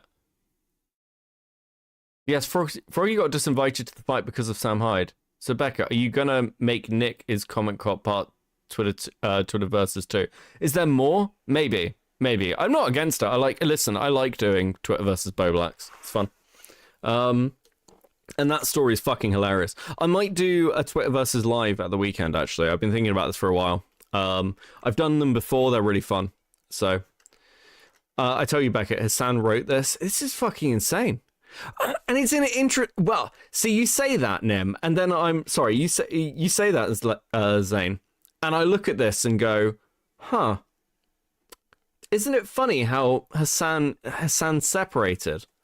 Ethan really doesn't want to bring your attention to these ones because it's kind of unpopular, you know? A lot of them are famous. It's no coincidence that Ethan stays silent when these powerful, popular men are supporting Hasan. It's because Ethan is a coward. He's a bitch-made coward. I think Ethan has an unreasonable amount of respect for these comedians because they have power, they're quick, and I think he knows that they don't fuck with his ideology. But he's gonna keep that to himself because the last thing that he wants to discover is that people that he respects. Thank you, Chris. I appreciate you, baby. And looks up to, they don't fuck with him. Bill Burr came on. It was like the worst fucking It's so nice now Chris is part of the polycule. show. It was just horrible. That was like my lowest moment on podcast history. We could talk about Bill Burr ruined my life. Bill Burr made Ethan go on Lexapro. I was prescribed That's so it, dumb and it was even on for my Sam. bedside. Like, And I then it was feel the like Bill Burr episode. I feel like parts of my brain are shutting off. I'm starting to like everyone like I'm starting to understand Chris's reaction to this fucking video. And like XQC being like, I can't. And was Nick's reaction like this? What did fucking Queeman and Chud did they get like this? It's just there's points of it. We just like this is so dumb. That made me finally start. When Stavros goes on Hasan's stream and he mocks your content nuke. I actually saw a really interesting video about you, man, and I don't know that I'm even comfortable being here anymore. Oh no. It really kind of shed light on you in a way. Yeah. You kind of like have leftist politics and stuff like that, and I actually feel betrayed. Yeah. And so I'm actually just here to let you know this is the last time I'm ever coming. You don't fire back because you're coping. So you're just going to tuck your tail between your legs and never mention on your podcast that mentions everything. You're bringing up some fucking connection I have on Twitter. Someone mocks you on a stream, you're not touching it. Fuck you, you're a coward. It's just his job. It's just what he does. I'm sorry. Wait, hold on. I need to wind this back because I need to just check here. What the fuck are you talking about? Hasan wouldn't even watch the content nuke. How can you... What? That made me finally start. When Stavros goes on Hasan's stream and he mocks your content nuke. I actually saw a really interesting video about you, man, and I don't know that I'm even comfortable being here anymore. Oh no. It really kind of shed light on you in a way. Yeah. You kind of like have leftist politics and stuff like that, and I actually feel betrayed. Yeah. And so I'm actually just here to let you know this is the last time I'm ever coming. You don't fire back because you're coping. So you're just going to tuck... He wouldn't even watch the content nuke. By the way, I don't think the content nuke was very good.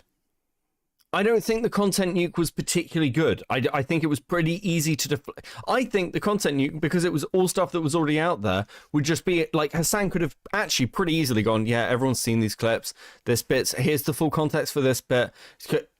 Really, who's Stavros? I don't fucking know. Like a comedian of some kind. Queeman thought it was mixed, but also noted a lot of people are glazing Ethan for some reason, and it's annoying. Like, Ethan ironically wins by doing nothing. But, like, again, I'm not a H3 fan. I don't really fucking care about Ethan. I don't give a shit. Like, I'm not a fan of this dude. But, like, it's kind of hard not to just be like, well, he just easily won. He won by again, literally doing nothing. Mods roll the Sam Hyde Jew rock vid like Chud, please. Jesus fucking Christ. Space, thank you for the show. XQC is right about 4 times a year. The rest of you is an idiot. Yes, accurate. Accurate. Tuck your tail between your legs and never mention on your podcast that mentions everything. You're bringing up some fucking connection I have on Twitter. Someone mocks you on a stream, you're not touching it. Fuck you, you're a coward. It's just his job. It's just what he does for his job. You know, he doesn't mean it. We're actually good friends. You know, he makes fun of everyone. It's not just me, right? Oh, also, I can't forget about Matt Lieb. Matt Lieb is in this like middle tier. His valuable association is Rhett and Link. So Rhett and Link, conveniently, are also in this category of popular and powerful men who Ethan does not want to burn bridges with. Although, he's sniffing around. This guy, Matt Lieb, he works for Good Mythical Morning. Of all people, this guy, Matt Lieb, who apparently is a producer for Good Mythical Morning. Well, this guy works for Good Mythical Morning, acting like he's wholesome, and he's bringing on somebody that wants to kill my wife. What's the law that makes you try to cover something up the more attention you bring to it? Streisand effect. The fact that your former editor defamed, it's the fact that your former editor defamed Ethan. Yeah, and again, like, I think this is I keep saying this, I think this is a soy point from Ethan. I do understand it. I still think it's a soy point. I think it's fine to call it a soy point. Ethan isn't winning outside his fan base and Hasan hater communities.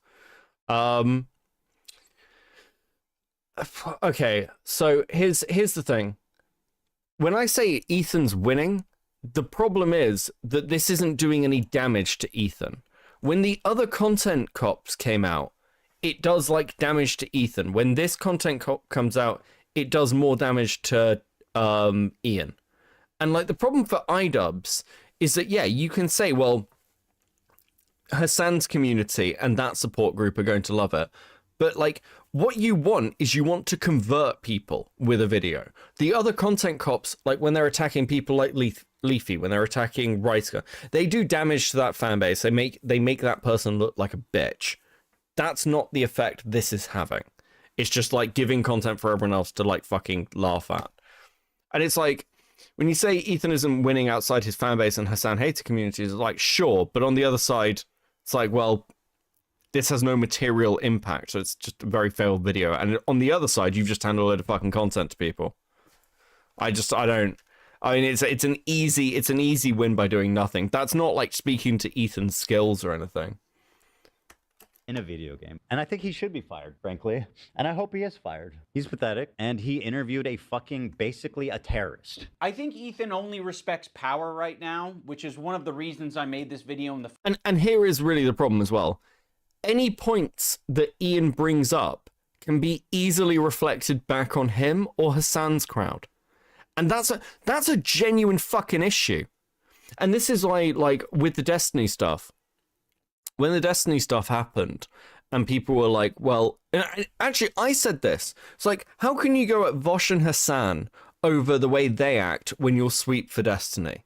It's just like, you can't quite have this position. Dan Clancy watches OnlyFans of Twitch employees. He watches OnlyFans, guys. It's like, okay, but you're defensive of Destiny. So, like, clearly that's not actually a point you believe in. I said this about the Grum stuff. Now, I know a lot of people did not like my take on the Grum stuff. That's okay.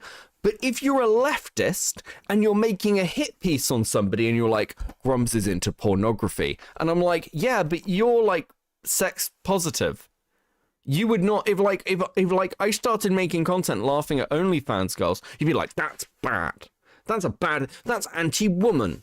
So how can you go at fucking Grums over his stuff where you, like, if you got friends who are into particular kinks or things, you would be accepting of that. I happen to, like, have looked into that group a little bit. I know that's true. It's like, you can make arguments, but when your arguments are incredibly fucking hypocritical to the side you're on, it just looks ridiculous. Gatsberry with the 2. This isn't even war of attrition at this point. Yeah, it's fucking so frustrating. A lot of people who think Ian did well have no idea about the CPS thing, and the video sure as hell doesn't mention it. Yeah, this is the other thing. You can, like, if you're leaving out so much fucking context, it's just very easy to, like, pull this apart. The reason this stream is so long is because I'm having fun pulling sections of it apart, because it's, honestly, this is very lazy content from me. This is insanely lazy content from me, because it's so easy to do. It doesn't need to be. It doesn't need to be. Just like I Am Alex not addressing the brick. Yeah, it's like you leave out the key point, and it's so easy to address the key point. It's so easy. Like, you just go, yeah, that's the thing, it's a fuck up. Like, you just take the L on it. It's like, there's a clip of I Am Alex recently from one of his streams where he basically says, like, he's like answering chat. He's like, why aren't you getting annoyed at chat? And he's like, oh, it's never going to end. It's never going to, this is just what it's like now. It's never going to end. So it doesn't matter. It's like, he's like, I think, oh, why does it matter? It doesn't. And it's weird. It's weird. And I fucking hate I Am Alex. I've got, and largely off the Slazo stuff, because I followed that quite closely when it happened. But, God, what a hot take. I dislike I Am Alex because of Slazo. But, seeing him react in that way, unironically, kind of makes me go, that's a surprisingly respectable thing to recognize, that you're not crashing out and banning people from your chat. I don't know what the stream, I haven't seen the full stream, I've only seen the clip. But if that's his response and reaction to it, that's a surprisingly mature reaction from a content creator. And it's very easy to pull people back with stuff like that. You know, especially if you don't have the same, if you don't have a pre-existing dislike of a creator and you see them in drama, and then like a month or so later, you see their follow-on to the drama where they're just like, yeah, no, it is what it is. That's like a solid thing. CPS thing just feels so overblown. Like, if you actually think CPS as an institution should exist, the call to Ethan doesn't feel any more frivolous than any other. The problem is, okay, so here's the problem with the CPS thing. It's that the intention is obviously malicious, like from the chat of like, oh, someone should call CPS, because the intention isn't to protect the children. The intention is to cause like issues. But like, again, I'm not against wellness checks and things. Like, I think if you see an issue, I actually think you know, and you've got the ability where you can like, oh, do something, and it's genuine thought. I think that can be dumb at times, but I don't necessarily think it's like evil. Dude went on his podcast and talked about how his kid caught something from a dog and you get from eating shit. Sure, and if it wasn't like if it wasn't pushed in the way that it was, maybe I'd feel differently about it. I am very much, and as many of you will know, I very much hold a position of, if you make things content, they are fair game. But I think when you take it to the real world, it gets a little bit more difficult. A lot of people just don't want CPS to exist, and too bitch made to say it. Possibly, I suppose that comes down to overreach. Space Station with 2. This is like watching Videodrome in Videodrome. Fuck. It's the fact that it was from random people lying about it, yeah. At least conservatives stand 10 toes down and say it shouldn't exist. Yeah, like, again, it's like, if you're one of those people who, like, if you saw somebody say something on stream and you're like, that streamer's like a risk to themselves, and you're like, phone the police and try to get a wellness check, I would think that's dumb, potentially, depending on what it was. But, I'd be like, yeah, whatever. Yeah, sorry, they interviewed a millionaire instead of harassing a black family. Yeah. So, listen, I think I don't want to go too deep into that, because I think that's going to hit American politics, and I don't know enough about those systems' current interactions to give fair and honest takes. Okay. First place is because he thinks I'm weak. He thinks a lot of these other creators that he's gone out of his way to attack, he thinks that they're weak, and he thinks they're a target that he can bully, he can manipulate, he can send lawsuits to. And I want him to know that we're not going to be bullied. You're being a piece of shit, and we're going to call you out. So here's the button. You've got a video and you've got an audio. We're hitting both.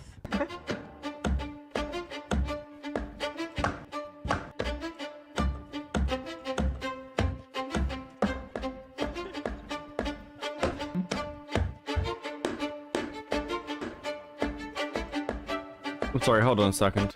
He can send lawsuits to. And he thinks a lot of these other creators that he's gone out of his way to attack, he thinks that they're... My brain shut off for a second, unironically. I'm just like, it's been a very long day. I've been up, I've had like 2 hours sleep, produced a video, done 2 days work, and like I'm fucking dead, guys.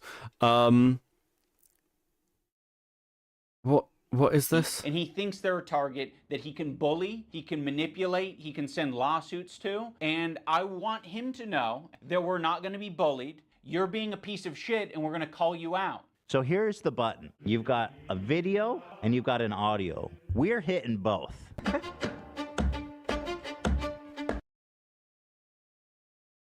Can someone explain the context of this to me? What's the button? Kicking from Kicking the Swede. My brain is actually fucked. Fuck, guys. Hold on. Oh, okay. I can feel it breaking. Thank you for the 20 Swedish crowns. Good morning from Sweden. Have some Swedish crowns, crab boy. Fuck, my brain is breaking. What the fuck is this button? Can someone explain what the fucking button is? I think the button is very funny, and I think most people agree. What the fuck is the button? Somebody mentioned the button earlier. What is the button? It's pretty much an oh shit button if you fucked up. Okay. So it's a, like, what, a soundboard thing?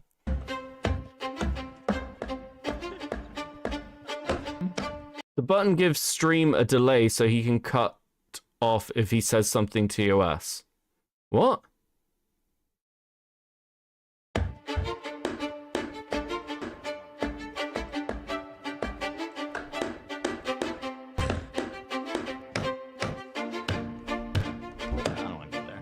Yes. There's no point. Let's leave. Yeah, there's no need. Yeah.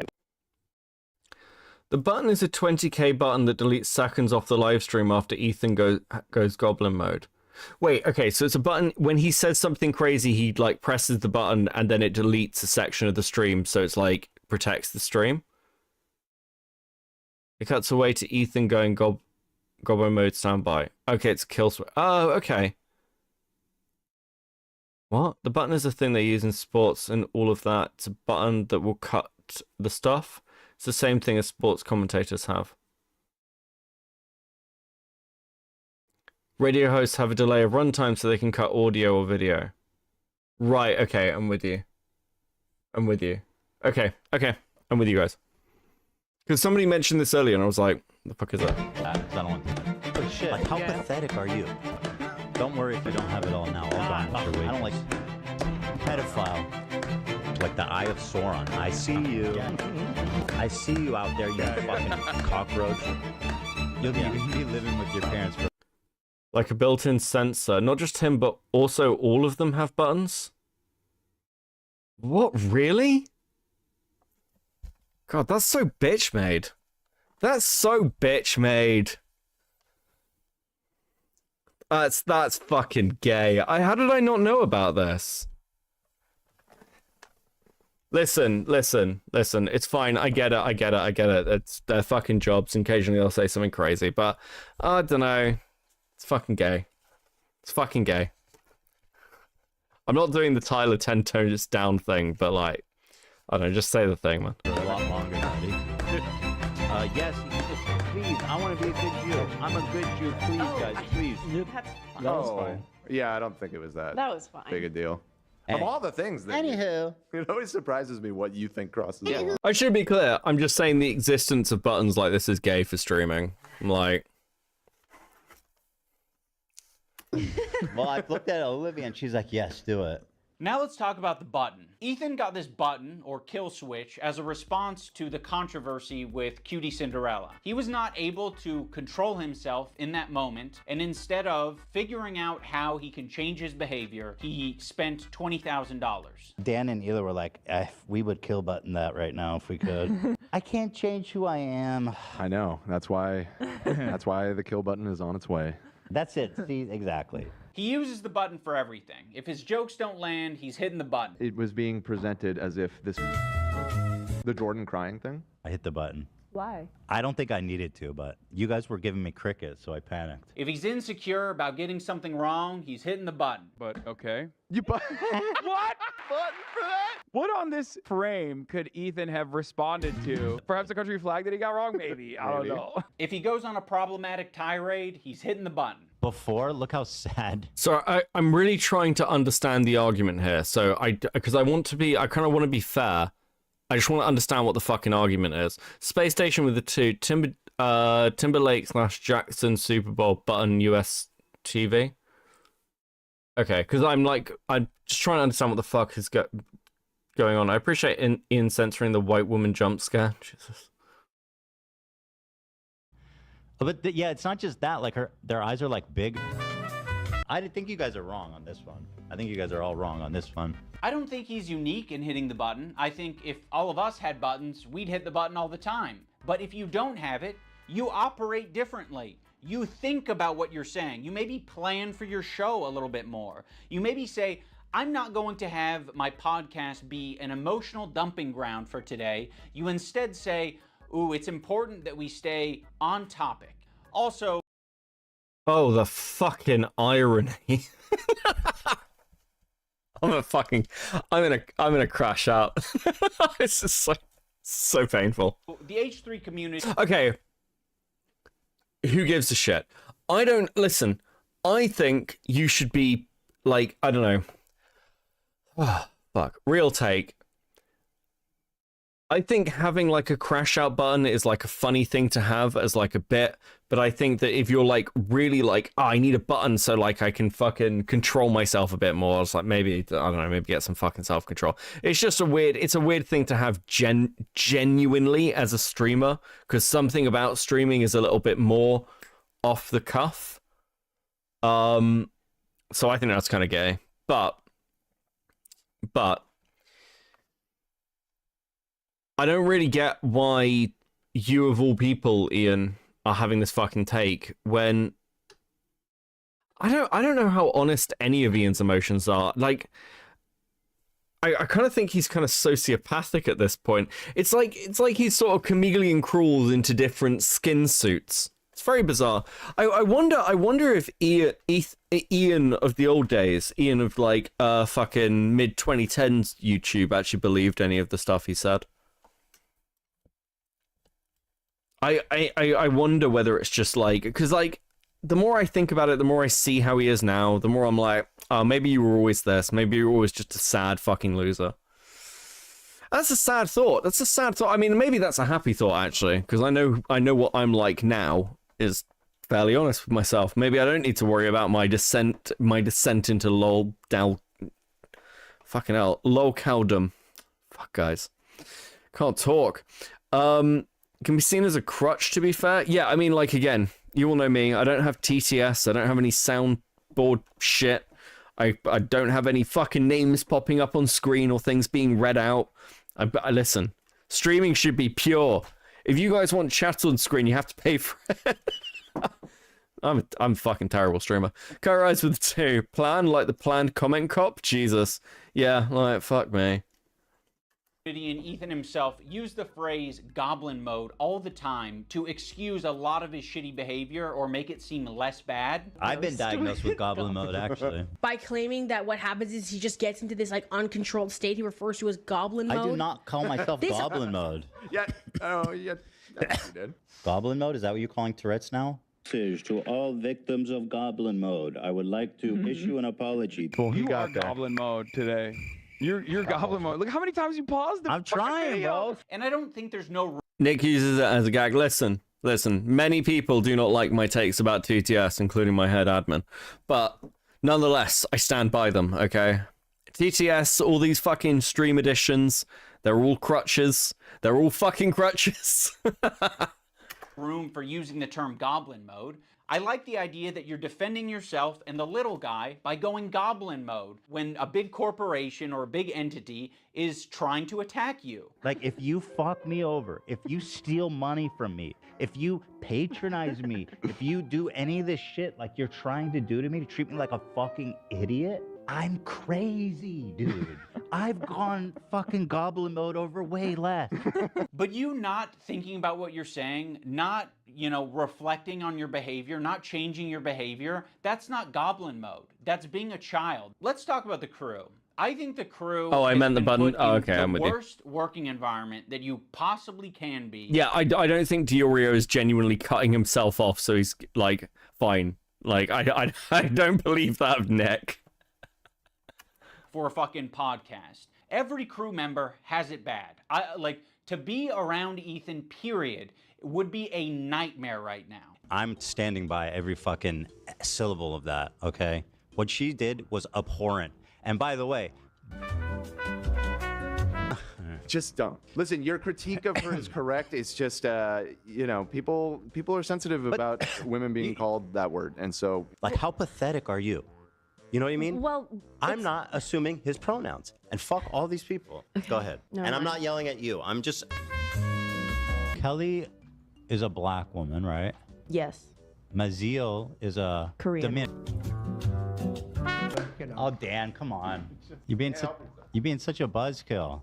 Yeah, I don't know Korean. I asked if Koreans are POC. God. What is this point? I don't care. I don't care, Ian. Does anyone care? I'm losing my mind. They were talking about Bo Blacks there. Oh, fuck me. So, okay.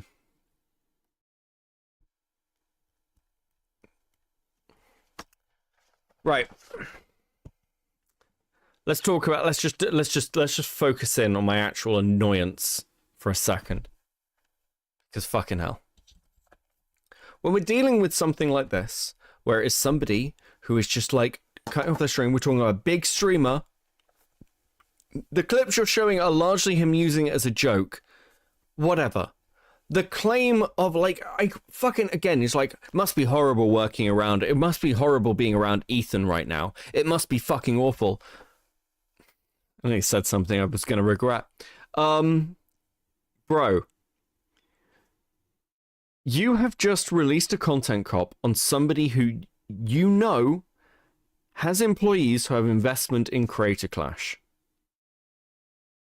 Do you think that you are also guilty of like creating a hostile environment for those people you have association with? Again, it's the fucking hypocrisy. I don't actually disagree to an extent that it must be a bit fucking stressful working for Ethan Klein right now. It must be pretty annoying. But also, these people have all worked together for fucking years. So I imagine they're in it for the fucking long haul. It's kind of like, I would never say, like, it must be terrible for Ethan being married to Anissa. Like, it's just like he turned himself into a bit of a cuck for her. But, like, I'm sure there are elements to their marriage where she makes him very happy. Despite the footage. They don't care? Yeah, I mean, again, like, I imagine most of them are just very used to him and how they are. And I imagine they're just worried about their friend, actually. Una was literally anxious she was going to get booed at Creator Clash. Oof.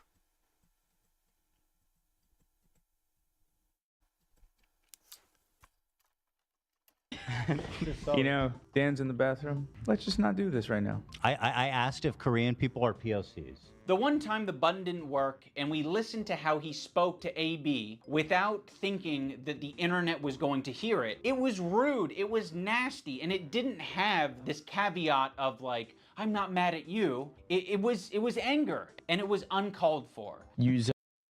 Hold on, we'll watch that. Hold on. Kai Rise with a 5. Can we put on the D&D panel with the not Sappho instead? I'd rather have anger and rage than mind-numbing stupid whining. You know. No, because I've had to watch that entire panel in the last couple of days, fucking twice, to clip shit out of it and check some stuff. I'm just like, no more. Don't worry, Fauji's gonna watch it. I'm not mad at you. It was anger, and it was uncalled for. They get access to We covered most of We're it. doing it. What are Making you it doing? so awkward and terrible. I'm sorry, I'm not. Just like this is what I'm talking about when it's always like. We need to get home for our kids. It's like, bro. Oh no, I didn't want to finish it right now. I was just talking about finishing Wednesday. On Friday, maybe. Is it? You guys like. All right, I'm taking my hand off the. What? Okay, well. heard all that. Thanks, Button. And he didn't want to take accountability for it. He immediately wanted to deflect, and he wanted to say that the button fucked him. First of all, I appreciate the hard work. I know you've you done, do, and I I know. loved it, and I really enjoy it. But it's like every time we do it, it's like the show is what it is, and I know. It makes it. I was. No, hold on. Okay. Firstly, Space Station with a fine. In video is the first YouTube vid to violate the Geneva Convention. Jesus Christ. Let me be honest about something here. This is such a child take. I don't know the full context of that clip, so if anyone in chat thinks I'm wrong, you are free to explain to me why I'm wrong. Okay, and again, obviously not a H3 fan. Until this moment, I didn't know what the fucking button was. So, when you are an adult and you are dealing with stuff you're making things, you're working on projects, occasionally you're going to get angry at people and you're going to get frustrated and you're going to have arguments. Jenny and I have had arguments. We've had full-blown fucking rows over certain things to do with the channel or a piece of content or a project because we care about the thing we're doing, and also we may have other things going on. People fight. At my work, I have had fucking huge arguments with people over certain things.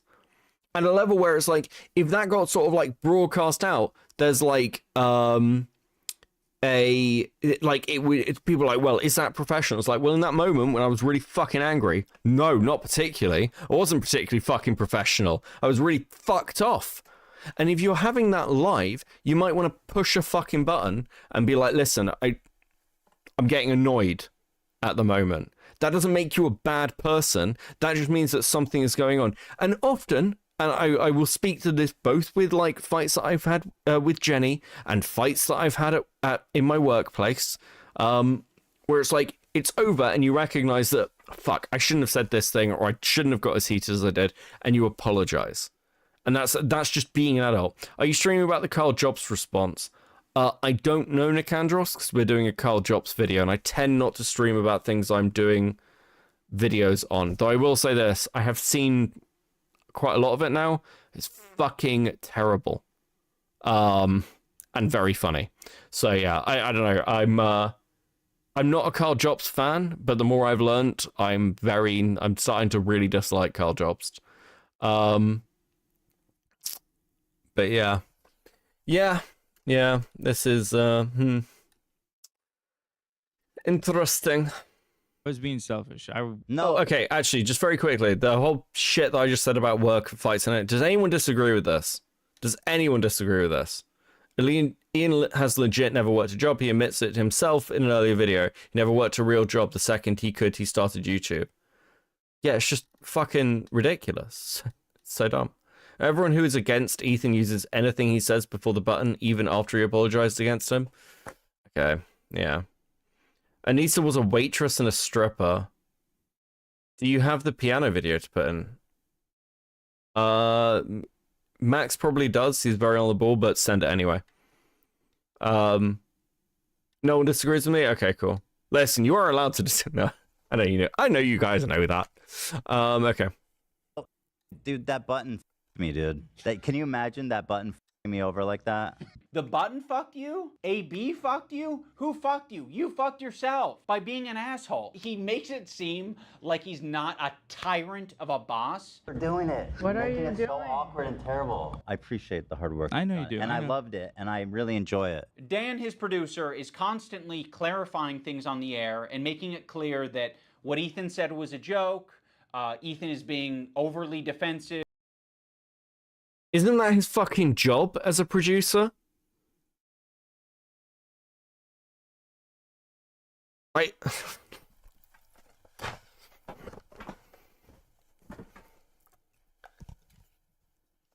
Yeah, occasionally, especially in the media industry, I fucking hate this shit. Like, there's a difference. When Keemstar talks about his expectations of his employees and talks about it in relation to an office place, I think he is fucking dumb. I think Keemstar's very, very out of touch with how the working world works. But nonetheless, when Keemstar talks about how he like works with certain people in a media sense, I think a lot of it's kind of like, yeah, it makes sense. Like, welcome to the media industry. A lot of this is like really fucking stressful for people. And a lot of people feel like they can't give their fucking honest takes. Like, I'm a very chilled out and relaxed person. And like the way I'll describe this, and again, I'm just giving sort of like a clarifier because I think this is a very, very unfair point. Is like most of you will be like, Beckett, very chilled out, very calm. Like occasionally I'll get angry about something, but it's like largely, it passes, whatever, it's hyperbolic. But I'm one of these people who has a very long fuse and then I break and then I just fucking lose my mind. Okay? I get very, very pissed off very quickly, and I'm very, very burn things to the ground when I do. I get it from my mother. And deal with the consequences later. And sometimes people are like that. And again, if you work with somebody like me, and you're like, Max, listen, one day Max is going to write a fucking Google Doc on me, because I am so particular as well. I don't think people realize this about me and like content creation. I'm actually very, very particular, especially when it comes to videos, especially when it comes to like what I want out and what I want something to look like and what I want something to like feel like the feel and vibe of something. If it's not quite right and I feel strongly about it, I will just be like, yeah, we're not doing that. We're not doing that. Or like, and there have been projects where a project has hit a particular point and Jenny's done a lot of work on it, and I have just gone, we're not doing that for this reason. And that's just the end of it. We're not presenting it. I should point out, Jenny's also done that on the other side to me. Like, it's not just a one-way street. But, like, yeah, like, you don't have to. And unfortunately, like, one thing I will say about people who do content creation, in fact, anybody who does anything, probably that has, like, a creative streak to it, whether it is painting, whether it is writing, whether it is acting, whether it is streaming, whether it is whatever, are probably going to be quite particular and quite precious about the things they work on and be like, no, it needs to be this. And that's okay. That's what it's like to work with fucking creative people, unfortunately, of all bents. And it's like differing degrees, but that is normally the reality. And if people were honest, and this is kind of like, this is why when I give takes like this, I try and actually be honest. Because if people like Ian were actually honest, he'd just be like, that's true. That's just the fucking truth. Or he's saying things that are like not true and he's exaggerating. People saw that. They thought that was what you searched to I did pull not up that photo. So I'm just clarifying. Thank you for clarifying. I appreciate you doing that. God forbid. It's okay because I buttoned it. Why? Because it's not that big of a deal, man. It sucks, but the content making business changes constantly. Yeah, I mean, like, and again, I should be clear. Like, so for instance, the video I just released, Jenny had, like, I showed it to Jenny, like, yesterday morning or whatever. I sent the clip. Thank you, buddy. I showed it to Jenny because I wanted her opinion on it. And there was a particular image I used, and she was like, I don't think that image is clear enough. I think people could misread it and think that D&D is Sappho. Because it's not clear enough, and that makes me uncomfortable. And I was like, oh, I'll remove it then. Because like occasionally everyone has lines. That's just normal. It's not rude to be blunt about something. I'm actually really fucking annoyed Ian used that clip. I'm really fucking annoyed by it. Just like your inability to. No. Hold on, Dan. How does it change anything? People knowing that we did it. It's fun when it's a surprise. Okay, well, you just asked how it changed. Surprise them on your show. Okay, all right. I understand that that's his role, and he's you know, Ethan's made that his job or Dan's made it his job. Ethan leans on it so heavily. In the same way that he leans on the button. Ethan is leaning on all of these people to be adults and look after his behavior and give all of this emotional and empathetic energy for Ethan, but Ethan refuses to give it back to them. Also, let's talk about AB and Lena, 2 Lebanese employees, and you just continue to talk about the conflict like they don't exist. It would be nicer, a lot nicer, for you to 2 Lebanese. What is this fucking race traitor shit that's going on? It's absolutely fucking ridiculous. shut the fuck up about it. You're allowed to do that. Hezbollah in Syria alone killed double that much. All right, I'm going to move on. I just want to play Hasan talking about bad empanada. Ethan doesn't want to change, and he wants to bring the entire crew down with him because he's putting them in this position every day, right? But it's more important that he gets this shit off his chest. It's more important that he dumps. We're all familiar with Goblin mode. Well, Ethan debuted a new mode recently. And by the way, my ratio is pretty good. Like, I'm looking at like 20 Goblin modes to 1 too far. Demon mode, let's call it. Ethan brought in a new mode recently. When was this brought in? Like, when is this from? Because that's a very different looking Ethan Klein. And again, I don't know enough about Ethan's lore. When is this fucking stream from? What makes demon mode different than goblin mode is goblins aren't really like an intimidating, powerful force. If the goblin is persistent, it can get what it wants. When I'm done with the other one, the big one that's dropping probably next week, my full attention is going to you, George. Like the Eye of Sauron. I see you. I see you out there, you fucking cockroach. Ethan, the reason the internet got behind you when you were being sued by Matt Haas or when you were being 7 years ago. I told you to take notice of his weight in each clip. Yeah, I see what you mean. This is fucking bizarre. Sued by Ryan Kavanaugh is because people saw you as the underdog. They saw you as the guy who's defending the common man. I'm suing, and I cannot wait for you guys to read it. At the moment, we are writing 3 complaints for 3 people. You are doing the classic rich asshole thing. You have a deficit of friends, you have a surplus of enemies. You feel really bad, you feel hurt, but you also have a surplus of money. So what can you do? You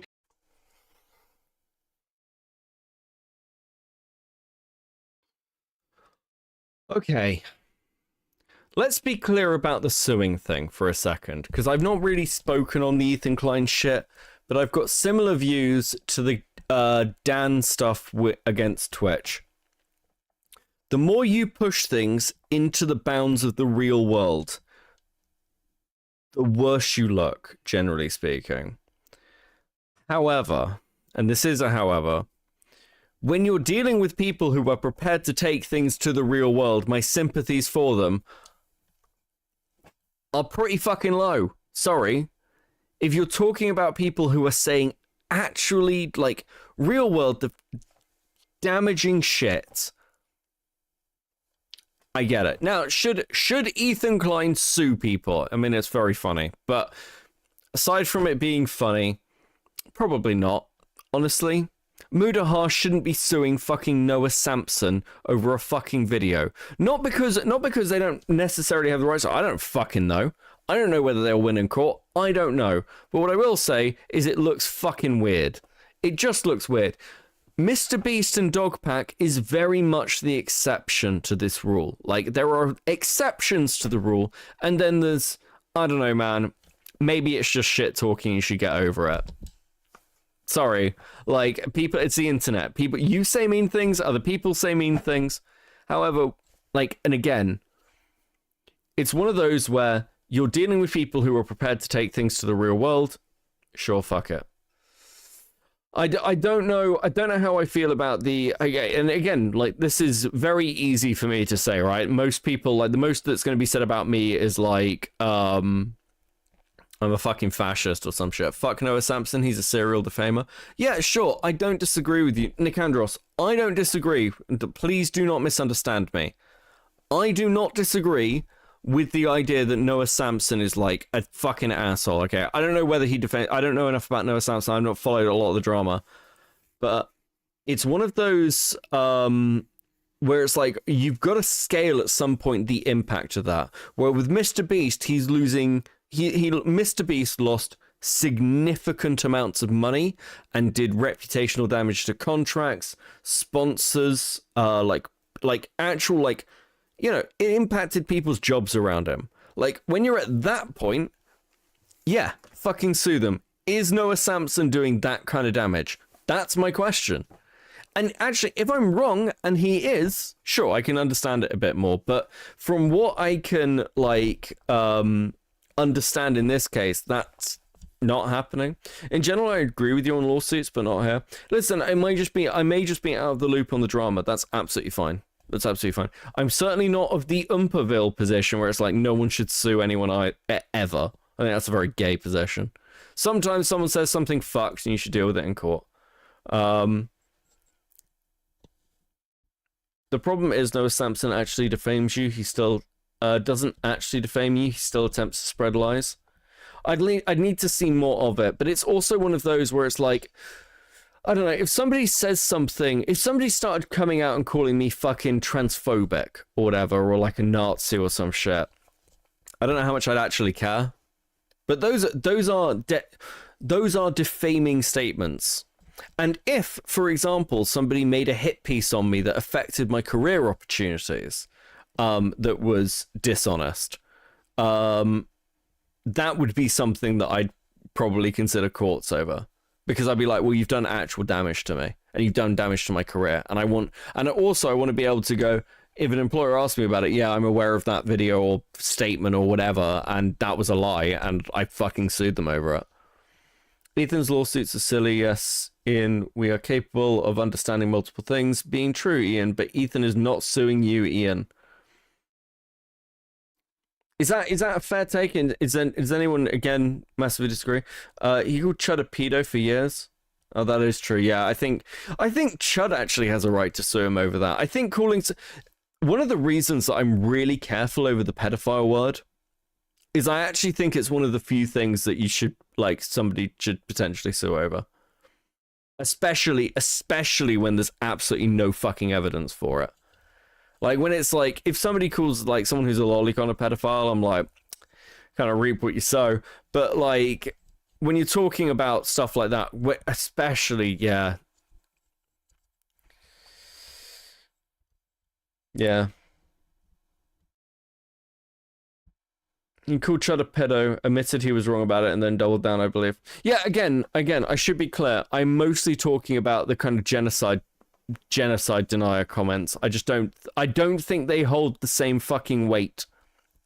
I don't think they hold the same weight. But this is my opinion. I think it just ends up as shit talking. But I think when you're talking about things like calling someone a pedophile or a predator, it's over a massive line. In my opinion, it goes towards life ruination. Yeah, I think it's fucked. And I don't blame people who sue over it. You can use that money to bully and intimidate people. These public legal threats that you're making to fellow creators, these legal threats that you're making to people on Reddit, on Twitter, you're like, I'm hurt. These people are hurting me. What do I do to stop it? There's nothing I can do to stop it. I'm powerless. No, you have a ton of power, you have a ton of options, you have a ton of choice. That's exactly what you get for being filthy rich, is you can... Oscar, he legit called Helena a genociding baby killer. See, so here's kind of where I'm at with statements like that. I need to see more, I suppose, with Helena, if it's in reference to her serving in the IDF. If Noah Sampson said she was in the IDF and she actively killed babies or some shit, I could probably see that. But again, it's such when you've got a statement like that that's so fucking retarded, it's like, who cares? That's kind of what I'm like. Whereas if you're calling something like, maybe I'm out of touch. Maybe I'm fucking crazy. And if you met somebody and they were like, oh, this person's like a fucking genociding baby killer, you'd be like, well, I don't want to be near that person. But if somebody came to me and was like, this person's a genociding baby killer, I'd be like, well, that sounds like you're a little bit fucking hyperbolic, doesn't it? That makes you sound a little ridiculous. But maybe it's just me. Maybe it's just me. Honestly, has a good case against the snark subreddit, but I have no idea how that would work with it being a whole subreddit. Yeah, I've got no fucking idea. I definitely wouldn't defend Noah Sampson if anything chat saying is true. Oh, I should be clear. I am not defending Noah Sampson by any means. Fuck Noah Sampson, okay? I'm just saying I don't know whether it needs I don't know whether it needs to go to lawsuits. That is all I am saying. It's like, to me, that sounds like internet shit talking, but maybe I've just been called a Nazi too much. Does that make sense? Does that make sense? Like, yeah, fuck Noah Sampson, fuck a lot of BreadTube, actually. Oh, okay. Okay, look, let me put it this way, because we're like stuck on a loop, and because I want to be fair about the take. If I am wrong about Noah Sampson, and Noah Sampson is anywhere near the levels of Bad Empanada, then I may agree with you more, okay? Noah is insanely permissive of the crazy stuff Bad Empanada puts out. Okay, and listen, so to San, from what I can see. But here's the difference. There is a difference between being permissive, or even like kind of fucking with a troll, where it's like, well, you're a fucking asshole, and being the one, and being at Bad Empanada, right? There's a difference between those two fucking things. And when it comes to like, but if this conversation started with, should Bad Empanada be sued? I'm like, again, it depends on what Bad Empanada has done, but I'm probably going to be more sympathetic to somebody who is like actively trying to dox people's addresses to terrorist organizations. Do you know what I mean? Because again, it's Bad Empanada crossing into the real world. That's where the line is. That's where the line is. For me, personally. So yeah. Yeah. Is that okay? Hopefully that's clarifying. Hopefully that's fair. I try and be. Arkady, welcome to Seething. Let's fucking go. 07. Dude. Membership's the best. I need to post some stuff on Patreon, by the way. Expect some stuff on Patreon by the end of the weekend. For those of you who like the Patreon. Like there's like 3 of you, but I will get something out. Do all of these things. I've never want to sue someone for defamation, but like at what point do you kind of fucking have to? I mean, this is like basically someone calling you a pedophile. Be like, yeah, Ethan's a pedophile. Dan Clancy or whatever, like the CEO of Twitch, and being pedophile. Dan KKK Clancy has a similar view of Hitler. Because Dan Clancy, the Nazi, fucking anti-Semite. There are certain things you can accuse people of that rise above to make it like actionable, which is like wrongfully accusing someone of being a pedophile, a sex criminal, a murderer, shit like that. Dan Clancy now, in other words, he is a pedophile. You have so much less to go off of saying that than anybody has about Dream. Based on his looks. Just based on his Well, at least you're self-aware. That's 100% a joke. I have no evidence to conclude that he is. One of the more notable... See, here's the problem as well. And okay, for like this part of the conversation that we've just gone over, here's the problem as well. It's like, am I really like, again, I dislike Hasan and that whole fucking crowd. I dislike a lot of these fucking people in the political scale on both fucking sides. But if you're somebody who said this shit, am I meant to have sympathy when people are saying it about you? Especially when you're like, fucking, and this is what I said about Dan Saltzman with the Destiny shit. It's like, you're expecting me to go at fucking Clancy over the Twitter stuff, Twitch stuff, but you yourself are defending Destiny. And you're expecting like, and like, it's like, okay, Ethan, you'll say some fucking wild shit about people. And then have an issue in it said about, I don't know, man. Like you kind of reap what you sow to a certain extent. I don't think that's actually an unfair point. At the same time, fuck these people. Jesus. Rocky B, upgrading membership to molding. Thank you. Can't wait to read your name on the next video. I'd listen. I had a lot of fun making the last one. We need more videos out on this channel. Rotting Brain, upgrading membership to molding. Based 07, let's fucking go. Can't wait to read your name out on the next fucking video. It's gonna be so good. I love this. I found it much easier. I didn't like putting the names up on screen. They weren't fun. I think I'm just gonna read them. Read them from molding members. I think it'll be better. Legal threats that Ethan has sent out recently is against Maybe I'll Noah do both. Sampson. I have nothing but vibes to gain, and potentially your money as well. Don't. Oh, sorry, Atka. Ethan doesn't even defend Destiny. Yeah, no. I'm not saying he did. Just to clarify, I'm talking about Dan Saltzman in relation to the Dan Clancy shit, because I was very critical of that. Or if you don't have it all now, I'll garnish your wages. You're gonna be living with your parents for a lot longer, buddy. 26, you know what I mean?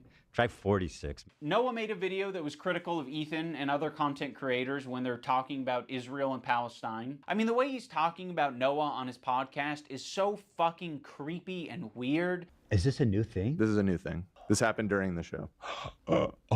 Upon initial examination, it seems to check out, and it's not great for young Noah. Can I say that? Don't say it yet. I'll say it. So he's a rape. So of course his standard. I don't know what he's accused of, so I'm not actually going to say. But Ethan brought on a former partner of Noah to basically just shit talk him and say that he's a bad partner. But that's all that Ethan was able to extract out of it. you are not accusing him of committing any crimes or doing R-word or anything like that. The accusation is that he's a sleaze. Absolutely. Noah Yeah. Sampson, as far as I know, is not a rapist. Fuck you. Are we no longer doing goals? Do I not have a goal up?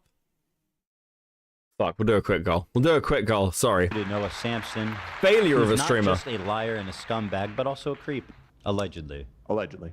Now let's talk about the left-leaning Democrat. He presents himself as someone like me, a left-leaning Democrat who supports basic things. The thing that made me start to question Ethan's intentions is that when he was suggested to talk to Sam Cedar, a fellow progressive, a guy that Ethan respects and looks up to. He works with Sam Cedar at the Majority Report. I respect him and what they do there. He kept saying that it was racist or anti-Semitic to... Asaka, welcome to Seething 07. Let's fucking go. Dude. Space Station, welcome to Coping. Hey, 07 guys, dude. See how exciting I get over members? Dude. Brings me, members bring me joy. I don't know why, I like seeing the green names, it's really fucking cool. Suggest that he talked to someone who's within the same ethnic group as him. That's why I said yesterday, like, I urge Ethan to talk to Sam Cedar. There are very thoughtful, very kind, anti-Zionist Jews out there that he could talk to. I don't think that I will be able to reach him. What's the insinuation that I only listen to other Jewish people? You need to talk to my pre-approved list of Jews that like agree with me on everything. You know, it doesn't matter if they're Jewish, dude. It doesn't matter if they're fucking Jewish. I think most Jews. I don't think Jews at large view it. I don't think that is the. In what position are you to even say that? It's not motivated by myself. It's motivated by Jews against anti-Zionist Jews. Seriously, how can you speak for my entire ethnic group? I find that really interesting. Ethan, I don't know what to fucking tell you. This is like... You are literally taking a clip of Ethan when he's at one of his lowest points after October 7th. This video is fucked, man. It's actually wildly fucked. Step one of having a leftist ideology is... God, for a side, like, I'm so sick of hearing fucking Denims and Hasan claiming that they're clipped out of context. Well, you are sat here supporting a video. This isn't even about Ian. This is just supporting a video that is just clipping Ethan out of context. Unfucking real. Metal Man with the 2, you are a failure of a streamer. I know, I'll get better one day. This is fucking insane. Metal Man, that's very hurtful. No, it's a fact that Hasan said you have to talk to us approved at you. It's so weird, man. This is fucking bizarre. Is recognizing our race, religion, nationality, all this shit, all shape our experiences as people. That's the reason why it'd be better served to have this conversation not with myself, but with an anti-Zionist. Wolf Gaming, welcome to Seething. Oh, fucking 7, buddy. Welcome in. The Jewish person. Why does it matter if they're Jewish? Because I'm not Jewish, and you've said in this conversation that, like, how can you tell me how to feel about the situation? Yeah, but how is one person a representative of Jews at large? I'm just telling you how Jewish people around the world interpret that phrase. So yes, Ethan, on occasion you might be suggested to talk to someone who has some crossover with you. It doesn't have to be your ethnicity. It could possibly be someone who shares progressive ideology with you. It could possibly be someone who is of your same gender. I think Ethan understands this concept very well. He listened to these women on his show when they told him that he shouldn't be calling women bitches. This bitch is intolerable. You are such a nasty fucking bitch, Ken. I don't know if you can call her a bitch though. She is a bitch. She's a fucking bitch. You're right. I call her a see you next Tuesday. I meant it in a daring way. Don't be so hard on yourself back.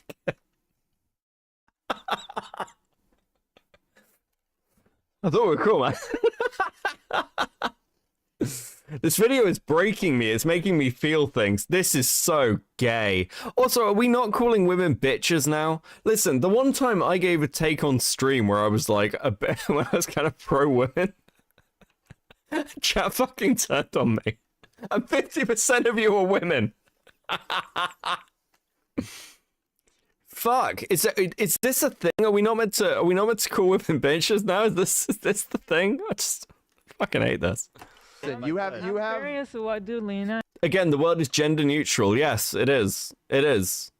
and Sam think about it. I wouldn't be okay with that. Yeah. Yeah. Yeah. I feel like that it's for the girlies, Ethan. But I So agree. you guys all seem to be in consensus that We it's in are. poor form. I think to respect the women here in the room, I'm going to have to pass on saying that. The infantilization of Ethan Klein is fucking nauseating. He's not a child. He is absolutely capable of looking into Hasan, learning about his politics, interviewing, doing loads of things to figure out where he stands. He presents himself as someone like me, a left-leaning Democrat who supports basic things. And for the first time, I noticed an inordinate amount of radical, hardcore leftists. I mean, I thought we were social democrats, not whatever this was. This comment from Hasan really started to sound some alarms in my head. I was already getting uncomfortable with our partnership. I started to wonder if I had any idea who this guy actually is. Hasan is a radical. Like the shit that comes out of Hasan's mouth is radical. It just is. Like, what is this fucking, like, what? Are we really, like, is this video really sort of like astroturfing Hasan as like a moderate voice? That's fucking crazy. This is actual insanity.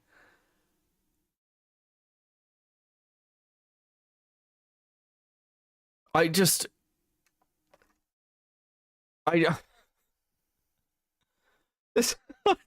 don't know what to do. Am I being trolled? Is this a joke? Was this just like a way to break the brains of everyone who fucking dislikes this crowd? Like, this is... You made how So many dumb. episodes with Hasan? Like, this guy made a fucking program with the biggest mega leftist on the platform. Now he's acting like he was tricked and he was incapable of figuring out what this guy's beliefs were. Bro, I didn't make the fucking leftist program. You did. You made fucking, what, 60 some odd episodes of this shit for hours talking to this guy? You didn't have a problem with any of it until, oh, Ethan talks about being... Yes, and that's a legitimate criticism of Ethan. Unironically.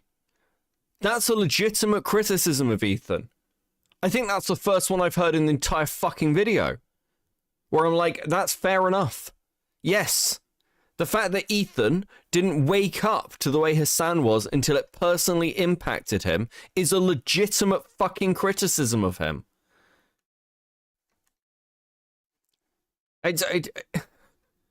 Again, you are humanizing people who are then going to be able to further spread insane shit.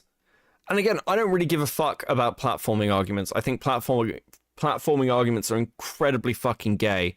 But if you're going to make them, be consistent with it, right? Like, I would probably think twice about, like, doing a fucking long-term show with somebody who had radical beliefs that were against my own.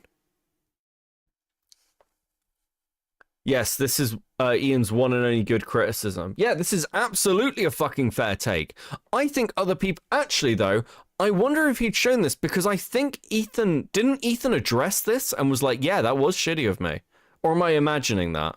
Metal Man with a 2. I miss when Radical was what a Ninja Turtle was. Me too. Me too. And now I've got the theme tune stuck in my fucking head. No, fuck. I talked about this with Tommy C. It's on one of the, I think it's the World of Warcraft stream where I was hanging out with Diesel. I talked about this with Tommy, and it's like, Ethan doesn't do this. Like, he doesn't do this enough. Did he do this? He did?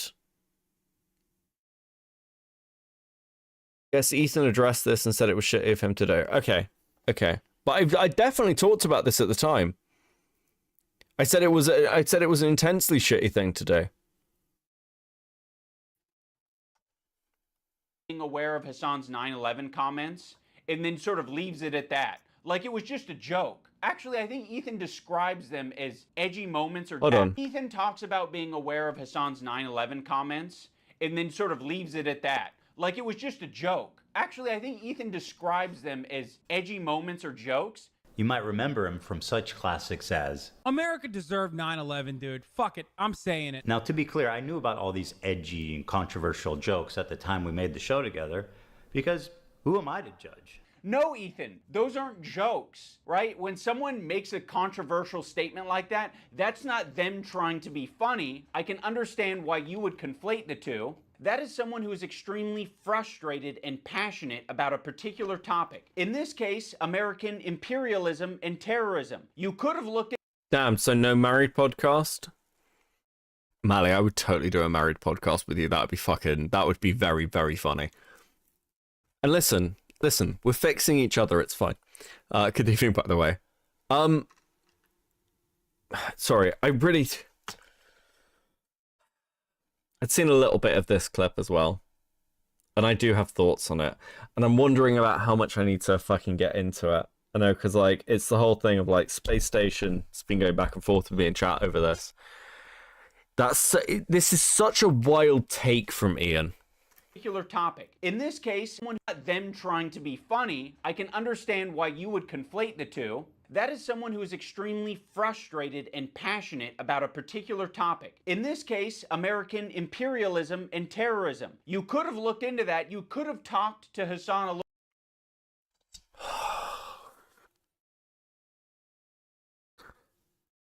I think this is my actual crash out moment. I think I'm just like, yeah, no, of course he's going to wish death on America as a political commentator. Imperialism's bad, guys. I don't know why we're sweeping for this. I literally do not understand anyone who does it. I don't get it. I don't get it. It's so obviously a fucked thing to say. Not because it's an attack on America, by the way. Like, fucking, if Hasan wants to attack America, that's fine. But it's kind of the same shit when you're attacking any major tragedy within living memory. And it's like the same shit as when you're attacking veterans, which is why that full clip, by the way, is Hasan talking about like that particular politician being fucked in the eye by a brave warrior. I think is like a brave soldier is the word Hasan uses. It is so fucking unbelievable to sweep for that shit. It's crazy. Space Station with a 2. Beckett is too broken to remind chat to like the stream. That is true. I'm too. It's fucking so insane because you're just like, you can say that people are angry about things. Actually, just let's talk about this for a second. I'm gonna unplug, and I want to talk about something like, because we talked about Ethan's empathy an awful lot tonight. Okay, so let's talk about empathy and sympathy. Like, one of the things that came about as a kind of a shall we say, an area change to counterterrorism, and this happened around the 80s. And there were quite a lot of papers on it from the time, was basically before then, the general view of of extreme actors was that they were irrational, crazy. You know, if you're a terrorist, you're like a lunatic. And that changed for a very particular reason. And the argument was this: the best way to combat, the best way to like actually approach counterterrorism is actually from a kind of empathetic position. Not because you want to sympathize with your opponents, but because you want to understand what the driving factors are that you are making them. There's a clip from a movie talking about this, and I think it's fuck me, who is it? It's not Brad Pitt, is it? Anyway, where basically he asked the question of, if you've got 10 insurgents and you kill 2, how many do you have left? And like he's like asking this to a room, and he's like, oh, you've got 8, but you don't, you have 20, because those insurgents will have friends and you will radicalize their friends who are on the edge. People who undertake political violence are people who are disenfranchised from a political system, because the only option that they've got left, in their opinions, and this is considered, by the way, a rational position, is to conduct acts of violence to bring about political change. Because a normal interaction, whether it is standing for political office, whether it is something as simple as voting, whether it is community action, are seen as no longer viable options. That is generally the reason why people turn to terrorism. And they're radicalized those positions, but they are not irrational positions. And the only way you start like understanding that and unpacking it is from an empathetic kind of viewpoint. However, when you're looking at people like Hasan, and when you're looking at people like Frogan, and when you're looking at people who make extreme, and on the right, when you're looking at people who are like, I don't know, I'm trying to think of fucking other examples, or like Alex Jones, who are making extreme fucking statements about the countries they live in, or the societies they're in, you are looking at people who are not doing this because they are disenfranchised from the system, but because they are trying to stoke that anger. It's very, very frustrating to watch people sweep for this like it is just, yeah, no, he's just upset about imperialism, guys. He's not. What he is doing is giving a take that like he is expecting a particular reaction to, exactly the same way Alex Jones does, by the way. Exactly the same fucking way. Exactly the same way most extreme, like, radical-sided political operators work. And this is why I got out of the like politics space. It's why I've been reluctant to talk about anything to do with Hasan or Ethan or any of this shit that's going on. Because watching people interact with these spaces is just infuriating. It's infuriating. Sorry, that was probably a rant that wasn't needed. Like, but it's just like, sometimes like, I like being a drama streamer. I like being like a fucking retard online and not having to really think over much or like stretch my fingers to kind of be more, what's a good way to put this? Like to stretch my fingers to be more intellectual or shit. I'm quite happy if people think I'm a moron. It's easy, it's nice, it's chilled out. I have to fucking have intellectual takes at work. I come here to relax. But when I watch stuff like this, it just fucking scratches at something where I just feel like I need to like start pulling it apart and explaining why this is fucking so dumb. Is the appropriate context to describe it as stochastic terror? Oh, fuck, no. No, it's not. Because stochastic terrorism has no good basis in literature, and we shouldn't be using it as a phrase. So it's really fucking annoying. But that's a pet hate more than anything. It's just, the way to put it is like, what we put it as. I wouldn't describe what Hasan is doing in clips like this as terroristic. I would describe what Hasan is doing in clips like this as, what's a good way to put it? Kind of ideologue-driven propaganda. I'm trying to think of a good phrase for it. I'll scratch that one. It's very much a phrase that's kind of it's a bit of an internet phrase it's kind of got it's getting a bit more parlancy, but it's not great. It's very stochastic terror is very poorly defined when we're talking about it from like an actual literature point of view, and it's not very useful. Then again, I should be clear. God, I told this story years ago. Do you know, if you guys ever read warmongering, I don't think it's quite warmongering because it's not stoking the flames. It's not quite that, because what he's doing is basically just trying to get like it's do you know what it is? Do you know what it is? I'll show you guys. I'll show you guys exactly what it is.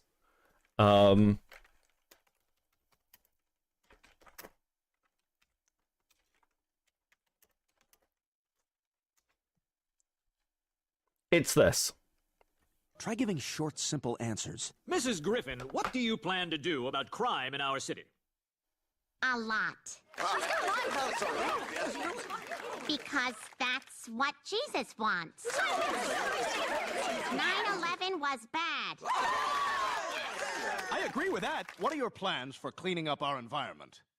9/11. What about our traffic problem? 9/11. That's what this is. And that's why I don't like using words like stochastic terror, because it is very much or phrases like that's terrorism when Hasan says that, because what he's doing is essentially playing to an audience. That's what that is. And it's really bizarre. What I will say about like things like when we're talking about phrases, because I feel like I should be fair. If you guys ever read a paper on terrorism, one of the first things you'll see, popularism, yeah, I think it's popularist pandering.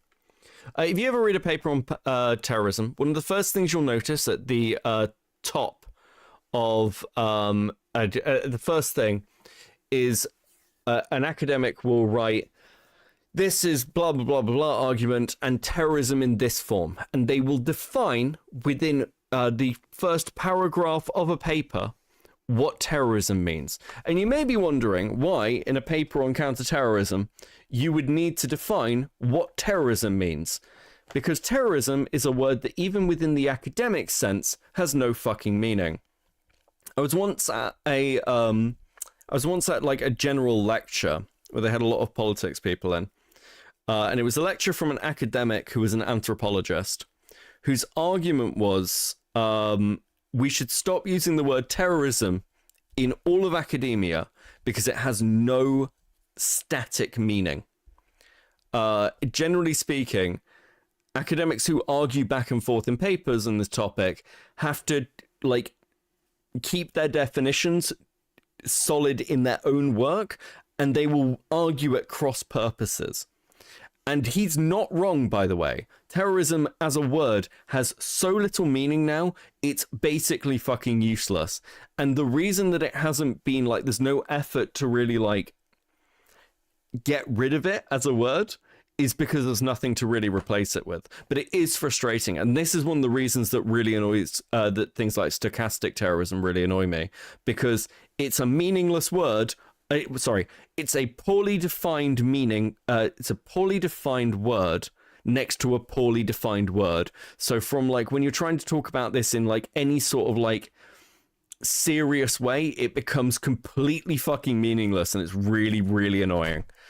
Teddy with the 10. Sorry, Becca, I was gone for a bit because I was doing terrorism all over the place. Welcome back, buddy. Anyway, okay, cool. Fuck, sorry. This has been a hell of a tangent. Anyway, let's get back to this. It's fucking 7 a.m. in the morning. How long have we been going? This video, it has taken me nearly 6 hours. Nearly 6 hours to get through this video. It's fuck. Okay, kill me. A little bit more and found out what his international politics opinions are. But you wouldn't even need to do that. You can look at it online. You're not a victim. You weren't tricked. You made 60 some odd episodes.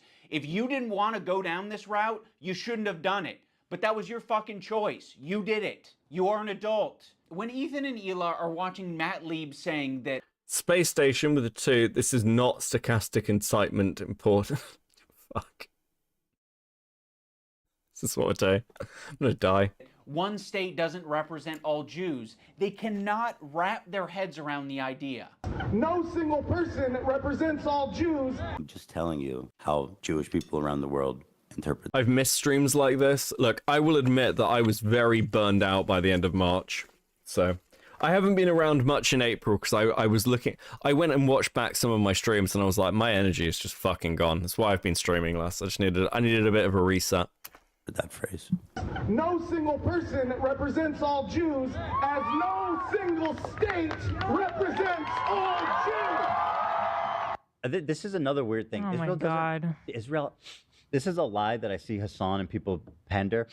They say that Israel's going to war on behalf of Judaism. They have never. I don't believe that that's ever been stated, and I don't think Israel ever explains that it's like.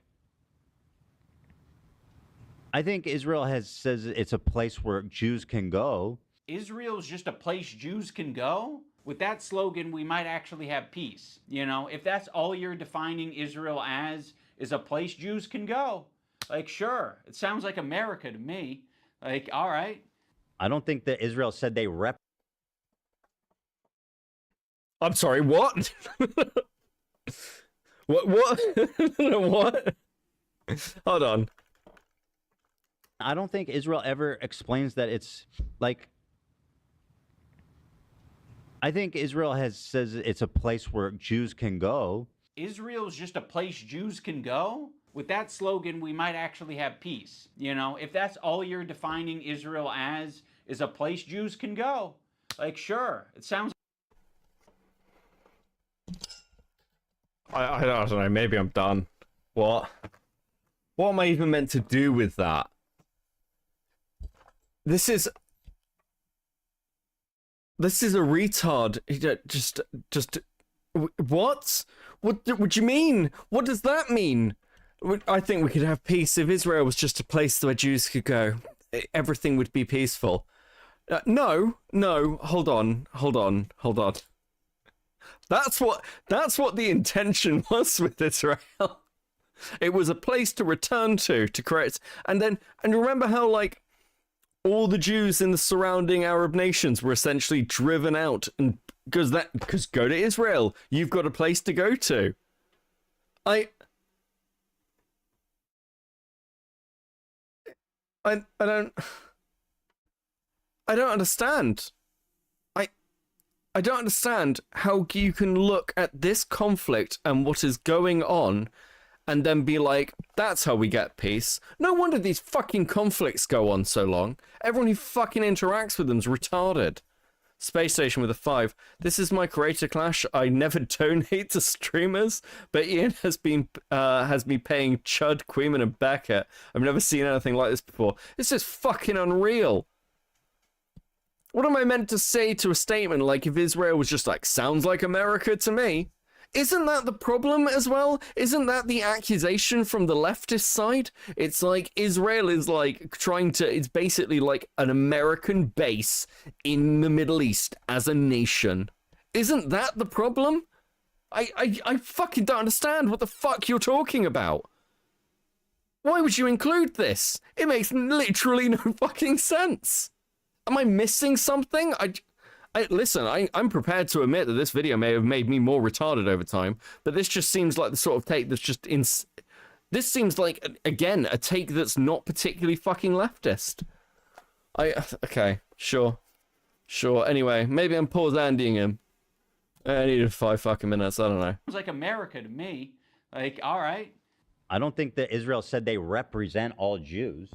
I don't think that's a stance. We're like, hey, displacing Palestinians is all Jewish people. Ethan is being so disingenuous. Israel is legit a country made by the UK. I was actually going to, like, argue with you for a joke, but let's be honest.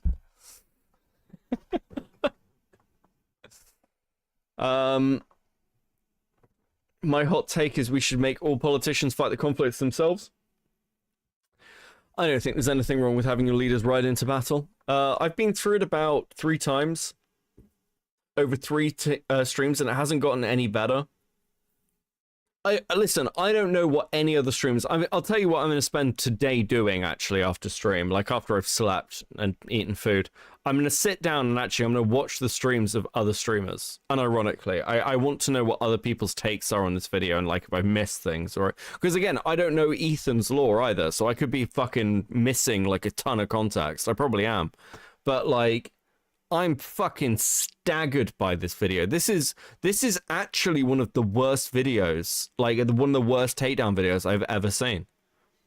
It's fucking it's not just because I dislike Ian as well. Like, you watched me do this chat where Ian brought up a good point about Ethan, and I think I'm pretty fair generally speaking, where it's like Ethan only cared when it mattered to him. I'm like, yeah, I agree with you. That could have been, like, I'm sure that could be a video. Nick was fun, unsurprising, let's be fair. Let's be fair. Space Station with a 2. Content Cop Balfour Declaration, 1917. I think Ian was... I think this is actually one of the worst. I was going to be mean and be like, it's worse than I Am Alex's video, but I didn't even make it through I Am Alex's video, did I? I literally couldn't get through it. Last time a rider went to battle, it was Napoleon, and let's not let the French get uppity again. Fair point. Is here to suggest that he doesn't understand what Matt Lieb is saying. Like, he's making a semantic argument. Like, I don't think Israel has said that it represents every last Jew on the planet. I don't think Israel has claimed that. They're not going to say that their most genocidal behavior represents anything to do with them, okay? But what they are going to do is they're going to inexplicably link Israel and Jewishness together, so when they're being criticized, all of a sudden, they have the perfect defense. Oh, another thing I need to mention. There was a tier list. It was called the Who Can Say... Hold on. We'll get to... I'm actually surprised he's brought up the tier list. I'm actually kind of curious now, as I would have fucking ignored this if I was him. But... let's just tackle this point, shall we? Fuck. Having seen only bits and pieces of the video, I struggle to see how it's a content cop. Those at least tried to be entertained. This video would be a home as a small commentary call-out. Yes, Smally! Fucking base take from the wife. Okay. Right. We're just gonna pull this apart a little bit. Okay? But what they are going to do is they're going to inexplicably link Israel and Jewishness together, so when they're being criticized, all of a sudden, they have the perfect defense. Oh, another... Okay. So, let's be very fucking clear about something. Many Jewish people, particularly before October 7th, were very unhappy with Netanyahu. Benji said some insane shit, okay? Like, undeniably insane shit. But the link between, like, Jewishness and Israel is very much, it's a place that you can return home to as a Jewish person. It is linked, it is the Jewish state. However, it is actually fine to say when somebody is, like, who is Jewish, is being, like, overly defensive and says, well, actually, that's anti-Semitism, and that's, like, and, you know, all anti-Zionism is anti-Semitic. And it's like, no, there can be legitimate criticisms of Israel. That's okay. That's fine. I've had criticisms of Israel. That's okay. That's fine. I think we've all had criticisms of Israel. However, let's be very clear about what this deflection is and what I wanted to pull it apart a little bit. The rise of anti-Semitism on the left has been fucking dramatic. It is undeniably dramatic. The shit that is coming out of the left in the current climate is just fucking, like, it is indistinguishable from stuff coming out from the far right. It's indistinguishable. It is, and it's not just Israel bad. It is Jewish people control the media. Jewish people are, like, pushing, like, using their money and influence to, like, control banks. Jewish people, like, are the big, like, it's the stuff that you would hear out the fucking Nazis before World War II. And I'm not trying to be hyperbolic. that it just is. It's the same fucking talking points. It is indistinguishable from some of the stuff that was coming out of the fucking alt-right. I mean, the proper alt-right back in the 2010s. It's what I'd expect to see on Poll back in the day. And the fact that, like, people are going, and the fact that people are going, well, actually, what they're doing is they're deflecting because we're just criticizing. No. It is actual anti-Semitism. And I've said for a long time on this channel, I don't really give that much of a shit about somebody saying the M-word or something. I don't care about language policing. But I do care about actual fucking bigotry. I give a shit. And it's like, if somebody wants to make a joke about the Jews, I don't care. I don't give a shit. But when it comes to people actually, like trying to make fucking hard arguments to, like, that the Jews are controlling everything, that's anti-Semitism. Queeman denied this point. That's interesting. What? There's a rise in anti-Semitism? I'd be interested to hear his views on this, but I don't think it's fair to say by any means that, like, it's all a deflection. I've clocked a lot of it's different when we do it over the last 10 years, but this is something else. So here's kind of like the problem as well. You've got things which are overblown, like the stuff that, like, so Labour in the UK had an anti-Semitism investigation under Corbyn, which was obviously overblown and pretty fucking insane. But of course, Queeman did. Space Station. I'm Jewish. My uncle is a rabbi. A woman I've dated an anti-Zionist rabbi. But Netanyahu tried to destroy the judiciary. I hate Bibi, but nuance exists. Yeah. Like, listen, let's be clear about where Netanyahu was back in, like, I think it's 2016. Netanyahu was saying the Palestinians supported Hitler. It's like, it really, like, Netanyahu has said some fucking insane shit. Like, let's not, but we can be nuanced about this, but we also can be honest that anti-Semitism is on the rise. In the same way that post 9/11, Islamophobia was on the rise, right? Like, can we just be honest about it? I feel like I'm going fucking crazy. I will also point out, like, again, it depends what you see and what you interact with and, like, what spaces you're in.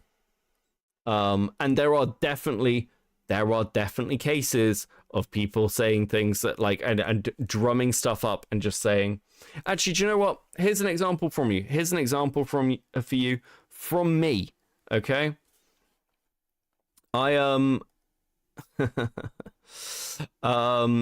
Rotting brain with a 5. My entire dad's side of the family is Jewish. I've seen the rise of anti-Semitism towards them. It's been horrible to watch. Yeah, like, again, just being honest. Oh, fuck, my dog died. Okay, that's why. Just being completely honest here. I had an experience at uni where I questioned. Like, I was talking to one of my Jewish friends. And I said something which was about the Jewish faith. I think it was to do with the Torah. And I was accused of anti-Semitism. Unironically. This is like 2010s. And I had to have a meeting with like the head of our department. And he was like, "You've been accused of anti-Semitism." And I was like, "What?" And it was an insane accusation to make. And it's because the guy who accused me was a bit fucking oversensitive. There are definitely elements where you get shit like that, where it's like random accusations or people just take things the wrong way and they take it to the most extreme. But let's be honest where we're at. There's just some... I think it's fine to call out anti-Semitism on the far left. I think that's where we are. And I think the shit that comes out of things like Frogan is actual anti-Semitism. It's just anti-Semitism at this point.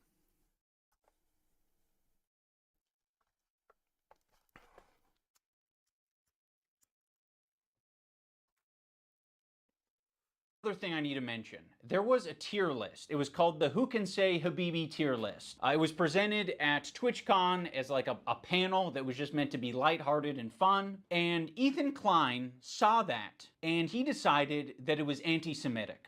Tier list them, and we're going to need your help to discuss and figure out who can say Habibi and who can't. And also, we have tiers. We have Arab coded. They ask permission to say Habibi. You know, like you got like a white guy who's like, can I say it? Is it a slur? And then Love Sabra, which is they're not Arab coded at all. Now, when I first saw this tier list, I immediately knew what it was doing. I was like, oh, it's a play on the who has the N-word pass and who doesn't tier list. Granted, Habibi is very different than the N-word, but it is a cultural word amongst Arabic-speaking people and Muslim people. Like that is.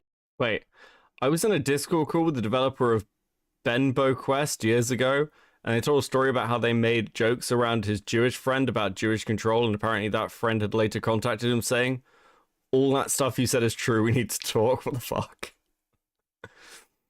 I have a fun story from high school where my then best friend accused me of a hate crime over a Linkin Park song, told the school, called the cops. It happens, yeah. Like, oh, fuck. It's okay to be like, this is overblown and those overblown things happen, right? But it's also okay just to call out anti-Semitism when you see it. Not trying to be woke, Scaldy, by any means. Just trying to be honest. Right, where the fuck is this? Where were we? We were past the 50-minute mark. So where's the fucking tier list? These women on his show, when they is saying their Arab culture okay means my love. Oh no, don't like you got like a white guy who's like, can I say it? Is it a slur? And then Love Sabra, which is they're not Arab coded at all. Now, when I first saw this tier list, I immediately knew what it was doing. I was like, oh, it's a play on the who has the N-word pass and who doesn't tier list. Granted, Habibi is very different than the N-word, but it is a cultural word amongst Arabic-speaking people and Muslim people. Like that is a word that's used. Habibi, it means my love. Oh no, don't do that, Habibi. Oh yes, Habibi. You're my Habibi, I'm your Habibi. So yes, it's meant to be a fun way that these Arab content creators can express their Arab culture and be proud of it and happy about it, because it's not like they have massive representation on the platform. Making a tier list based on race, and nobody has a fucking problem with that. Okay, you have a tier list based on race. Where's the Jewish panel? Where's the Jewish panel? Where at the top it says Jewish. It's a tier list based on... This is very stripped out context. This is incredibly stripped out context. You have a load of people on a panel talking about like who's got the Arab pass during a fucking conflict which is endlessly talked about by these people. Yes, obviously that's going to be read as anti-Semitic.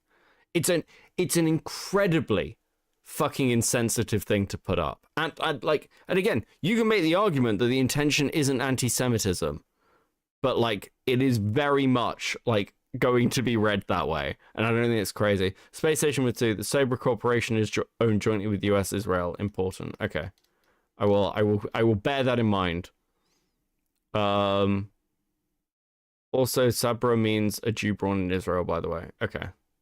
Stickers? Yes, stickers. Guys, I am proud of you. Please enjoy this sticker. Good job. Good job, chat. Dude, you guys have fucking killed it tonight. It's been a great stream. It's been a fucking banging stream. Arab to Jew. He's Arab, which is good. That's the best thing you can be on this. That's the best. This is racist. I will say that conveying information through a tier list is not the most effective thing, but Ethan should understand this principle. He did a white slurs tier list with Hasan. Cracker. I mean, you know what my take is. We can't put this as an F. Cracker. I mean, that's got to be at least a D, right? Pale face, motherfucker. Pale face. I mean, again, I think that's an F. Hog. Yeah, but you're missing the fucking... This is so... Again, I'm going to repeat myself because I'm tired. This is stripping out the context of when that fucking tier list happened. If you remove all the context from... God, do you know...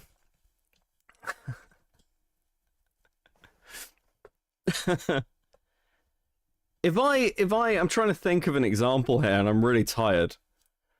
But actually, do you know what? I don't need to. I think it's pretty fucking obvious that if you take something, remove all the context from it, and go, oh, well, that's fine then. It's like, you know, if I just played you some... Here's the comparison. If I played you a song which said the N-word over and over and over and over and over again, and I was like, it's a rap song sung by, like, a famous rapper like fucking 50 Cent or something. It's just like, that's just the N-word being said over and over again by, like, in a rap song. That happens all the time. If I showed you a white middle schooler singing it, the context would change your approach to it, right? That would change your opinion about it. Fuck me. So Hog is my favorite. I use it all the time. Him and Hasan feel as though they're white guys, so they felt very comfortable talking about That song exists, by the way. I know. white slurs on their tier list. I think I'm more white than you. Riley Reid. Actually, perfect. Yes, the Riley Reid rap, where Riley got called out for it because she's a white chick.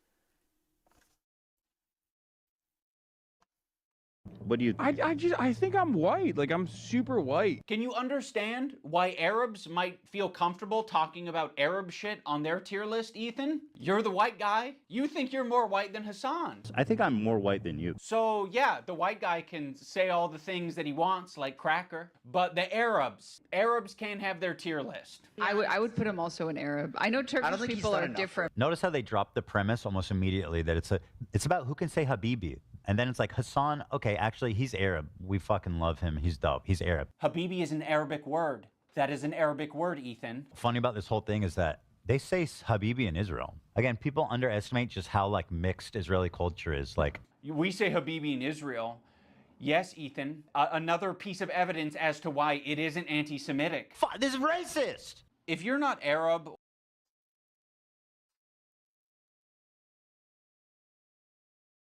Because the implication... Fuck me, I shouldn't have to explain this. Because the implication is that the Jewish people in Israel don't belong there because they're not Arabs. Like, I just fucking... I can't. It's so fucking... It's actually infuriating.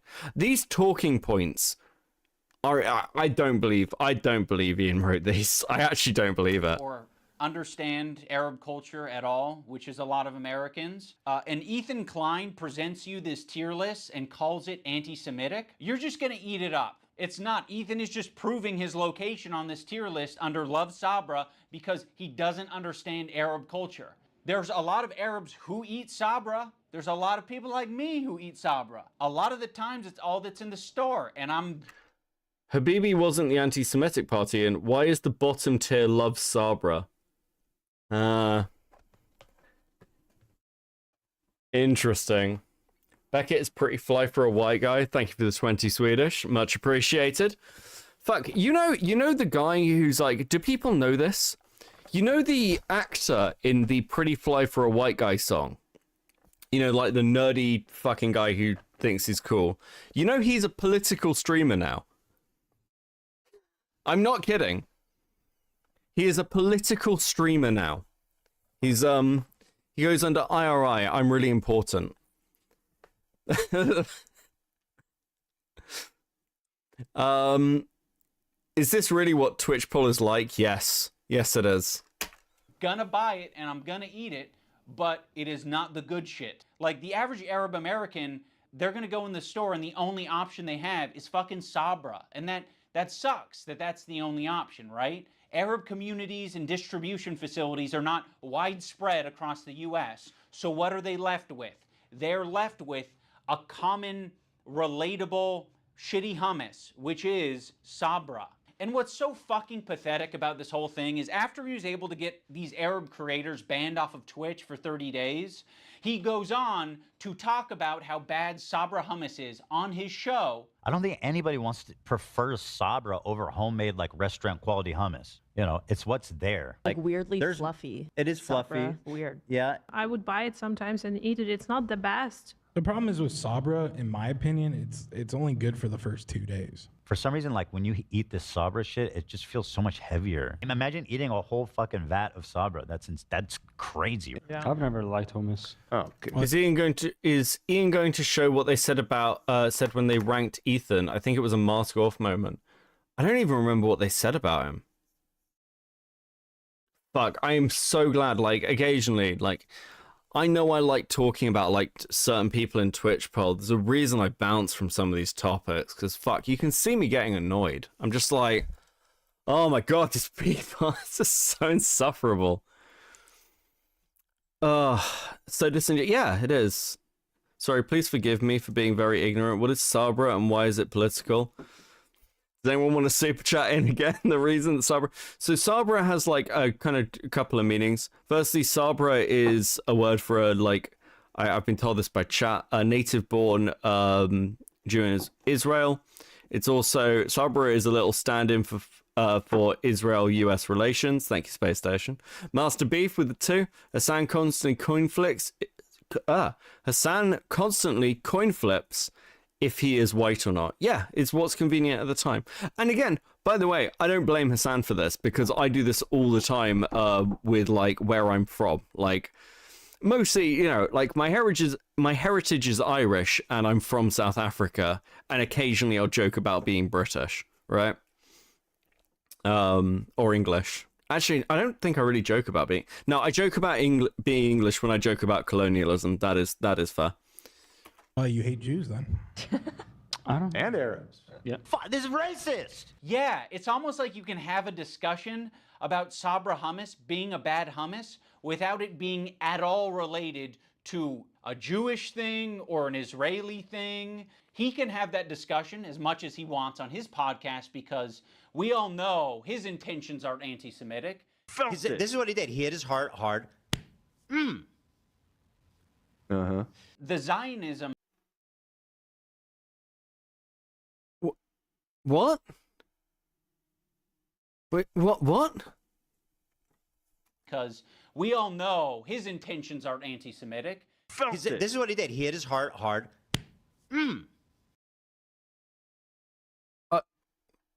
What?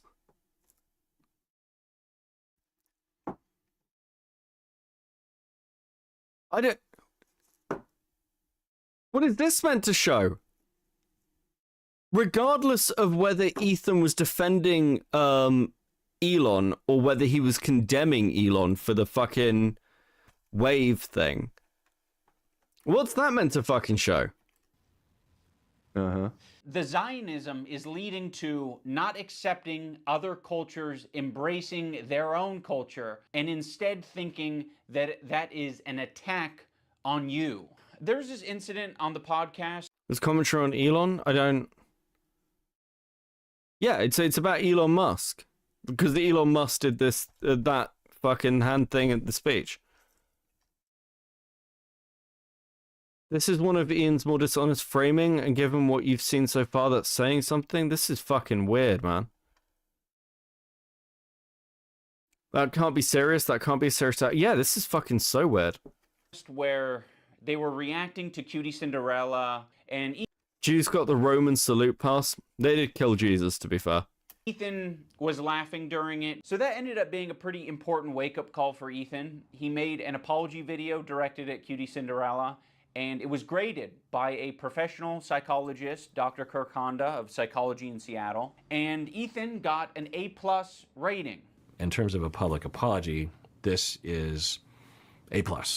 Ethan won't stop talking about his A+ rating. You know he rated my apology to Cutie Cinderella a perfect score? A perfect 10. A perfect 10 out of 10? Literally 10 out of 10. Go back. I can teach you how to make a good apology. I'm the best at 10 out of 10. I know what a perfect apology is, lady. You fucking don't. He's joking about it. Okay, actually, I don't know that. I don't know that because I never watched fucking H3 and I've literally never seen an episode of the fucking thing. So I don't know that. Maybe he's serious. You tell me. But this seems like it's just out of context bullshit. I'm so... So done. Guy Rise with a 2. I look forward to Ian losing all his money later. It'll go in the divorce. Space Station with a 2. Ethan did 3 Roman salutes at inauguration. Elon did 3 Roman salutes at inauguration of Trump. Yeah, I mean, like, fuck it. I think my opinions on Elon Musk being a piece of shit are pretty well stated. Is my perfect apology in the... Can't read sarcasm. I mean, not a great surprise from Idubbbz. I mean, he's, you know, retarded. PowerPoint. Dude, I got a perfect 10 out of 10. This one is actually best apology, so...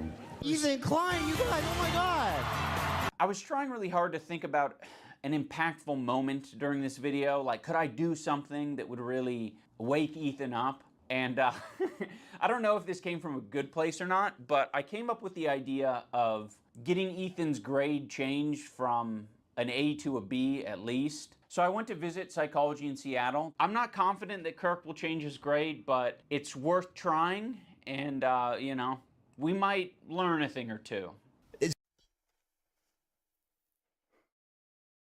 I didn't know what the context for this clip was. That's the most insane thing I've ever fucking heard in my life. That's actually fucking crazy. That's unironically just fucking crazy. What else? What fucking commentary can I add to that? That's insane. That's fucking completely wild. I know what will hurt him. I'll get his grade on his apology changed. What? So it's going to be the crime bit. I think so, yeah. Writing Brain with the 5. When did we get a psychologist to analyze apologies? I don't know who this fucking person is. I don't care. This is so dumb. Axis with the 5. It wasn't Ethan that got them banned. The ADF got involved. The situation blew up because Twitch banned someone, then Hasan joked about offing a senator. Yeah. Oh, yeah, fuck. I'd forgotten that fucking context. Weaponized therapy taken to a new level. Damn, I'm impressed. I mean, like, this is just fucking crazy.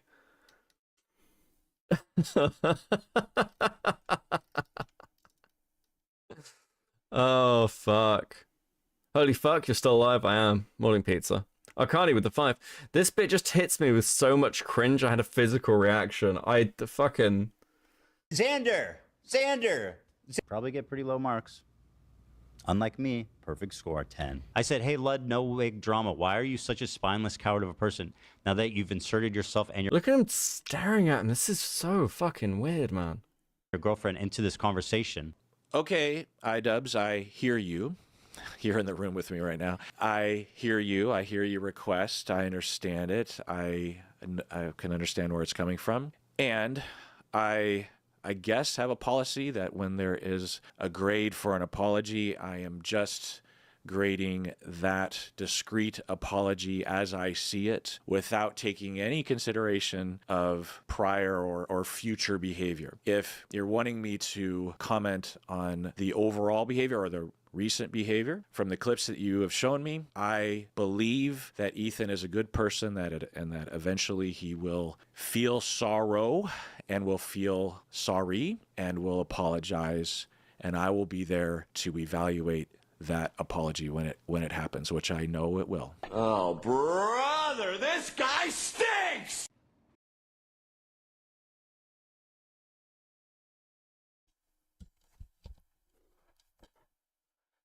I have wasted 6 hours of my life on this video. This is just actually insane. This is insane. Listen, he's feigning it, but also he's obviously annoyed. He's obviously actually annoyed by this.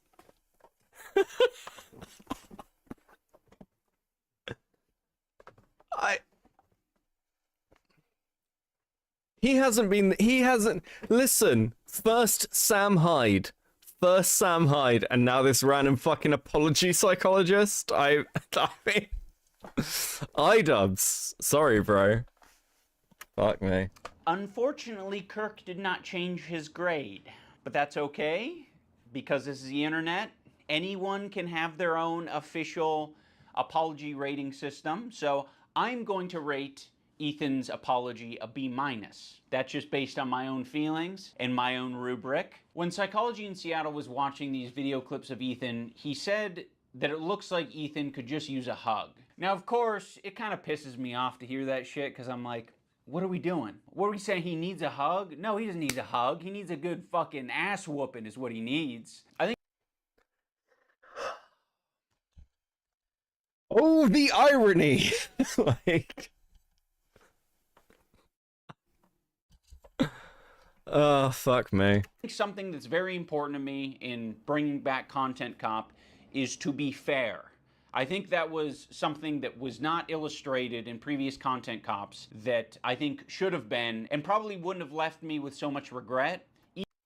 Bro, you have brutally clipped this guy out of context, removed all the fucking actual context from half the shit that's going on. You haven't mentioned any of the stuff that's actually being done to Ethan. This is an entirely one-sided thing. Like, even if you were like, the shit that Ethan has done is crazy, and as probably some of you can tell, I think some of the stuff that's gone on in this little fucking Hasan, Ethan, Destiny, Twitch war shit is incredibly fucking dumb. I've said this. You can go back to other. I have no idea which fucking stream this is. I imagine it was somewhere around Dan Saltzman's war on Twitch, where I said that the shit Dan was doing going after Dan Clancy was fucking retarded.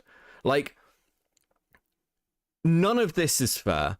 All of this is out of context, and it's like, you have one in this entire thing. I think there is one point in this where I actually agree with Ian, and it's something that Ethan himself has already fucking addressed. Ethan Hasan, Destiny, Ethan Hasan. Yeah, listen, I hate this fucking cycle. Ethan deserves all of the criticism that he's getting. I think it's very valid. But I also think, at the end of the day, we should acknowledge that he's human, because he is human. And he is in a situation that's making him extremely scared, paranoid, defensive, sensitive, and I'm sure other features and feelings. In the spirit of Kirk saying that it looks like Ethan could just use a hug, I have challenged some of his most powerful haters to put down the haterade and just say something nice and charitable about him, because I think he deserves it. I just wanted to say that I respect that you are genuinely yourself on the internet. I think a lot of other people respect you for it as well. I think that's a big reason why people were drawn to your content in the first place. I think that's a lot of the reason why your employees chose to work with you over anyone else. Ethan, I think it's respectable.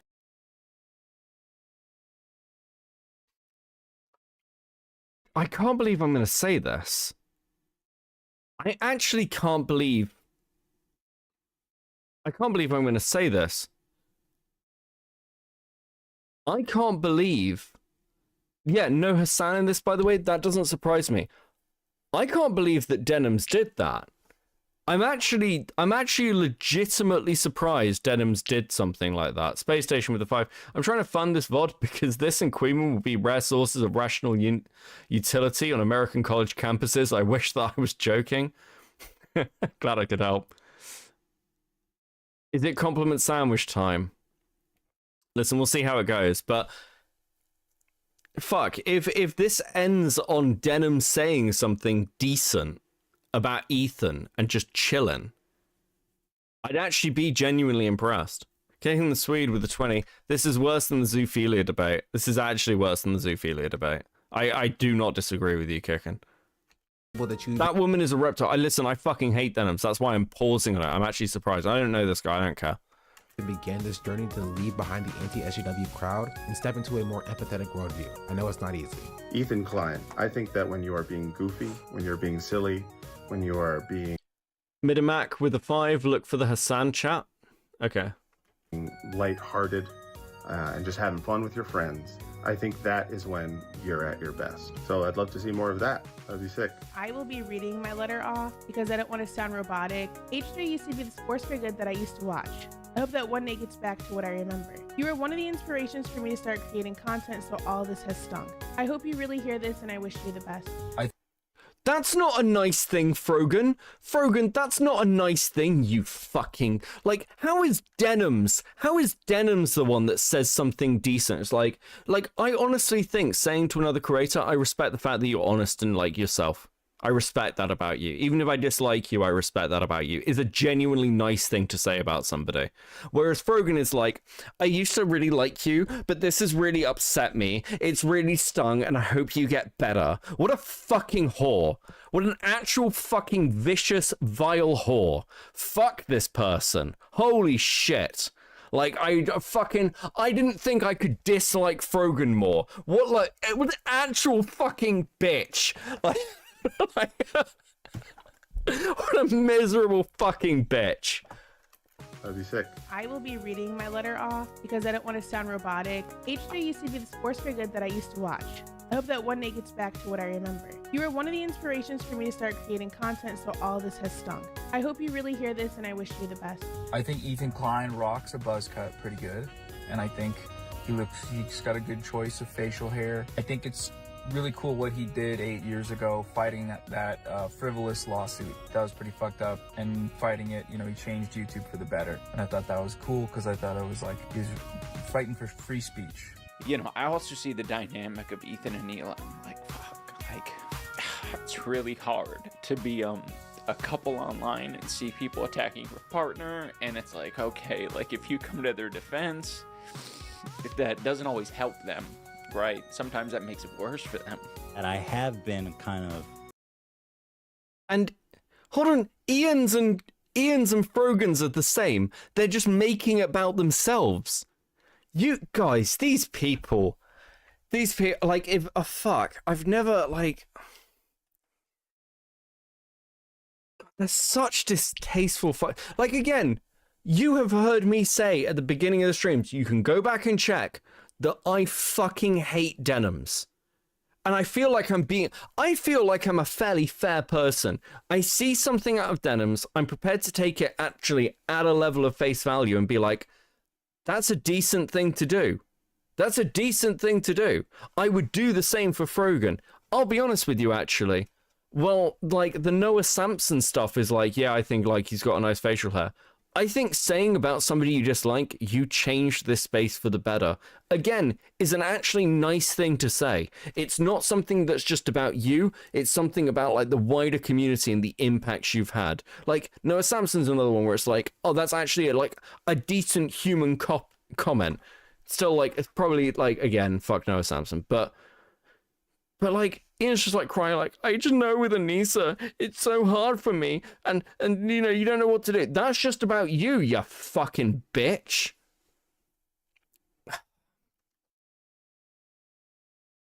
Fuck. Slipping into a very unhealthy place where it's gotten worse and worse, and I get criticized more and more, and I get more defensive and more hold up, a feeling of almost infallibility that I could take anything on. It led me to make a lot of mistakes, and then when I was criticized for those mistakes, then I would act extremely defensive and nasty. Don't let her fool you, man. It's optics. Allows them to fool themselves and their audience into thinking they're all doing this for Ethan's own good. Okay, here's where I'm actually gonna, like... Yeah, sure. Like, oh, fuck, I hate this. I hate this because, like, I want to be... This clip is 7 years old, lol. I want to be kind of fair and be like, because Denim... Okay, here's the thing. Denims could have just done what Ian and Frogan did. She could have just done the same thing. And didn't. And, like, and again, it's not much... It is, however, more than I expected out of Denims. Legitimately. It's more than I expected out of Denims. And, like, when someone exceeds my expectations, even if my bar for them is incredibly fucking low, I do think it's worth acknowledging. Do you remember how this video started? I do. But, like, they're asked to say something nice. They're asked to say something nice. And she did say something nice. at the same time as when Frogan is asked to say something nice, she's like, you hurt me, you hurt my feelings, and you're a bad person. When Ian sets up his own thing to say something nice, he cries about his own situation. I get it, but her actions outside of this video say more to me than yeah, sure. Listen, this doesn't wipe away anything. I don't suddenly like Denims, to be fucking clear. It's just when somebody does something where it's like, you do the thing that, like, you actually, like, think. And that's a thoughtful comment.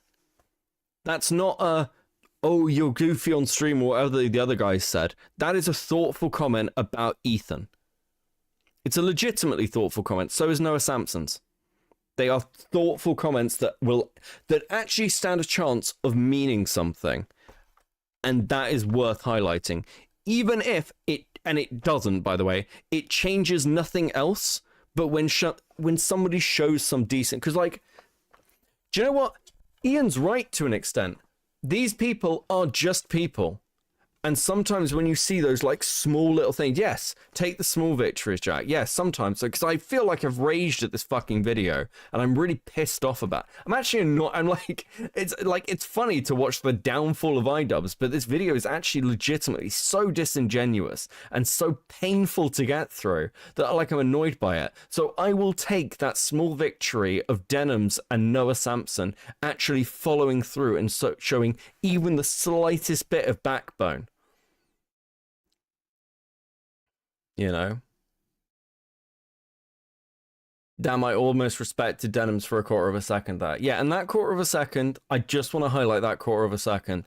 And believe me, the next time Denims comes up on stream, I'm going to be back to calling her a whore, okay? This isn't like, there's no long-term change here, but when I'm staring at it, I'd like to give it that 2 minutes, okay? I think that's just fair. Because again, these people want to play the fucking good guy. Noah Sampson also made it about himself. Do you think that's what the suing comment is? Maybe.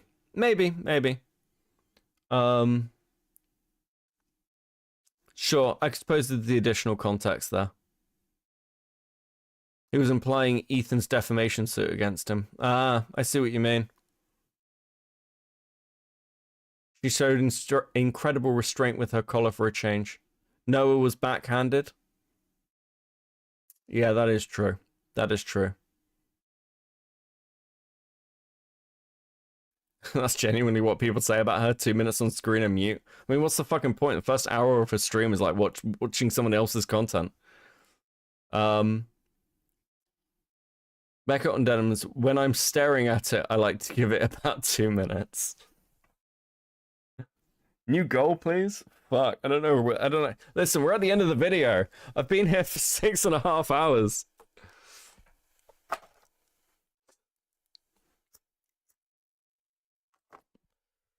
Let's see, new goal. New goal, what should we have for a new goal? Say 5. Cool. I just like typing random words in the box, I'm gonna be honest with you. Oh wait, can I make a like little face in the box? Hold on a second. Hold on, I wanna see if this works. Give me a sec. I wanna see if this works. If this works, this is gonna be so fucking, this is gonna be so good. I'm gonna do this all the fucking time. I really hope this works. I'm like excited for it now. Where is my like? And then, okay, does that work? Come on. Okay, hold on. Yes! I can rate, oh, dude, I can make little fucking, I can make, like, I can do rabbits in the fucking goal chat? Dude, that's fucking awesome. I didn't realize I could do that. I'm gonna do that all the fucking time now. That's so funny.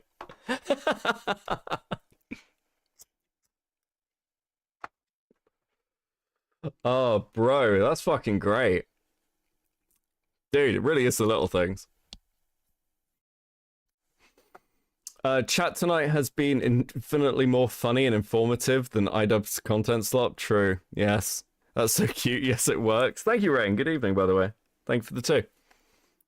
Chat is usually good here. I listen. I'm very proud of my little community. Very proud of it.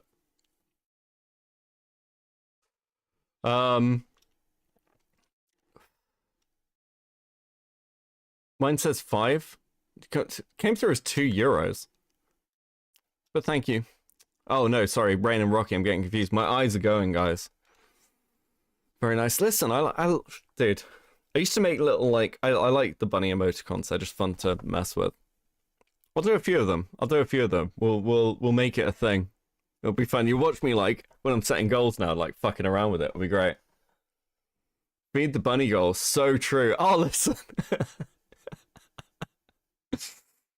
Oh, based. I need to get my computer running again so I can shit on Copecast again. Legit withdrawals. Yes. Listen, join the Discord. Follow me on Twitter. Midgematic with the 199 no message. Thank you. Much appreciated. Let's fucking go. Dude, I've had fun tonight, actually. I'm glad I went live. It's been a fucking banging stream. Where are we? Fuck. Do we need a, like, fucking palate cleanser?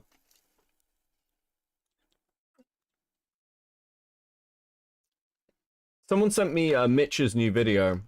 Priestess sent me Mitch's new video.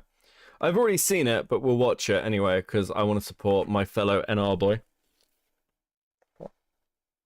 Oh. Let's do that. They all start the same. I just want to make videos.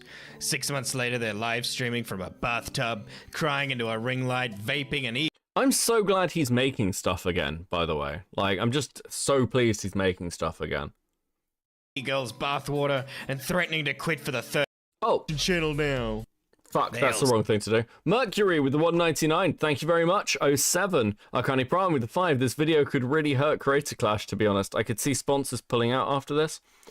God, that would be interesting. I don't know if that will be the case. It's my fucking camera frozen right at the end of the night. Jesus, give me a sec. Fucking clip chimping myself. What the fuck? There we go. 6 out of 5 on the goal. Let's fucking go. Based, guys. Rise of the Lepers with the 2. Thank you, Wookie. Much appreciated. Did you ever see Beckett? I woke up. Do you even sleep, Beckett? I woke up to this. I slept for like 3 hours. No. 4 hours and like 10 minutes after I'd uploaded the new video today. And then got up for the premiere. Jesus. Please enjoy this sticker. Dude, you guys smash that girl. You love the bunny emotes, apparently. I will do more of them. Your camera didn't freeze, you just decided not to move? Shit, yeah. In light of BG3's final patch coming out, what class you play? I normally play Warlock in D&D, but it's no fun when I don't have a DM who can play my god. So, I don't know. I'll probably run through Baldur's Gate 3 again, and I'll probably do a modded run. I want to see if somebody's added, like, Blood Hunter, or maybe, Arcanist. I really like playing Arcanist. Arcady, with a 5. Appreciate the content to listen to while working on Cyberpunk 2077 mods, or, 2077 mods all night. Oh, based! It's cool to have a modder in. Well, they said this, that is how they were planning to fund it this time. Corps are done with money, lol. Well, that's fucking true. That's true. From a bathtub, crying into a ring light, vaping. You would. Mally's like, you would like Arcanist. So true. She loves me, really. An e-girl's bathwater and threatening to quit for the 3rd time that week. This is the 5 stages of a YouTuber, and why they all eventually lose their minds. Mitch's animation skills are fucking crazy good. Like, they're actually just fucking wildly good.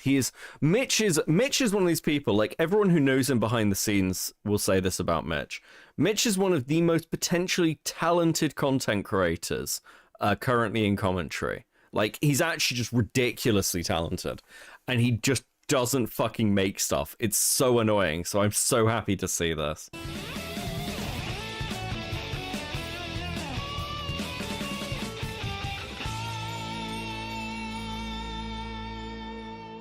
The Dreamer. They're uploading Minecraft videos with a squeaky mic, or God forbid they're uploading Roblox videos. I love the little D-Max shot. The D-Max shot's so good.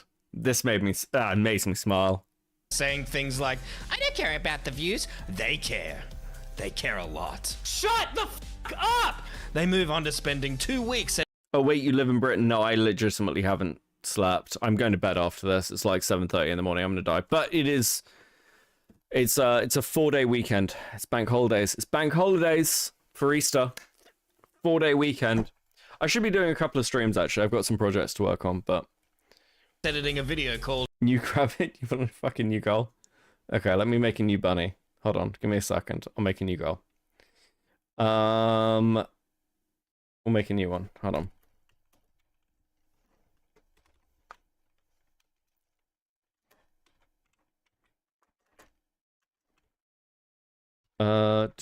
Give me a sec. Give me a sec. We're gonna do this.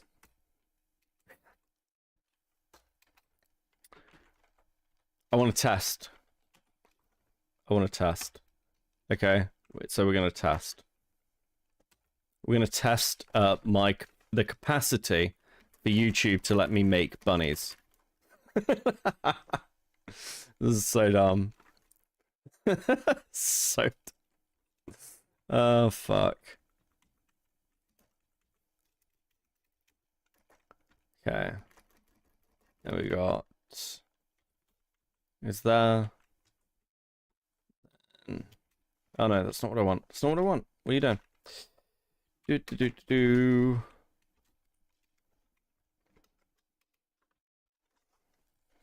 Okay, does this work? How complicated can I make these? Does that work? Yes!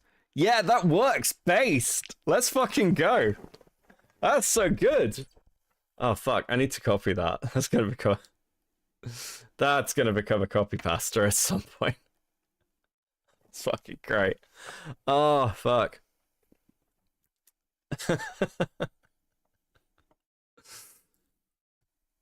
Idubbbz has gone woke and uploaded and hoping to hit the algorithm lottery. They're fueled by raw ambition and a dream, which brings us to stage 2, the breakout. Something clicks, a short goes viral, or maybe they just copied a Mr. Beast thumbnail hard enough. Suddenly they're refreshing YouTube Studio like it's a life support machine giving them vital oxygen.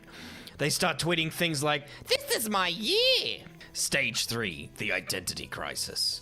The numbers drop. They're deep. This is just fucking accurate. Dive on the commentary community gets no clicks. What is this? This is Mitch's new fucking video. And it's why YouTubers lose their mind. The 5 stages of a YouTuber. They get a few mean comments, and now they're questioning everything. Their thumbnails, their hair, their purpose. They'll tweet why they're done with YouTube, followed up with a video. Guys, I'm done with the drama scene. I'm time to move forward. We're a dating simulator. I can't believe he fucking animated Tipster. That's so based. That's so fucking based. Channel now. Within days, they're back in the drama scene. Sometimes an identity crisis can come when the views suddenly dry up, causing total panic. But I don't really know what else I'm supposed to do at this point anymore. Which brings us to stage 4, the unhinged rebrand. They've snapped. It's gotta be because I lose the plot. They've deleted half their videos. Sometimes they've even deleted their entire channel. I shut down Review Tech USA and got rid of the channel. But they just can't stop making content. And what is this new content? So here's one thing about YouTubers as well, and it's true of a lot of media people as well. You can see this with what's his name? I've forgotten his name. He did Dateline. I'm losing my mind. I'm losing my mind. What's his fucking name? But like, it's like people who like their careers kind of end and suddenly they've got to make something. And it's partly because when you're a creative person, you need to, like, it's two things. Firstly, the need to make things. Like, if I wasn't, dude, Chris Hansen, there we go, yeah. Thank you guys. Fuck my brain. Like, I need to be busy. I need to be doing things. That's why in my free time I fucking do a YouTube channel, you know. I do. Listen, I'm just trying to curb my boredom before it consumes me. And the other thing is, like, no matter how, like, you just need a little bit of that dopamine feedback. For some people, where it's like, this is like their approval, this is their validation. Losing that completely is like, oof. Dateline Turkey Tom, holy shit. Chris the Narc. Content they make during this stage of the cycle? Podcasts. It's always podcasts. My mother twisted my balls as part of the abuse, and she twisted my balls and my dick. Then they'll start selling plushies 6 months too late to an audience whose wallets have recoiled at the horrors their favorite creator has committed. They create alt accounts lurking in the shadows, and in some of the worst cases I've seen, they'll create alt cashfish accounts, selling their ass for $2 a click. And it isn't long before they're at the finals. My boy. Stage 5, the inevitable return. This is when they stop pretending they're done. They come back. They always come back. So if your favorite creator is posting tweets of inspiration, vlogging in the car, or posting reaction videos to criticism, they're not broken. They're just in the late stages of the YouTuber cycle. And if you're a YouTuber watching this, it's only a matter of time. I can't do an evil laugh. I've tried like 5 times. I can't do an evil laugh. I'm sorry. How's Internet Explorers doing? Internet Explorers is doing fine. We recorded an episode last weekend. Should be out soon. I'll message Diesel and be like, dude, where's the episode? Edit the episode, Diesel. Edit the episode, Diesel. Oh, fuck. Speaking of podcasts, yeah, okay, I've already read that. I'm dead. Not the FNAF reference. Dear God, you're still live. Listen, I think we're wrapping up. I've been live for nearly 7 hours. I'm very tired. Is there anyone to even send you to? Let's have a look on YouTube. Let's check the old YouTubes. Wait, is Internet Explorer still live? Pushing away from me, I didn't. Oh, he's still awake as well. Dude, I thought I looked broken. Fucking. Same time.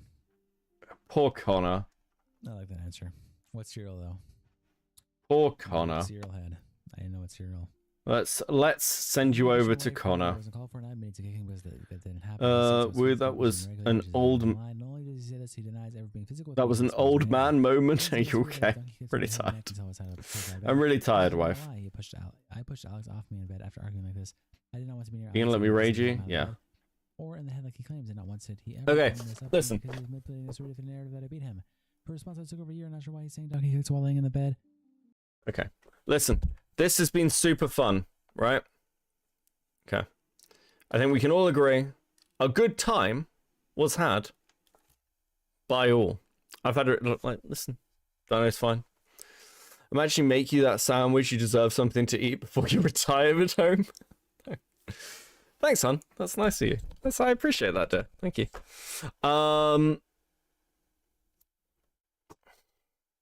Connor is a champ. Yeah, he's really fucking... Dude, he's like fucking really going for it. I'm impressed. Listen, I will be back over the weekend, okay? We're going to do more stuff. Content Cop was just YouTube 9/11. True. Thank you for the 2. I will catch you guys in the next one, okay? I will probably, it's 4-day weekend, so you'll probably see a couple of streams out of me. I would like just keep an eye out for them. If you haven't seen the new video yet, go check it out. I'm pretty pleased with it. And I didn't sleep for like 2 days. Have a great Friday and into the weekend, and I'll catch you in the next one. Peace.